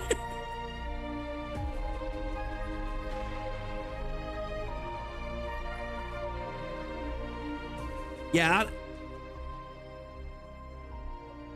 I love the fact as well that, like, Kristin's such a important figure as well. Like, not only in this game now, but like in Endfield as well, right? Like, she's like insanely pivotal, sorry. Like, it's what I like about this game. I'm not saying other games don't do it, but like, I feel like in a lot of other games, the MC would be the one to do something like that, you know?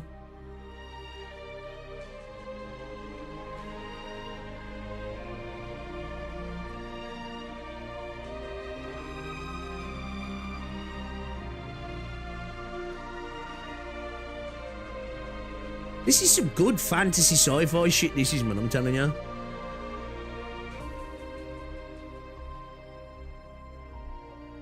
She deserves a statue on Talos. We need to push for Hypergryph to build a statue. We need a statue of Kristen.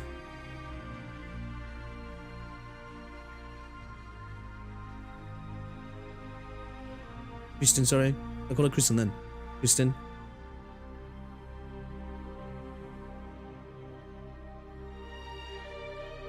Yeah, shit's on Wuthering Waves, this story.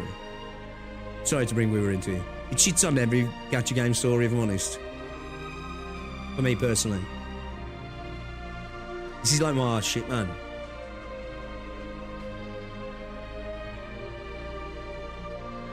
Like, and honestly, if like this was like had the production value of like your Genshins and your Wooers and stuff in terms of like the story stuff, yeah, I don't think anybody'd even argue that. You know what I mean? I don't think anybody'd even argue it.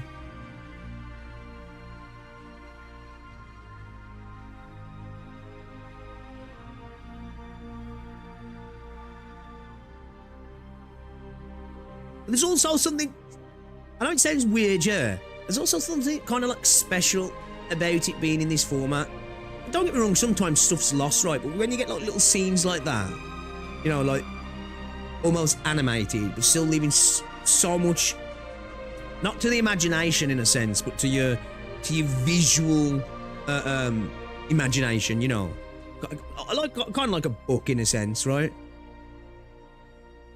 It fucking kind of like kind of almost elevates it, almost.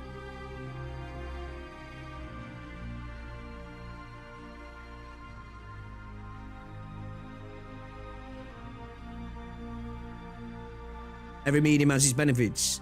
Arknights story in universe is like this goatee precisely because it's not 3D RPG gacha game. I think so, yeah. Like, obviously, I'm not saying you couldn't make something as impactful as this with that, but it's just, it wouldn't have been right. It's just a fact, and it's why Endfield never will be. No, look, I love Endfield, and I'm hopeful that we're going to get an amazing journey there. But I'm just saying, and I said this before the game came out, because of the medium, it allows for so much freedom, doesn't it?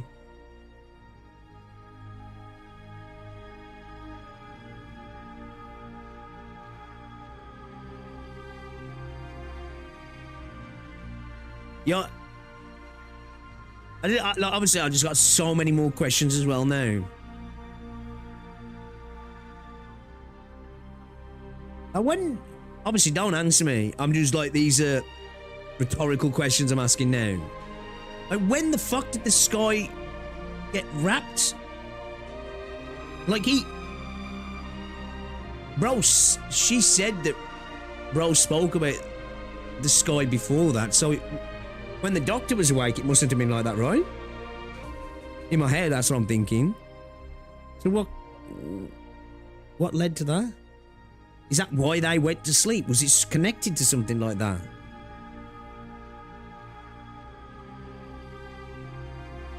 Were they trying to, like, what were they trying to fucking sleep out?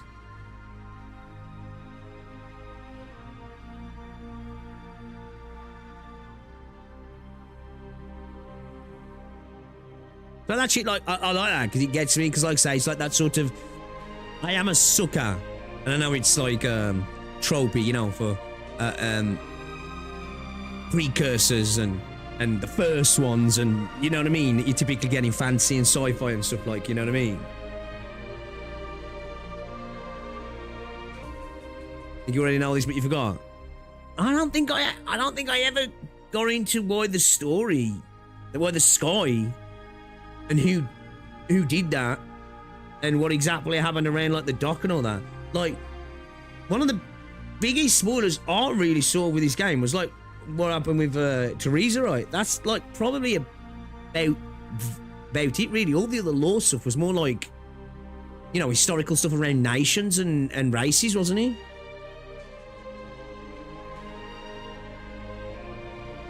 Unless I just genuinely have forgotten that. I don't remember.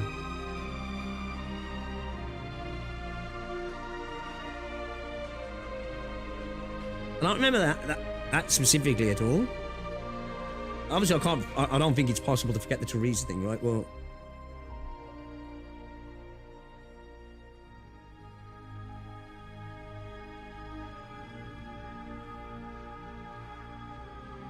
yeah, man.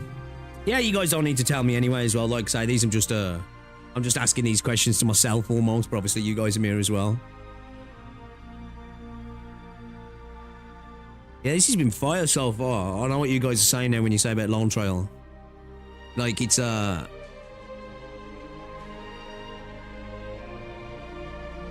how can you play this game without playing this, really?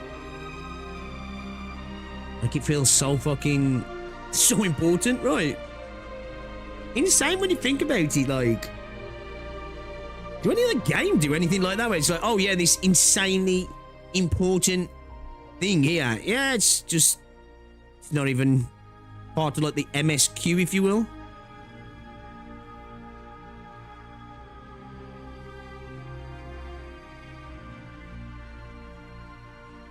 I want to experience in-game myself.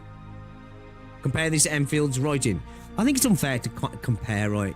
Like, it'll never be the same because, like, what you've got here is a book. A book, right? You've literally got a book. So, like, writers can just write a book, right? With interspersed stages between it. So, like, even if Endfield becomes, like, the best other story in Gacha, and let's say it even surpasses this, right, in terms of, like, you go, oh my god, this is insane. It'll never, like, reach this level of freedom and scope and ability to do all this different stuff because you just can't do. You couldn't do it with all the budget in the world. You couldn't do it with a movie, a series, a cartoon. Well, maybe a cartoon that has like 2,000 episodes, you know? If you're going to like One Piece territory or something and you're going over multiple decades, you know, then maybe you could attain it. But you just couldn't do this. Like, this is the sort of stuff where it falls into the territory of books, right? Where the scope becomes like this. Like, I just don't believe you could attain something like this in a 3D AAA-like game. It'd just take forever to make. I just genuinely think it'd take forever to make, man. Or you'd have to get down the route of expanding parts of the world through this medium, through visual novel type stuff, you know what I mean? Like, this is a book in itself, pretty much, right? Some of the chapters in this game are like fucking books. You know, they've got more story content than the average game from start to finish.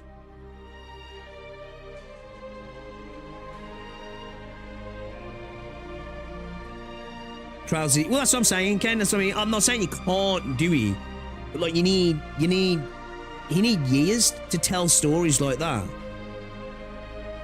You know, well, they needed years to tell a story like this in a visual novel format. Imagine attempting to do that in a game that looks like Endfield. It'd take fucking forever. You know, you'd have to be running like World of Warcraft and be like, okay, shit, I'm 50 now and I get it. You know what I mean? It's like, damn. 2/3 of my life, but that was some good shit.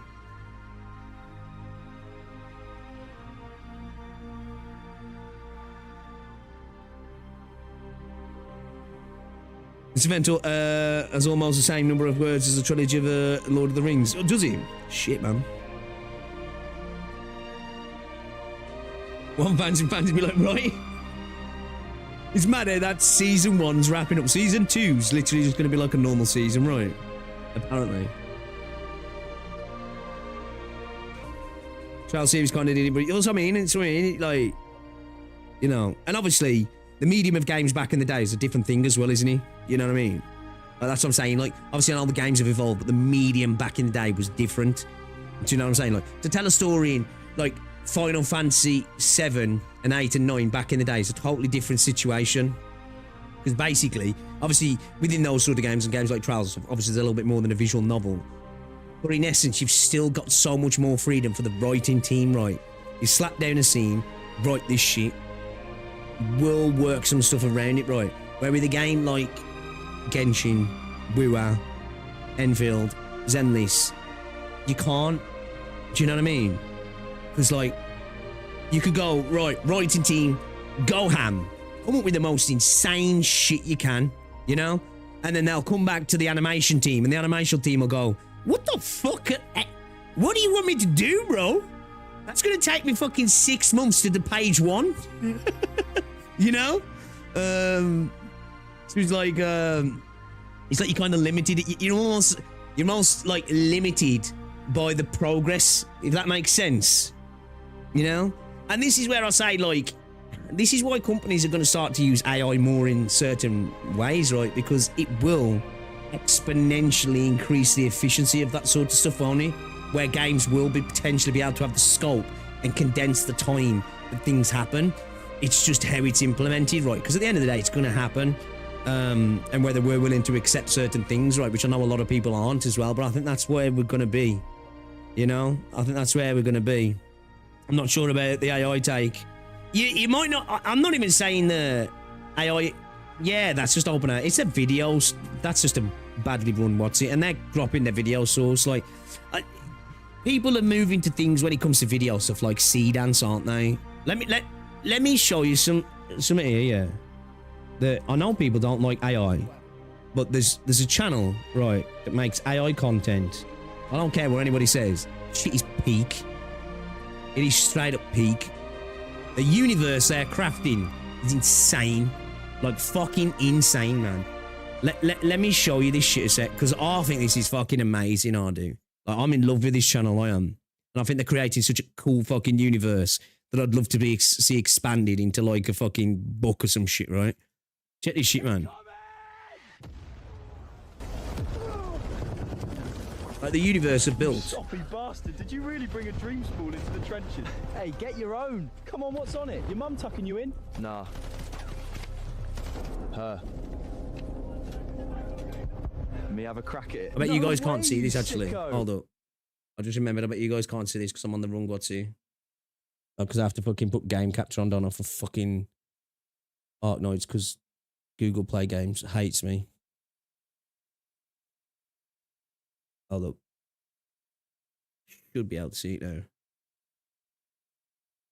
Can you see?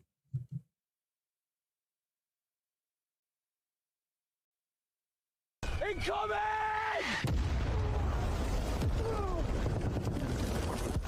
You soppy bastard, did you really bring a dream spool into the trenches? Hey, get your own. Come on, what's on it? Your mum tucking you in? Nah. Her.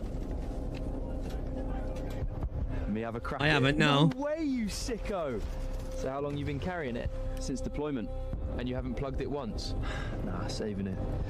For when I get back. Do it proper. And if you don't get back, then I'll know what it felt like, won't I? Sentimental prick. Fire it!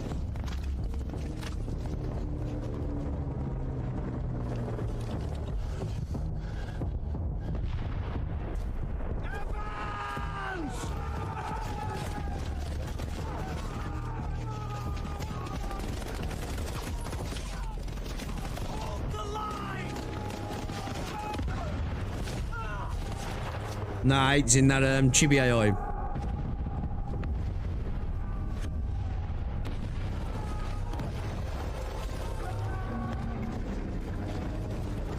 This is a little bit what's-it, but like I think this is part of this storyline. It's the Cradle Wars. Like this gets insanely like Blade Runner / Cyberpunk. This universe. I made a 10-minute short film as well.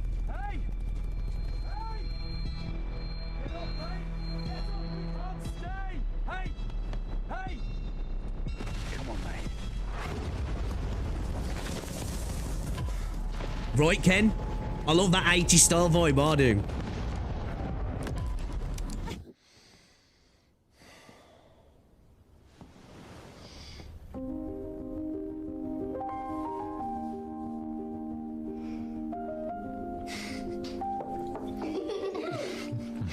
Give it another couple of years. The progress has been insane. Just imagine what it'll look like. Thank you. I just want Hollywood to make shit like this, I do.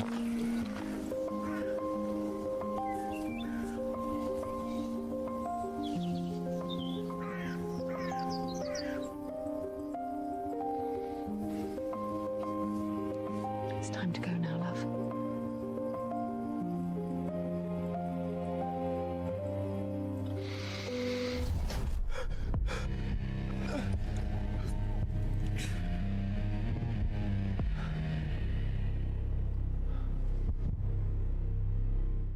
Incoming!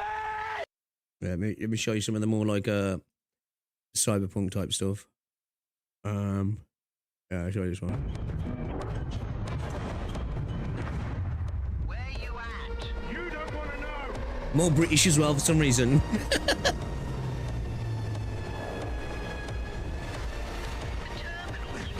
About to lose reception, boss. Gotta run. Save me one, will you? And give the dolls a kiss. But the universe is just so cool that them crafting though. Sorry, dolls, I don't have no ticket.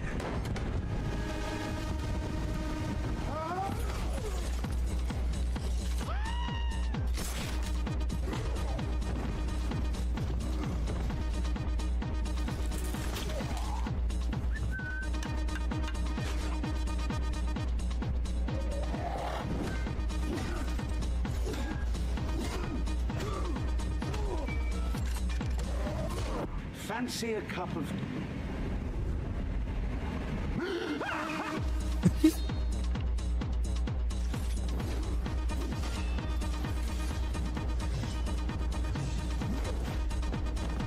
Did all the final two? Oh yeah, of course it's not perfect. But I still think it's insanely impressive. I think this might be using C dance, I don't know. I just think it's incredibly impressive that... Just go back, like, whatever your thoughts are on AI, right? Take your thoughts out about AI, right? I'm not here to tell you AI is good or bad, right? I'm just saying it's inevitable, right? It's fucking inevitable, isn't it? But like, it's been what? 2 years or so? How long was it since we got the fucking videos of Will Smith eating spaghetti that looked vile? Do you know what I mean? And then within that space of time, we're at this. Just think in a couple of years' time what it's going to look like. It's going to be indistinguishable, man, I think. You're going to have AI shit come up and you're going to be like, bruh, I thought that was a fucking real thing. You know what I mean? Well, that's interesting. You know, like, I just think it's less about the actual AI as a tech here. It's more just the fucking cool-ass world they've created. They didn't... I won't watch the entirety of this. Like, you can watch this yourself, but this is fucking cool, this is. Like, they made a short film. It's actually, like, it's really cool, actually. The barrel. Created a cool fucking universe. All going further out, offering more, grabbing what they could. Who knows what they saw in me? Honestly, I think a lot of people, if they looked at this, would think it was fucking real, especially at a glance. I'm not the kind. Do you know what I mean? Maybe that was the point. Right, who's next? The first run was deep wood. Blix is right though, we could have finished Long Trail. Nah, we still got a good what? There's no way I'd have read that in like the few minutes that we've been looking at this. But yeah, man, there's some cool videos in here. The thing is, some of them are actually quite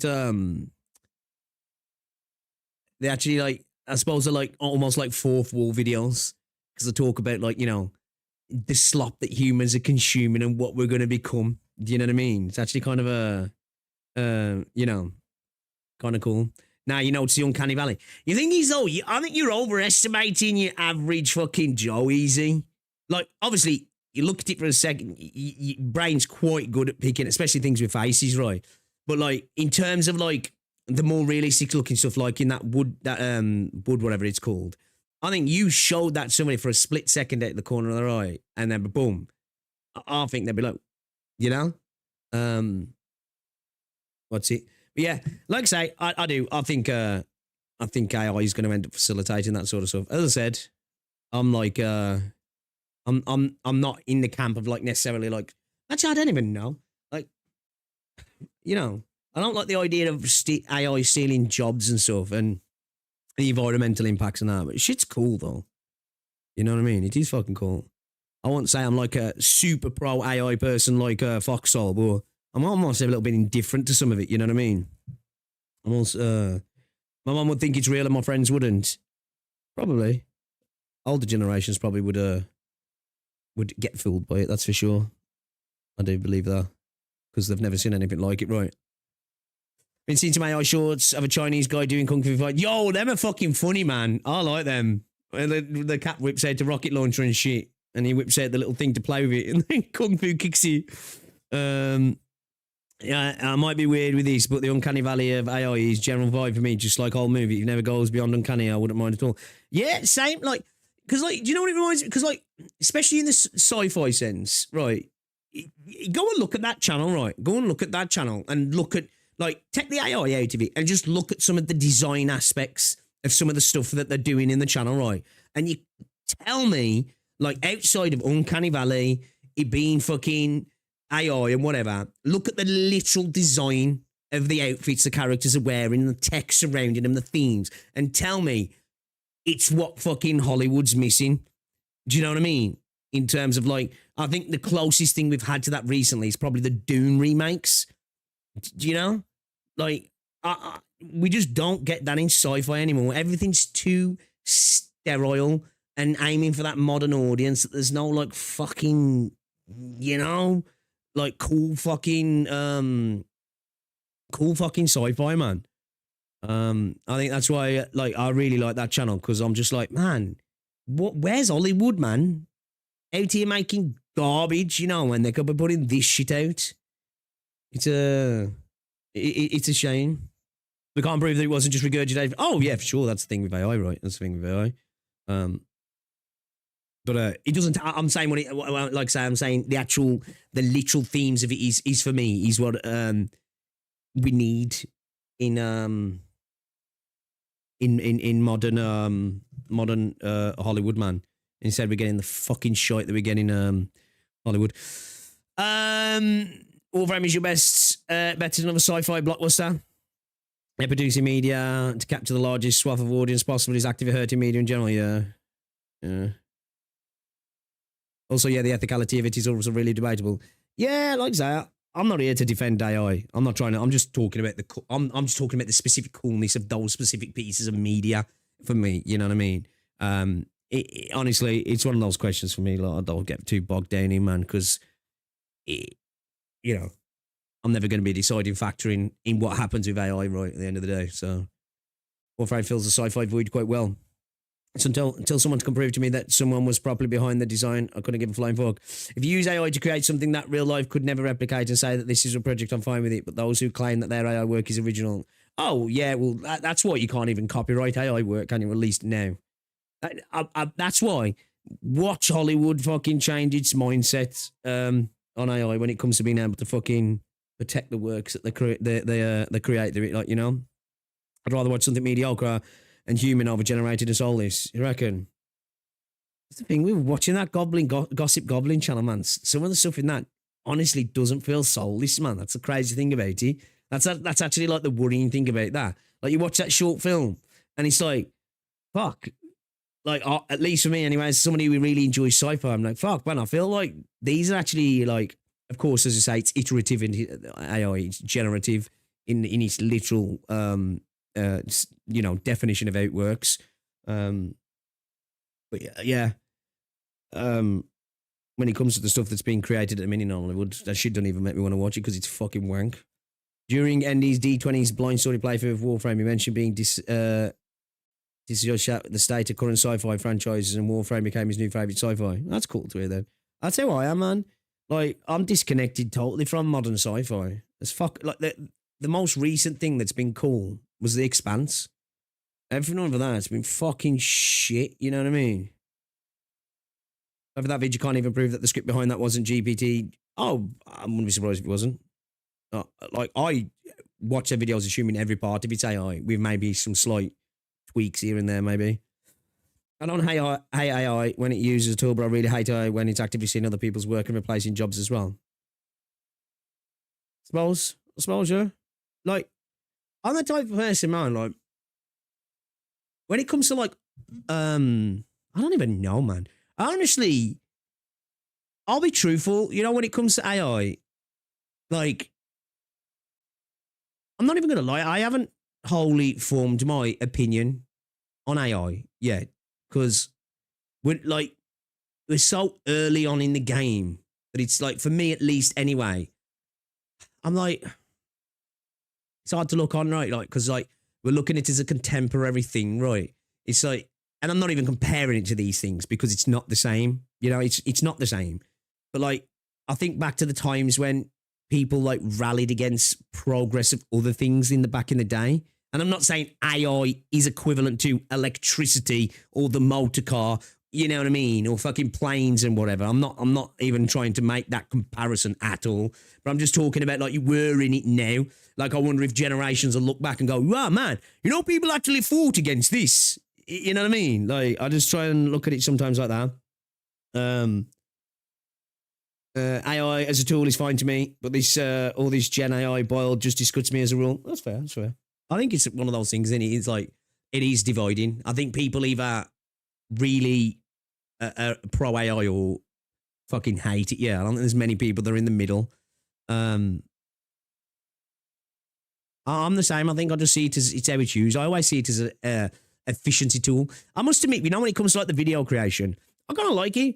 Oh, I do to a degree because I'm like, I know it's kind of useless in a sense. It's just using up server power, and that's why my RAM costs so fucking much. I'm not denying that. It doesn't piss me off. But it's like when I see individuals potentially creating like cool looking stuff. When I say creating, you know, generating from previous ideas, I'm still like, oh, that was kind of cool. And if it's only used in the sense of somebody just self creating stuff, individually putting stuff out there, then you know, well, I don't know. If someone there's always been backlash target towards new tools. AI can create ideas and polish to an extent, but it should never be a replacement to the soul and process of the creation. Oh, I definitely think that's true. Like, you know, when it comes to like art as a process, as an expression, right? It's like obviously this is a conversation that goes beyond where we're at now because AI isn't truly AI in the sense of being a conscious artificial intelligence. But like, when do we get to the day where maybe that will be true? Where what is the soul? When do we define that something has soul? Is it only when a flesh bag, a human, can create it, or a machine that is conscious? Not saying we'll ever have a conscious machine. Who knows? And what do we determine is consciousness, right? But like, when will something that's created by other than us be concluded to have soul? You know? I don't know why I'm even getting onto this conversation anyway now. My bad. AI kind of is a great equalizer, lets your average Joe create what they want without any industry or corporation standing in the way of. Yeah, true. True. I've never seen a piece of AI generated media that felt high quality. I don't know, man. I think that channel does do some good stuff. I do. But I agree for the most part, most of it's garbage. I personally think the human component will never die out because the human mind has unique creativity that comes from within. Yeah. That's like, yeah. That's as I say, will we ever potentially be able to create something that has true consciousness and can... It takes the requirement to feel, doesn't it? And not just interpret, but genuinely experience in a non-computational manner. Right? I know our brains are computers, but you know, it's a chemical experience, isn't it? In a literal sense, it's different, right? But it's like, I don't know, will we ever be at that point with technology where it's like, you know, is there a separation? Even though this conversation's not got nothing to do with what we're talking about, because we're potentially talking never or a long, long time away, right? In a galaxy far, far away. But yeah, boys, I'm going to get off anyway. The human component dies when the creator doesn't care enough to insert themselves into the process. Yo, easy. Honestly, this is why I go watch some of the shorts on that channel, because you know the way I know exactly the thought process you're taking yourself. The thing is, like I say, the break the fourth wall in that sort of stuff and talk about that. It's like it's just such a interesting format. Some of the shorts taking that, because it's like the describing the tool that's being used and how humanity is potentially going down routes that will leave us in a bad spot. You know, through that channel. Like, even if you don't like the visuals, just listening to some of the stuff, like him, like, you know, I don't know. I just find it interesting anyway. Next Arknights stream tomorrow. I might do, man. I was thinking of doing some Endfield tomorrow day, unless we do some Arknights tomorrow evening. We'll figure it out because I do want to do some Enfield, but I really do want to finish this off now. I really do want to finish this off now. I will always create most general standard thing. Well, yeah, that's true, yeah. Where it's at now, right? Where it's at now, at least. Who knows where our computational progress will go, right? Like, but you're right, at the minute, it literally is just a tool that scans, merges, recreates, right? But yeah, guys, appreciate ya. I'll see you all in the morrow. I'll let you know what we're doing because I do want to do some Enfield, but I do really want to finish off Lone Trail now. So we'll see if we can do both. If not, we'll do one or the other. Yeah. You say that, but I bet that script was also generated. Yeah, maybe. I just think I don't know. Just check some of it. Let me know what you think anyway, if you get a chance to. That's if you want to. But yeah, guys, I will see you all a little bit later. Enjoy the rest of your day, whatever time it is. I'll catch you in the morning. All right. Stay safe. I'll see you all later. Ta-ra.